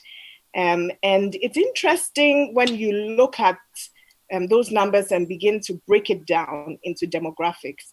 Who are these people who need jobs? And what kind of jobs are they looking for? And when you do that, you begin to realize the big difference between urban and rural job creation needs, as well as the level of education and how that affects a person's need for a job. So one of the interesting statistics is that we have 40% of unemployment, which is people who have less than a secondary school education. And the number of people, the percentage of people that have a tertiary education in Ghana is about 3.4%. So that immediately tells you the kind of jobs that are needed if you have only 3.4% of the population. The highest unemployment is for those who are finishing secondary school. And because of our great education policies, those numbers are going to go up. It's good that we have many people with a secondary school education. The design challenge and the innovation challenge is to make sure that those people are able to develop skills, are able to find jobs, or are able to become entrepreneurs.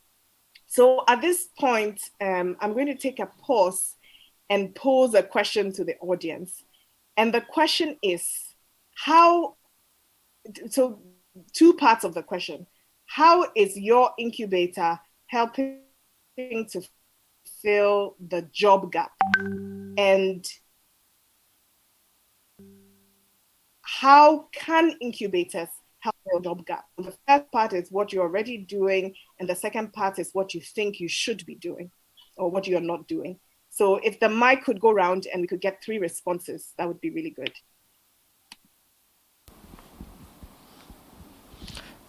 Yes, so you can show by hand if you, or maybe we go randomly. We could just walk up to anybody, since we're already doing it anyway. That works, okay. Yeah, you're already doing it.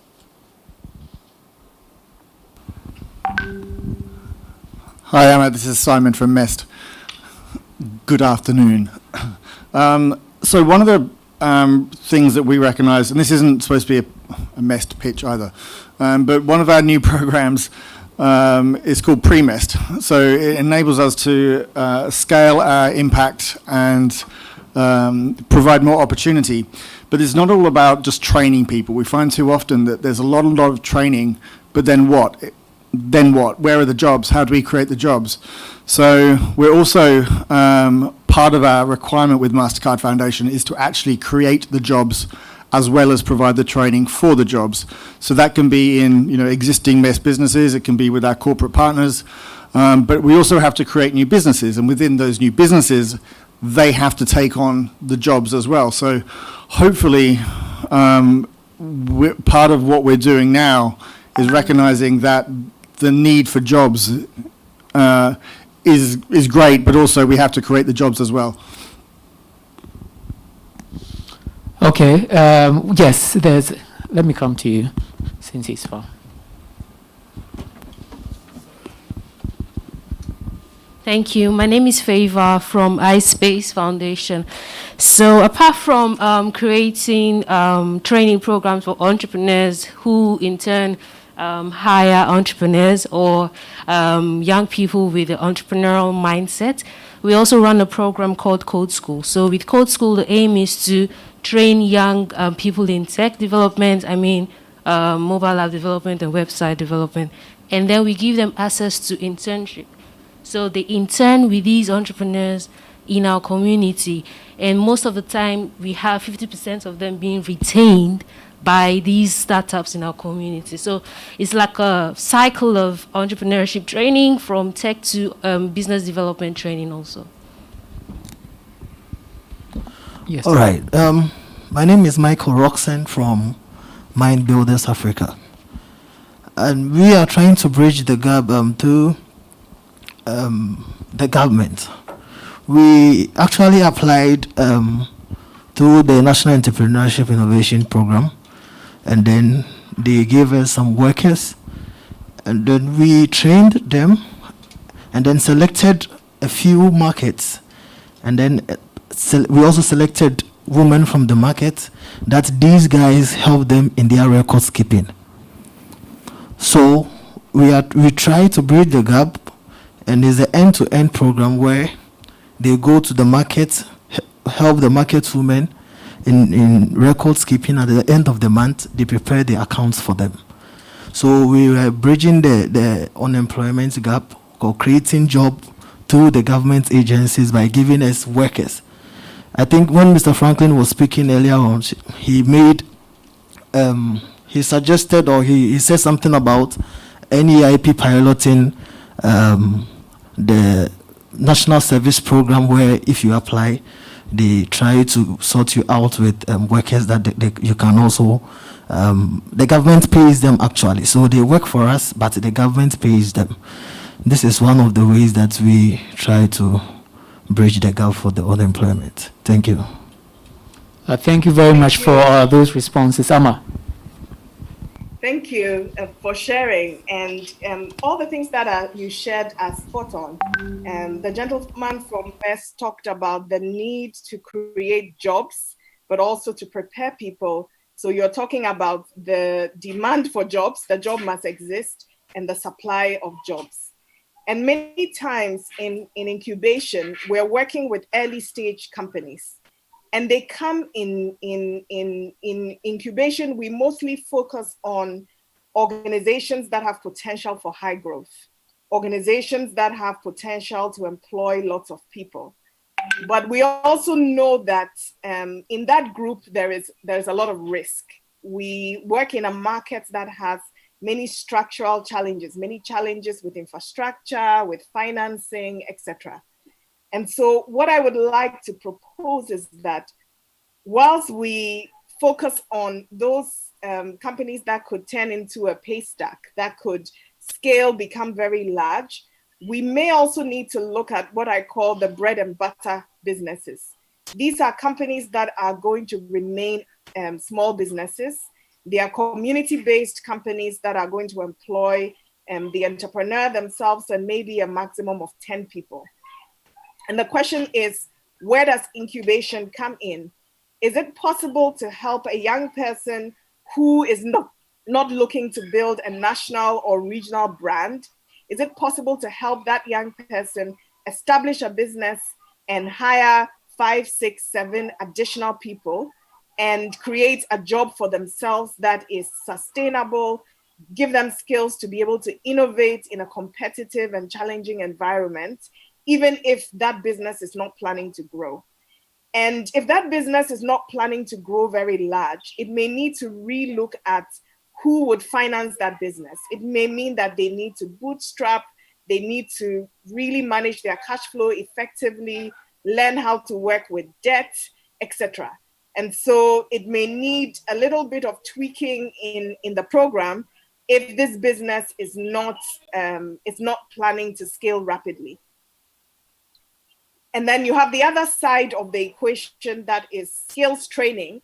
And I like the connection of skills training that leads to a job, meaning that the hub has done a gap analysis and understands these are the skill needs of the businesses that we support. And you are now training people to be able to enter that role. One of the biggest things, challenges in startups is the rate of turnover of staff. Because the startups may not have very competitive salaries, when they hire people who are very talented, they train them, they build up their capacity, then they get poached by bigger firms. And this is something that happens. And perhaps one way of looking at that is to expect it, to treat it as a pipeline issue that needs to be addressed, and to design into your programs ways of filling in that pipeline as part of a job creation, skills training, depending on what sector your incubator or hub is related to. So I'll pose the second question, and when that is being answered, I'll also give an opportunity for people to reflect and either pick up on any of the ideas that I've shared and to build on it. So my second question is, how can we collaborate more to be more effective in job creation and to be more effective in job creation at scale? I know that there are existing collaborations. So if you are already in a collaboration that you think has enabled you to drive jobs to a bigger extent, say, usually you work with people, you're creating 100 jobs, which is pretty impressive for startups to have a cohort of startups that have hired 100 people. And now you are working in a program that is creating 1,000, 2,000, etc. jobs. Or if you have any other example of collaboration where the collaboration has led to bigger impact, I would love to hear from 3 people. Okay, so there's a hand there.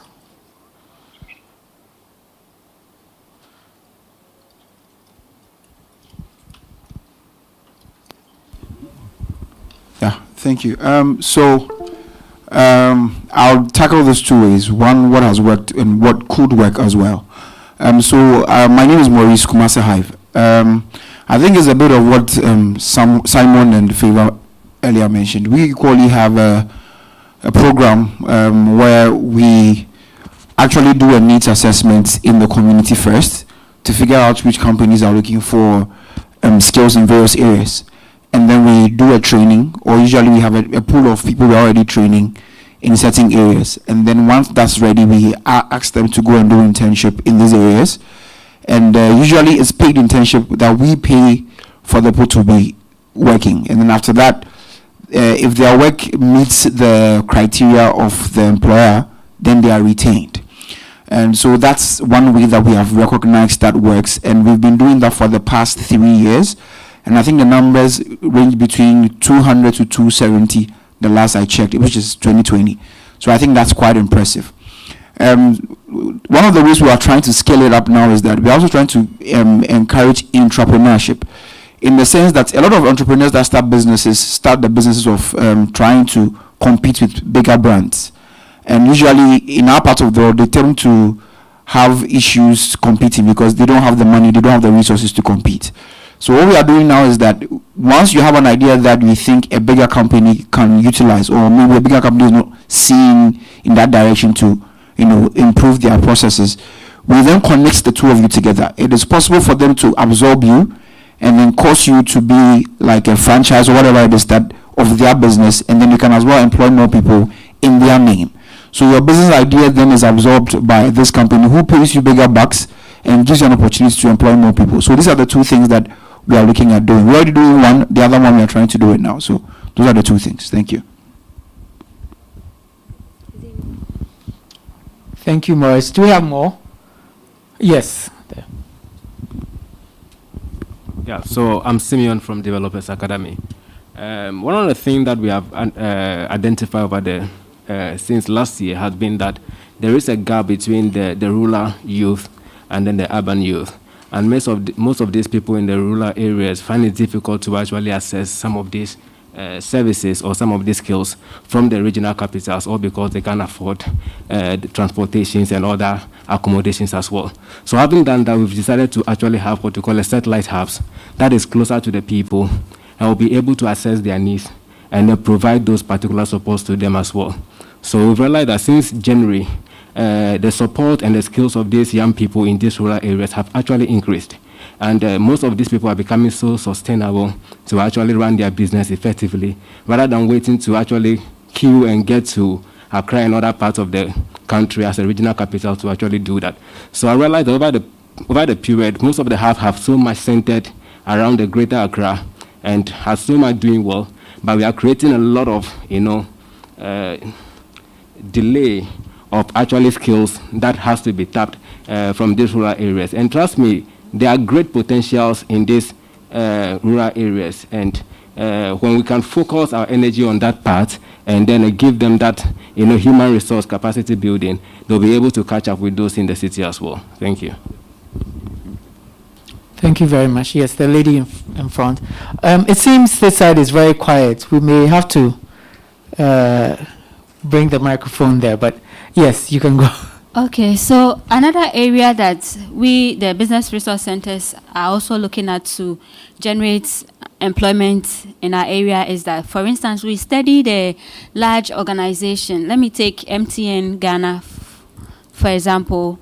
We do diagnostic check of what the telecom ought to do to help the citizens, but are not doing. Then we send a proposal to them that this is what we can do to support you also take your to achieve your vision. So when the proposal is accepted, we engage the youth to undertake such projects, and they are being paid for that. Thank you. Thank you very much. Is there any more before we hand over to Amma? Yes.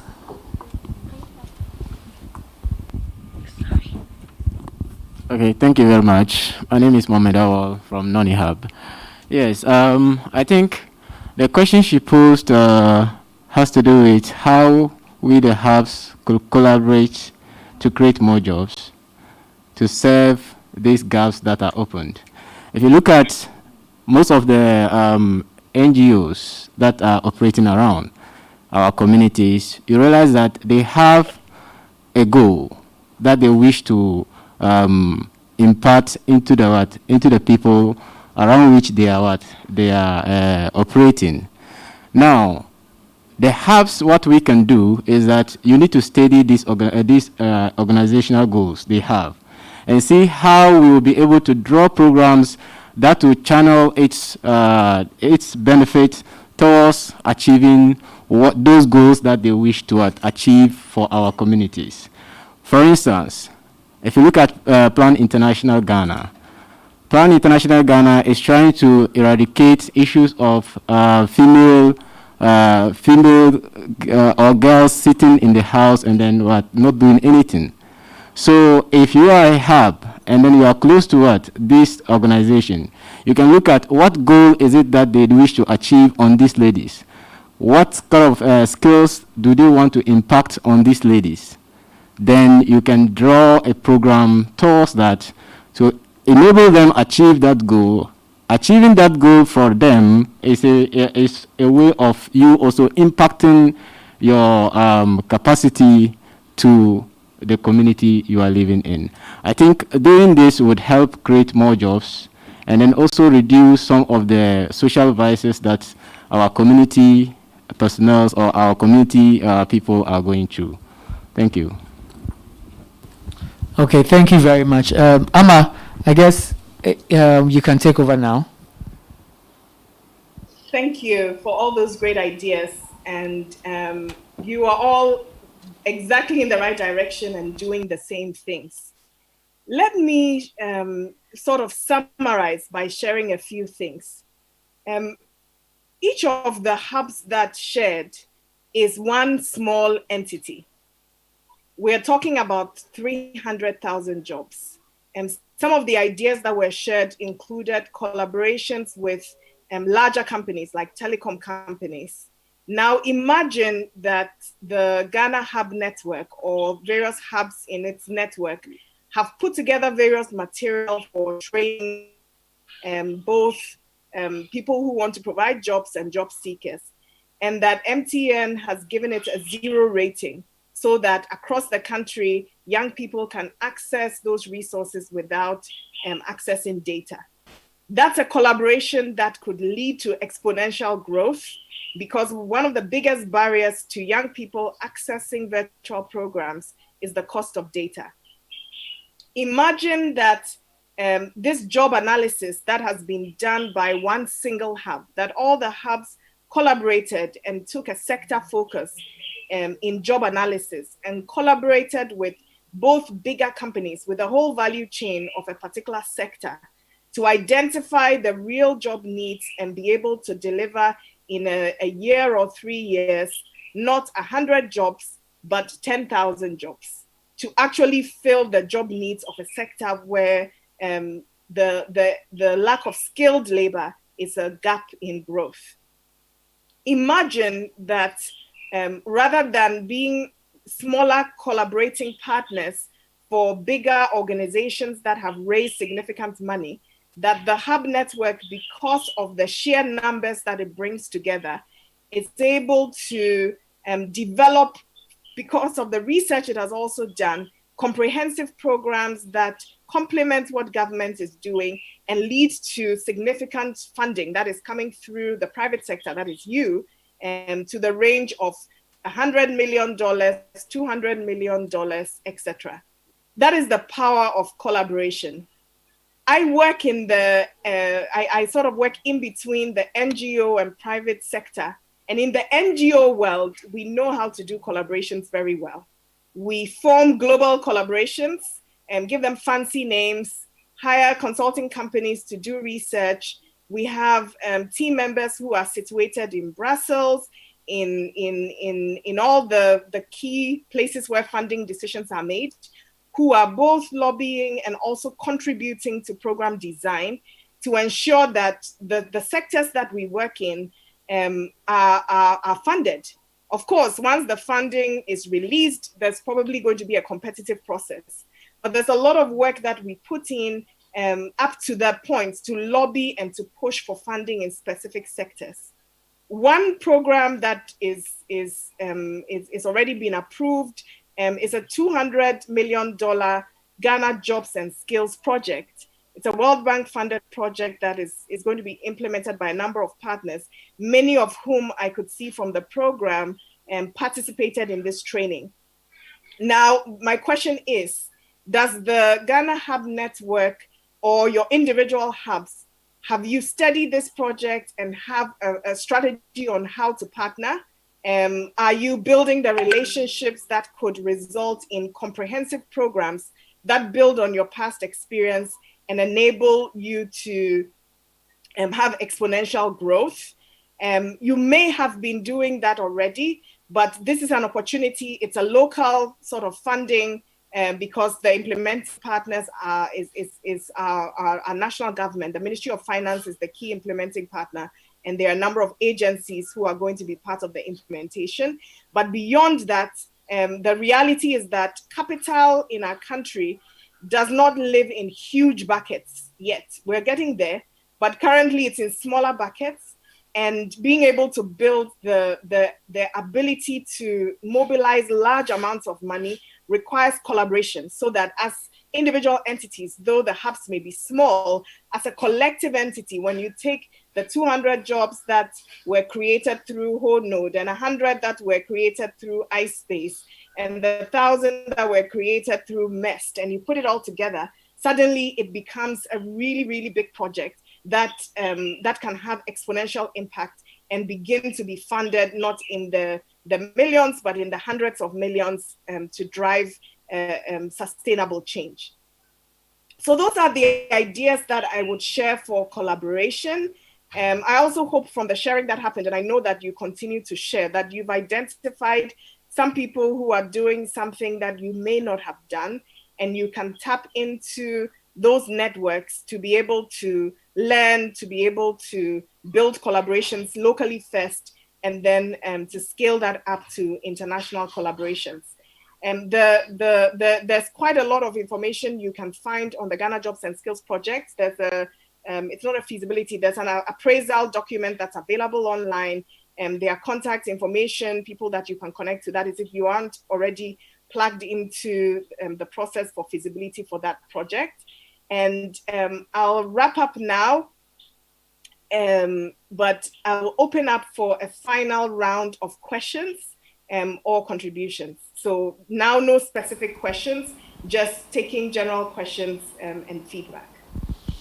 So Thank you very much, Amma. So the floor is open if you have a question or a contribution regarding sustainability and doing this in a way that creates jobs.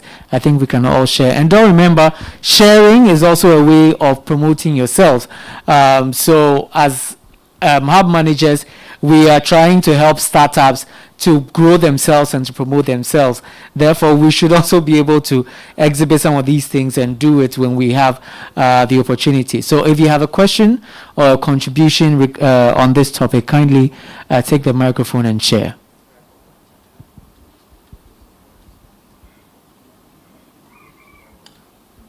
I'm not seeing any hands. Or do I go one? Okay, there. I didn't want to sound like a broken record, so I was waiting for someone to say something before I did. Thank you, Amma. I think this is very, very brilliant. I must say that, yeah, collaboration is indeed the way. One of the key things I usually struggle with is how the collaboration is done. And I'm hoping you can share a few information on that. Especially when you're looking at numbers. One of the key things I've realized is that usually the support structure is located in Accra because there's more data in Accra than in other parts of Ghana in terms of unemployment and stuff. In this projects or whatever projects that are coming up that you are aware of, is there any that requires some level of research and data analytics in the various regions to equally check the number of unemployed and the skill set in those areas, and how that can also be utilized to get access to some of these projects, so that when the collaboration is done, at least you can have some hubs from OT region or whatever it is collaborating with Accra or any other part where there's strong network to be able to provide similar jobs to the guys in those areas as well. Usually that's where I'm a bit lost when these opportunities come. It seems like it starts from Accra, then it's then channeled to the other regions. What happens if it starts from those other parts, and then we can also have Accra taking a bit of it as well? I think someone has a response. Yeah.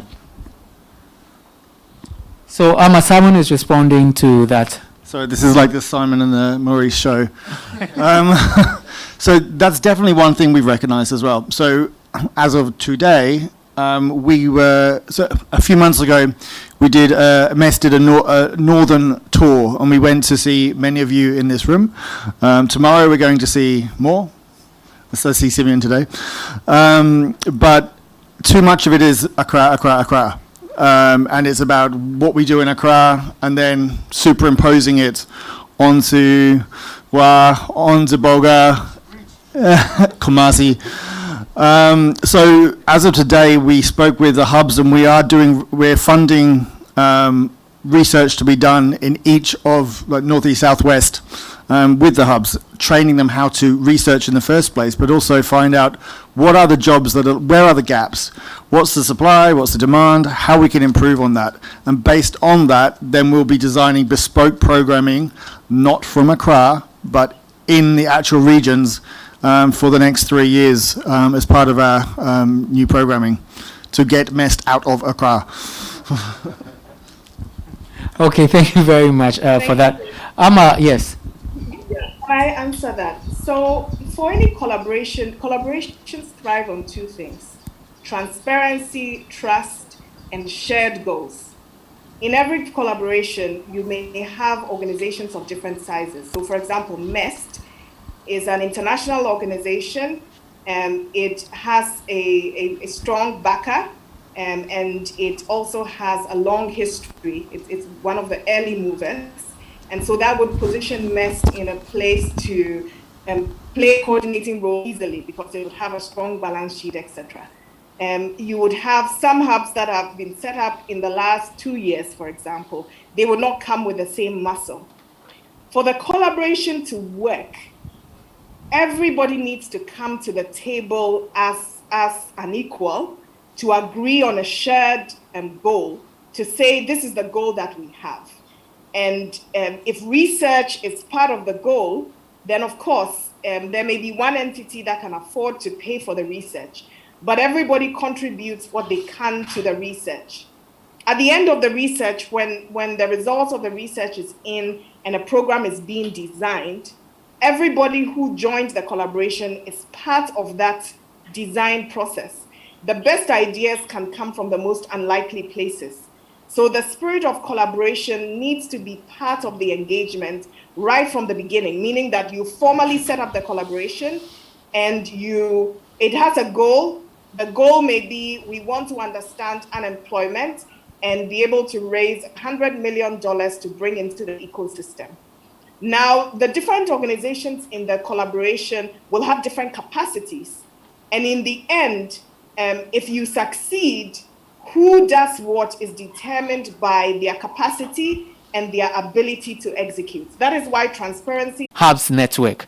How exactly are you? That for me is the beginning of a collaboration. That for me is how you collaborate. But what I want to find out, which I think is very common in the NGO space, is how we can avoid duplication.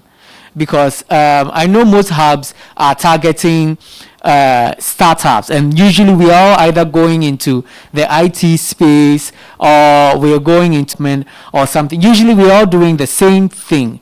So if we are collaborating, how are we ensuring that even though we are doing the same thing, we are having greater impact and not duplicating what other people are doing and being repetitive and kind of just being flat. So you go to maybe Hyperspace, and Hyperspace is doing something on IT. You go to Kumasi Hive, they're also doing something on IT, and the same thing. So I don't know, as an outsider, how can we make this more effective so that we are not just duplicating things, but we are actually achieving something with these collaborations? Do we have Amma back?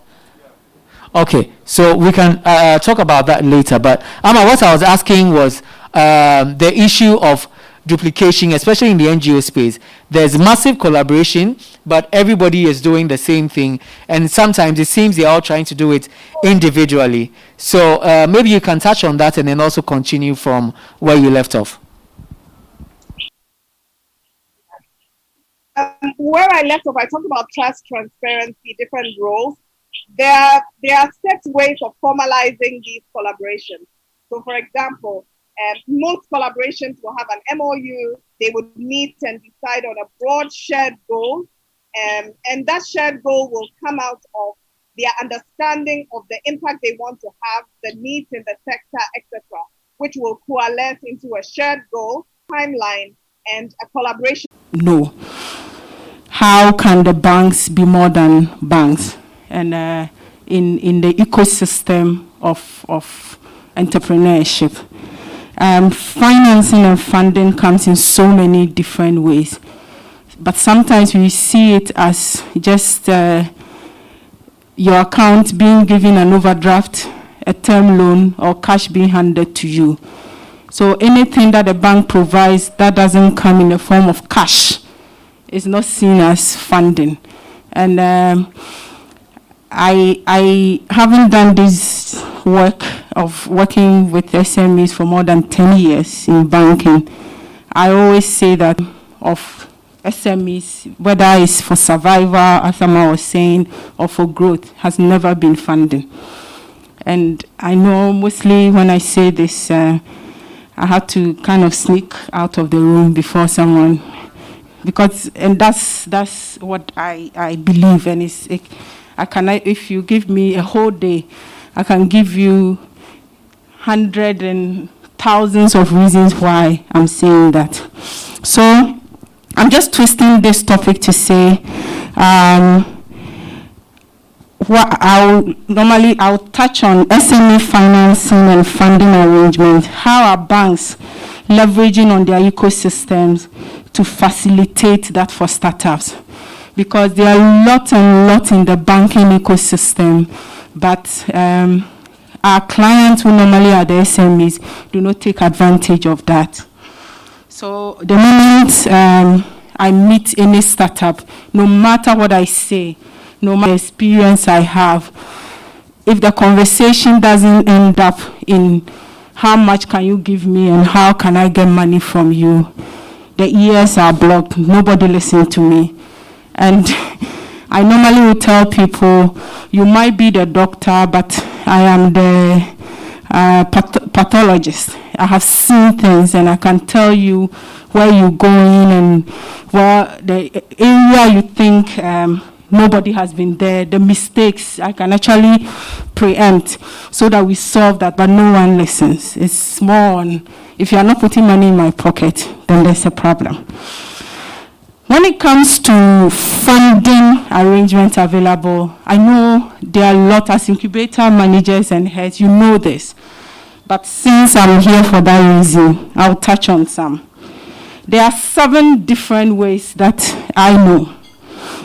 We have the debt funding, and that is what we do as banks, or we are perceived to be doing. That is giving you loans.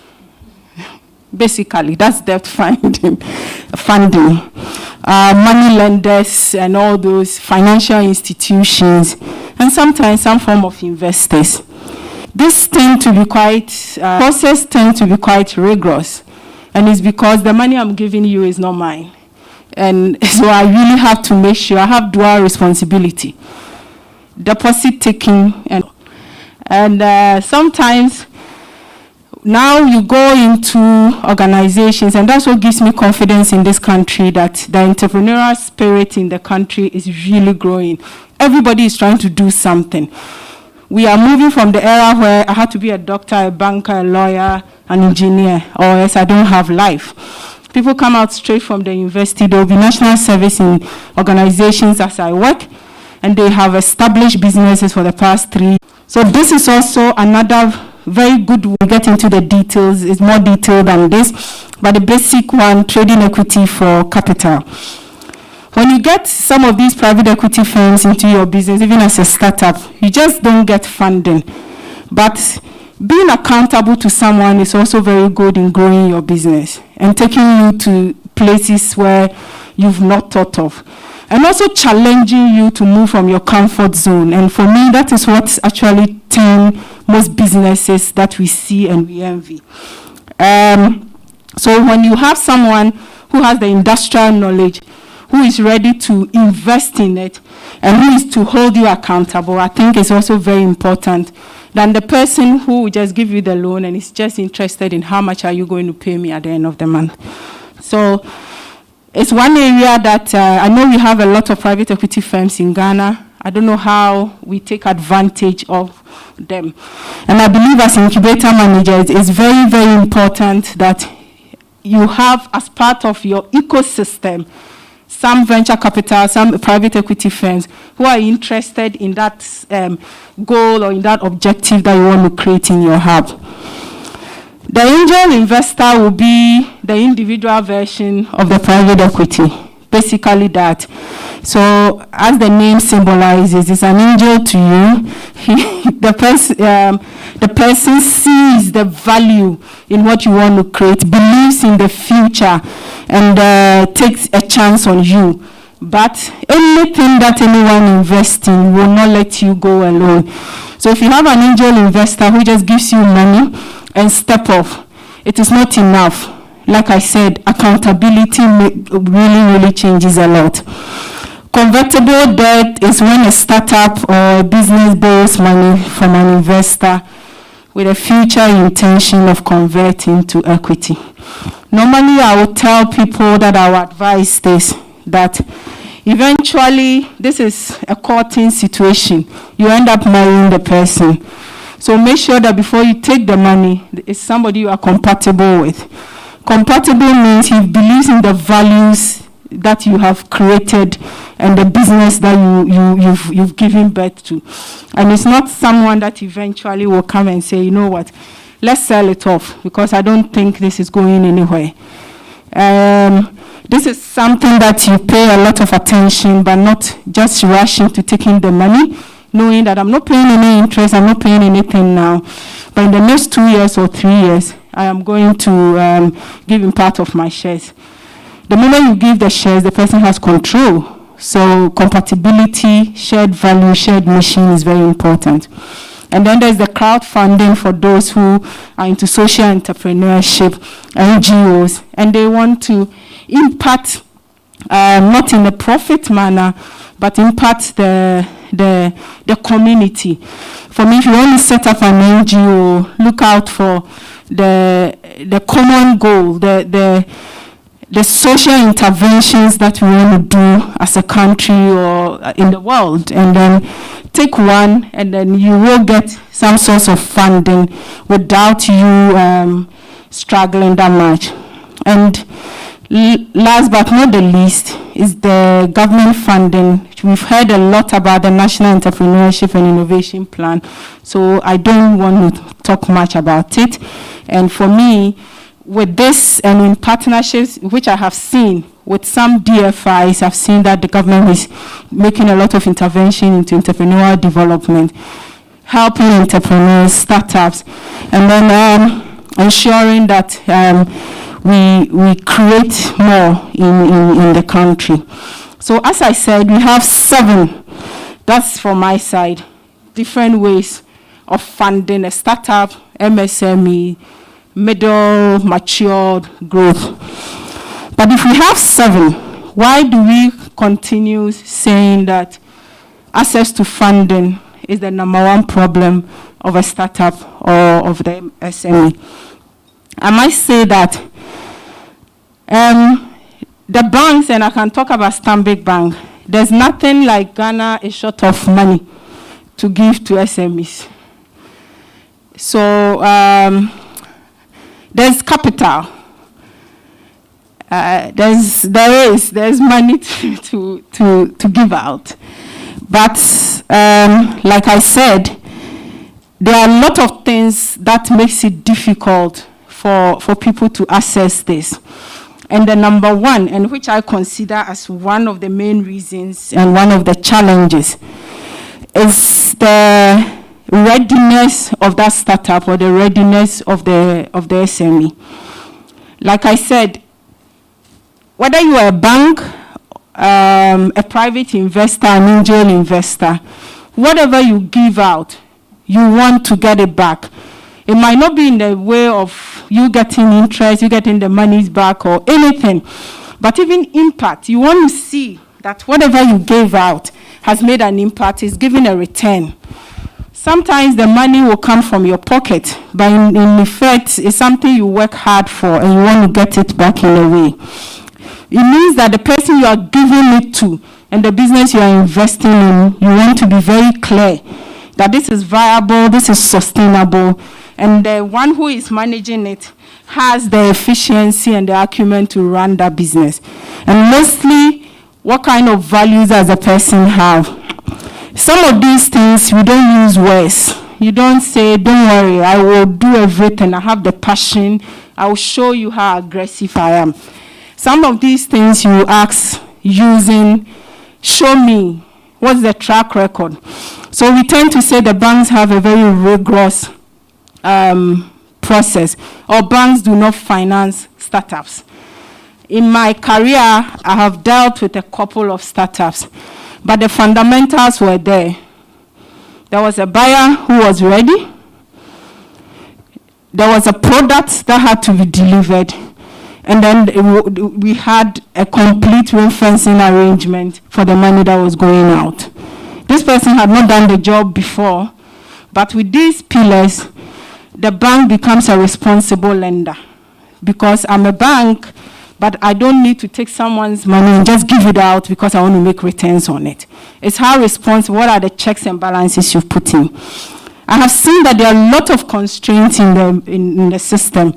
And I believe that we need to have some infrastructure, some frameworks available that hold the SME accountable. For me, once that accountability pillars are there, the monies that are in the system, whether from the DFIs, whether from government, whether from venture capital, whether from banks, can go into the streams to yield more value.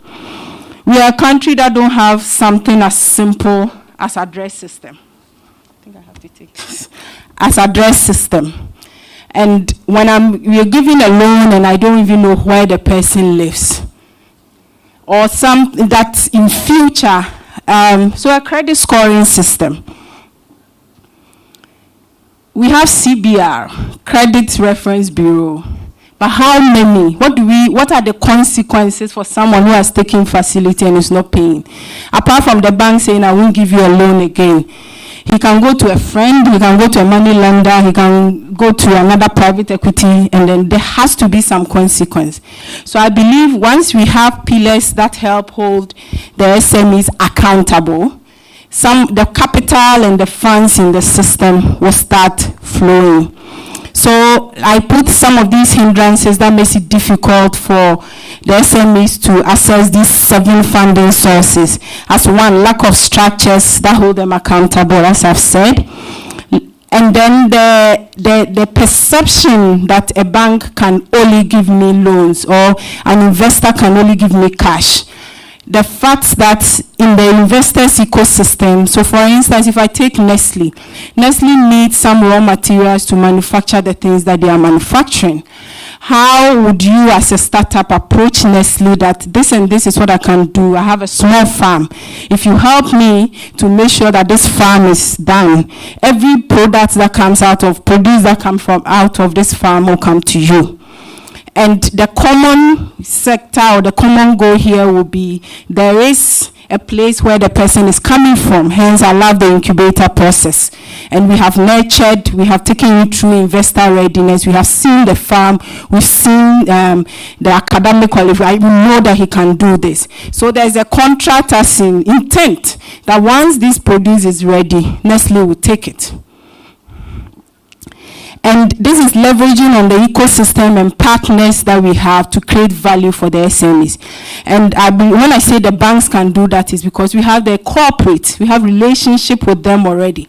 We in Stanbic Bank now talk about our main focus is acquiring and lending through the ecosystem. So we believe and we pay attention to the ecosystem, the customers who are within the corporates, the value chain in solving for them faster than going to the outside market. Because the moment you keep doing that, then you are growing your ecosystem very well. We also have great sources of access to market. So sometimes it's somebody like the example I gave with the seamstress. It's just creating that visibility for buyers. That might not be giving you cash, but I have given you opportunity for someone to buy your product. And sometimes it's just by helping you create an e-commerce platform. And then we won't charge you for creating the e-commerce platform. Just showcase your product. Just showcase your product on the e-commerce platform, providing collection and payment avenues for you on a more cheaper way so that you don't incur other costs. And then the banks are currently providing a lot of digital transformation incentives. How do you, as a startup or as an SME, actually take advantage of it? if a bank can actually provide you with your own financial statement, your own financial report, in a way that you look at it and you can make sense of how I spent money and how I made money. And that will save you money from going to an auditor or an accountant to do that. How are you taking advantage of that? So I believe that with the incubator managers, we can actually orchestrate a very good ecosystem that goes beyond just giving money, just giving cash, but leveraging on that huge ecosystem that is within the bank to actually catapult a lot of the growth and the sustainability things that we need from SME. So I'll just end by saying, if you come to Stanbic Bank, for instance, there is a portal called Trade Club. And up to date, we've tried to get people to get into the Trade Club. And Trade Club showcase over 100 businesses across Europe, China, America, South Africa. And it's a portal to go and look for buyers or to showcase your product for someone who is outside to also look at it and say, okay, I need shea butter in Ghana. This person says he actually does shea butter. How do I link with this person? It's a trusted network and is made available for you by a bank. So the person who is communicating with you also knows that the bank has also done some assessment on you. So when I meet you on that portal, we can actually conclude business and then work will start happening. But we still have people who will prefer, under normal circumstance, to go on global sourcing platforms and then come to you for money to pay that Chinese person that they don't even know, instead of you taking advantage, because your duty as a bank is just to give money. We have a Stanbic Incubator.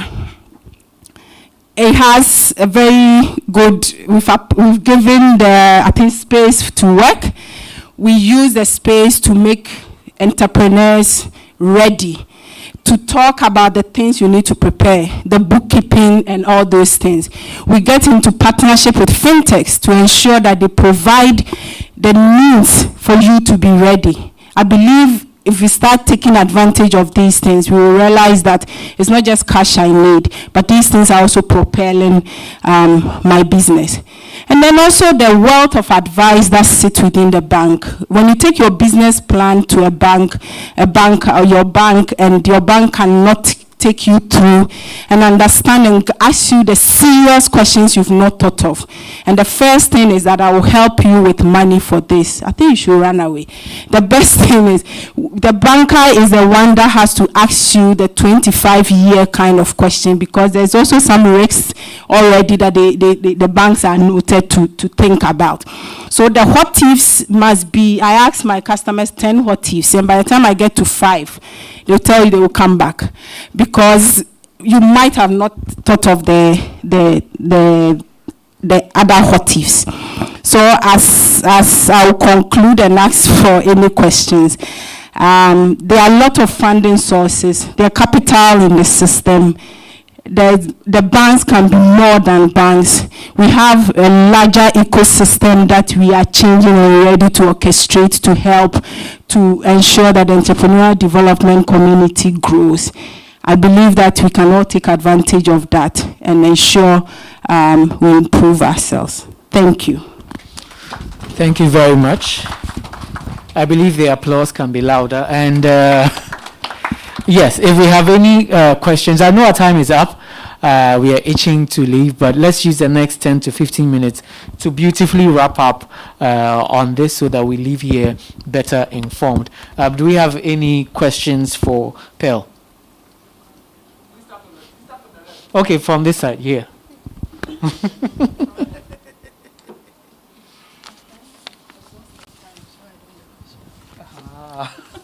Yes, thank you very much, Pearl. Indeed, when you started, I was getting disappointed, to be quite honest. But then I think your conclusion was more along the line. For all that so most of them that you listed, it requires some kind of you being in existence for at least 3 years, because you must be able to produce financials for 3 years. And I'm asking, I have a very good, brilliant idea, and I walk to you. Why can't as a bank? Yes, you talked about the incubation. I'm on that platform, but I don't see that kind of interventions that we are looking at. Why can't the banks also, maybe in collaboration with the hubs, try and groom you? Because most of the time you are a startup and you look for money, and they tell you you have to finance it from your own savings, or ask a family member, or ask a friend. What if you are even the person who helps your friend? Then it means you cannot start any business. But I think that this handheld experience should even work through in the banks. If the bank, maybe by your setup, will not be able to do it, the hubs are here. This is somebody who has come with a very brilliant idea. How do we help the person? Because we know that such a thing will work. If you talk of off-takers agreement and all that, I must have gotten to a certain stage before I get to even the off-takers agreement and all that. But I've come to you, very good idea.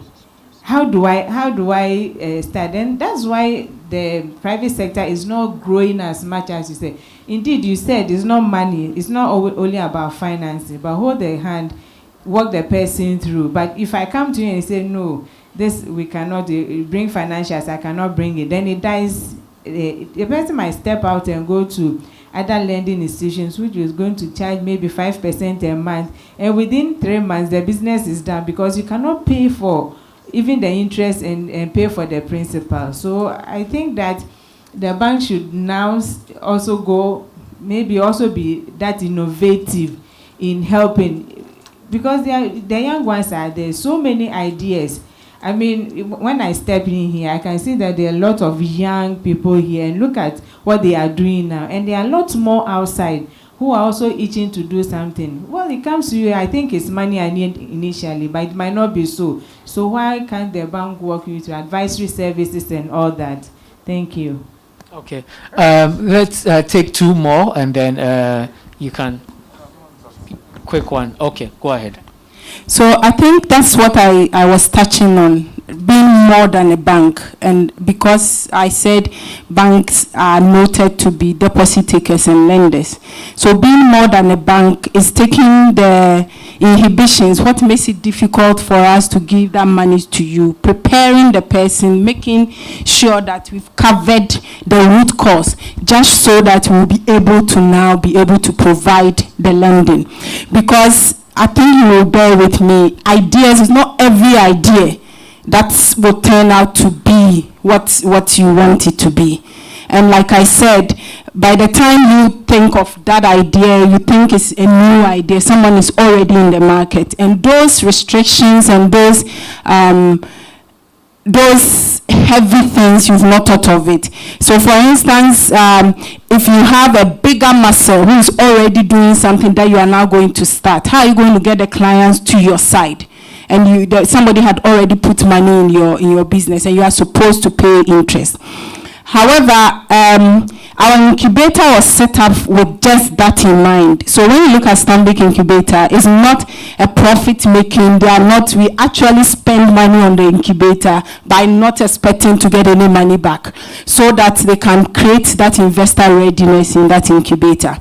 There's also the access to market that I spoke about. But something like 3-year financials is what is perceived to be. I currently, as I stand here, Stanbic actually has a product that we give market women just by looking at their bank statement. No financial. So in my SME, there's financial lending that we give is to the medium enterprise. Any other thing is either your Momo statement or your bank statement. We need to see how you are making money and how you are spending the money. And there are a lot of interventions we collaborating with fintechs to create, so that we can use data outside the bank to do the assessment. Those are things we cannot control. It will be difficult to pick depositors' money to someone, and we haven't done assessment on the person. We need to do the assessment.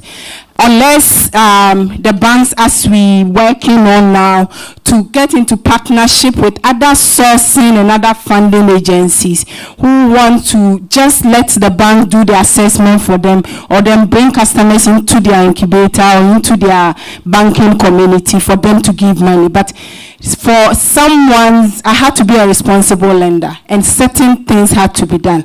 So the most important thing is, how do we use our platform and our ecosystem to create that investor readiness and make sure that the entrepreneur, by the time that he needs funding, that he has the fundamentals. Sometimes it's not that he has started 3 years, 1 year, or 2 years, but even linking the person to someone who is interested in buying the product or taking care of the services. And this is something that has been done before, because having access to market is also very important.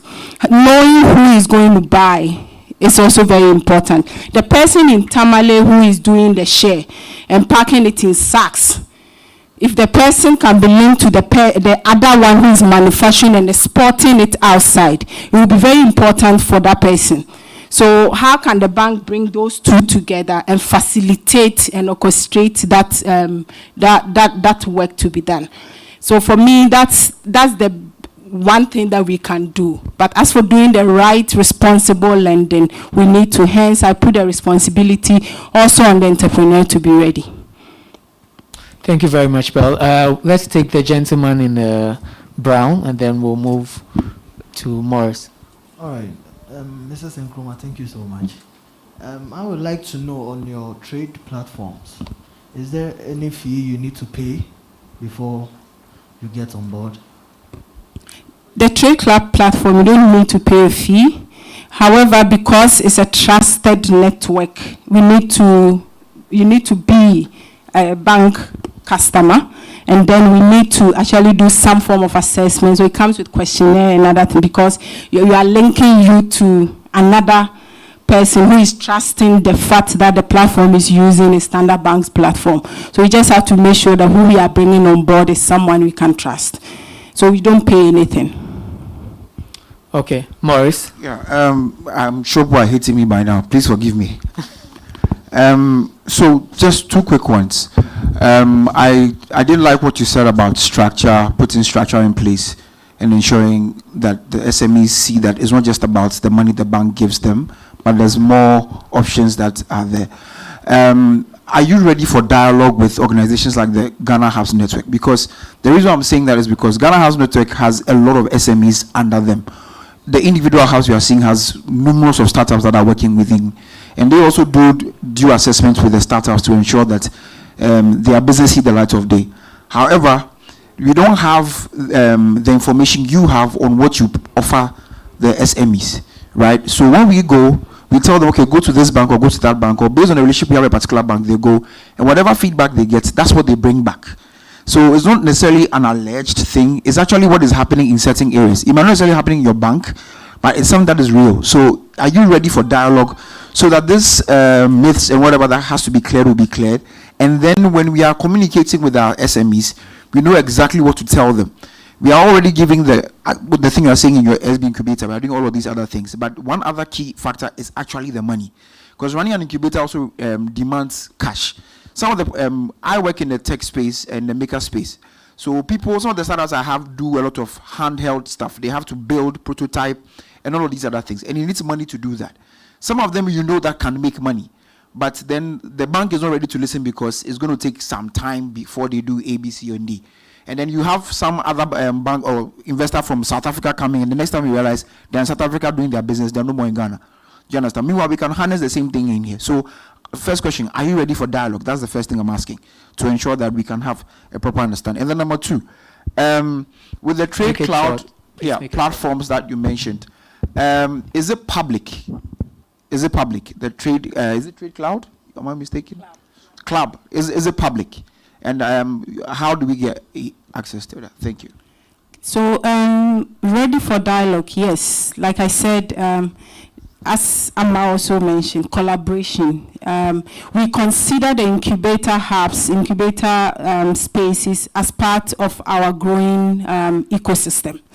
So yes, we are ready for dialogue, because we believe you cannot improve the entrepreneurial development or support entrepreneurs if you don't pay attention to the incubators. So yes, we are Trade Club. If public, like I explained, it is because once you are a bank customer, and we need to make it like that just because of the trusted platform that we use. So yes, it's available for everyone. In fact, when we started it for the corporate, and the bank decided that to make an impact in the community, we need to use it for the SMEs. So that's what's available. Thank you. Thank you very much, Pearl. I think we've exhausted much of our time, but we'll quickly wrap up on this. But there's one thing we haven't spoken about, though. As we go on, I just quickly would like, if we can get a microphone to Mr. Ni Ama Akita, who is an educationist. He's actually the principal for SOS International. You've been working with used to be, sorry. You've been working with a lot of young people. We are gradually introducing entrepreneurship programs in our schools, even at the lower level. And also now we are seeing it in the tertiary level. Do you think, because these are the people that are creating the startups, these are the people that the hub managers are looking to work with, do you think it's possible? Do you think the potential is there? Good afternoon. Well, to answer your question, yes, absolutely. I came into this program today as a curious observer or participant. There's so much I've learned today, and I thank all the facilitators so far. I recently read something in one of the magazines of a prisoner who had been released from prison, had been in prison for a very long time, and only came out to find that a lot of things that he assumed were there, I mean, like a public payphone and so on, were no longer existent. And was shocked about the technology, the mobile phones, and all the things that is happening today. It's sad that there are quite a number of people who have gone through our educational systems who are finding themselves in the same position, where having gone through secondary education and university, come out and find that they cannot really fit into the workplace. Not very different from the prisoner that I just described. As somebody who has been in the school sector for a very long time, I'm quite happy. Well, I've been in the international school circuit, and I'm quite happy that a lot of my former students have gone out there and come back and have set up their own businesses and so on. So this, whether in tech or agribusiness and so on, they have actually been doing that. Sadly, I've also been confronted with a number of requests to find jobs for a lot more graduates from our local terrain. And even though they have very good certificates and so on, it looks like they are not able to perform as expected. Now, for me, the difference is this. While students, or my students, have gone through an education where it's not just acquiring knowledge, but also learning to do or use whatever knowledge they have as in the course of the educational process. For example, there's this analogy where a football coach can get 11 players or more in a lecture room and teach them how to dribble and do all the tricks and so on in a classroom, unleash them on the field, and they cannot dribble because they have not been taught to do, but they've just been taught all the principles of dribbling. So, sitting here, it seems to me that educational institutions or educators should be in touch with people in industry, the incubator managers, and those who are actually at the cutting edge of establishing business and so on, so that we can actually roll back and start the process of letting our students in our various schools learn to do things rather than just acquire knowledge and not be able to see how to apply them. And that's the sense in which I get from this one. Design, creativity, entrepreneurship things and so on have actually been fused into the curriculums that we actually operated in the international baccalaureate system. So they are what they call the primary years program, they have the middle years program, they have the diploma program, and right from the primary school, students actually are taught to be creative, and the classroom space is actually one that students actually are continuously doing things rather than to be taught how to do things. And I think that's the thing that we have to reckon with. Okay, yeah. Thank you very much. I think that's very important information. And even as hub managers, we come into contact with some of these young people, and it's very important to use this approach where you're teaching them to do it, like he said. Quickly, Mr. Ashong Latte, who's our chairman, will be giving us his closing remarks shortly. But I just want to quickly read.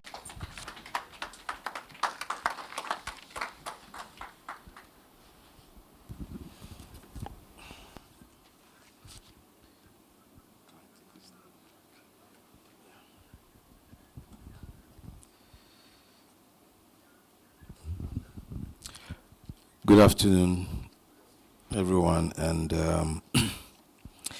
first of all, I'd like to thank you all for staying on. This morning, the room was almost full, but I guess that's the way it is. But at least the percentage here shows the seriousness that we attach to this program.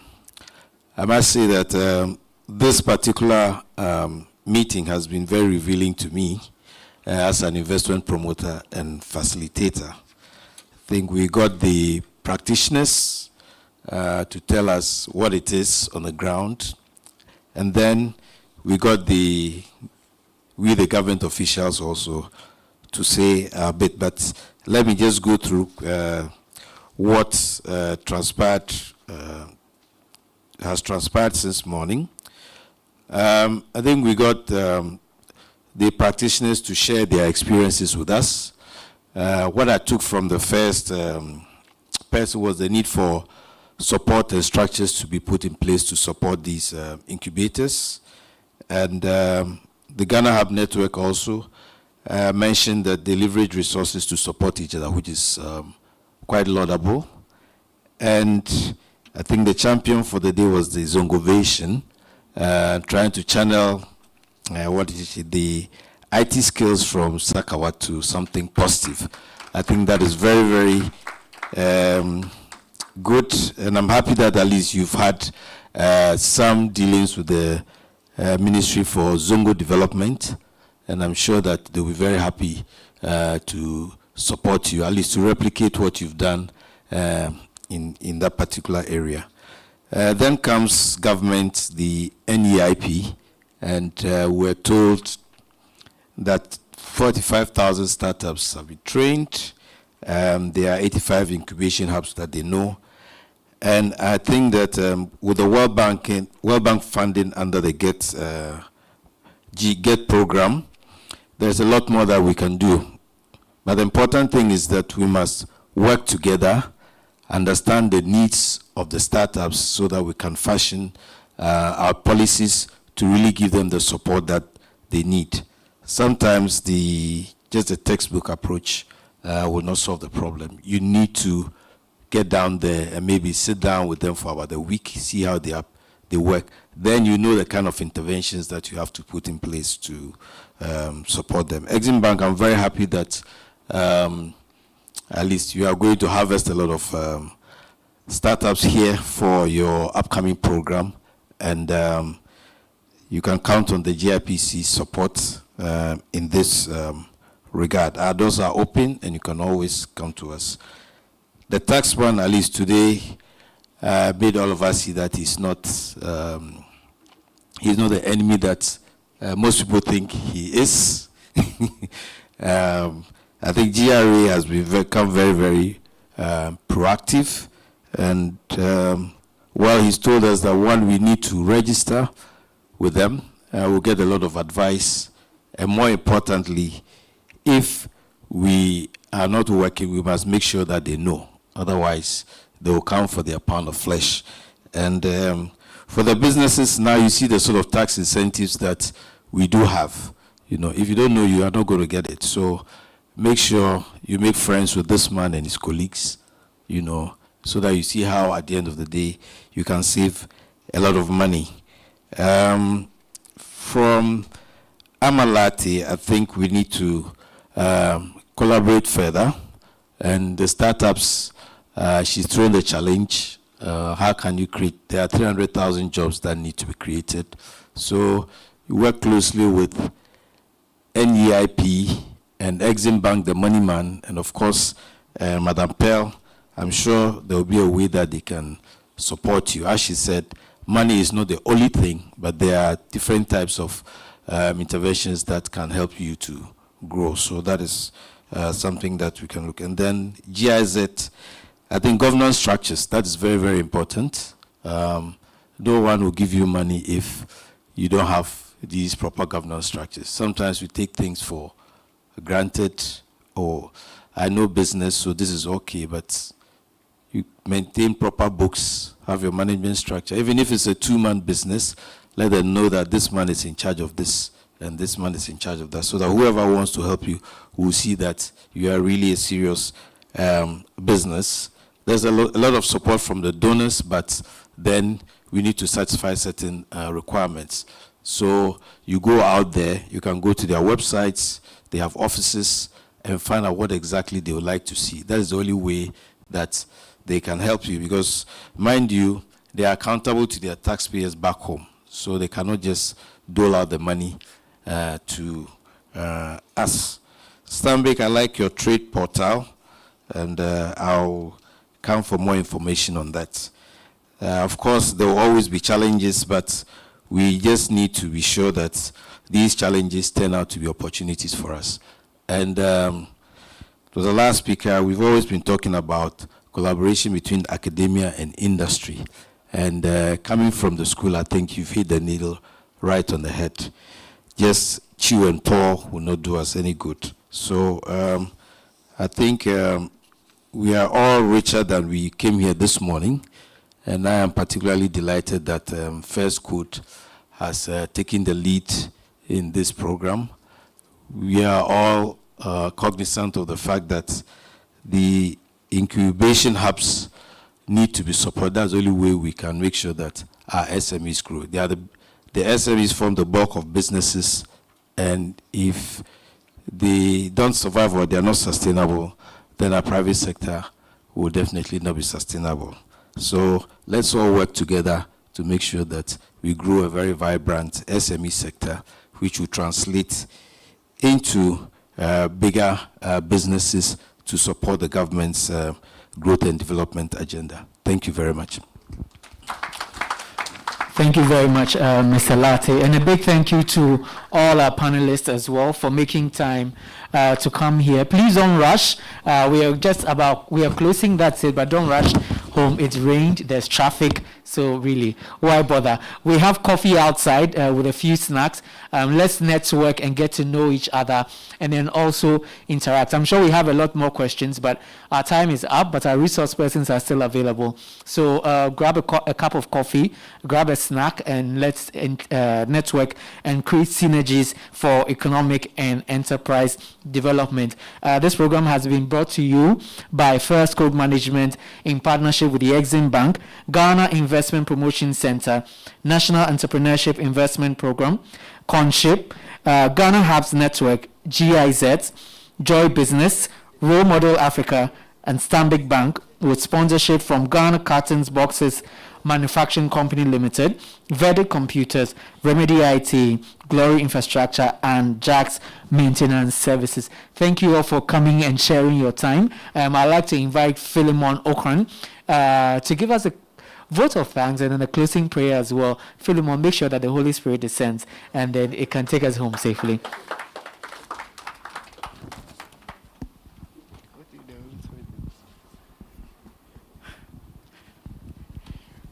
We want to say a big thank you to the Almighty God for making this happen. We would like to thank our chairman for the day, Mr. Edward Ashonlati. Thank you for taking time off your busy schedule to be here. We thank all our resource persons. We are indeed grateful for your time and for your presentation. I believe that it was very, very insightful. Thank you very much. I would also like to thank our sponsors and partners for the support given us throughout our planning and then making the event happening today. We would also like to thank all of you participants. Without you, nothing could have happened. We thank you for your time. We thank you for your comments. Your feedback are always welcome. And there is the opportunity for further engagement with Firstcode. It shouldn't end here. You can always reach out to us, www.firstcodelimited.com, and then info@firstcodelimited.com. You can always send an email to us. You can always reach out to us as well for all your corporate support services needs. On this note, I'd like to pray, then so we can bring the event to a close. We thank you, Heavenly Father, for such a wonderful day. We thank you for the opportunity to see this, O Lord. We commit each and every one as we depart here into your hands. We ask for your protection. Guide us, take us to our destinations, and at the end we shall give glory and honor unto your name. We thank your holy name. In Jesus' name we pray. Amen. Thank you very much. I saw the Holy Spirit lingering around. Well done. So thank you all very much. Enjoy your evening. My name is Jason. And remember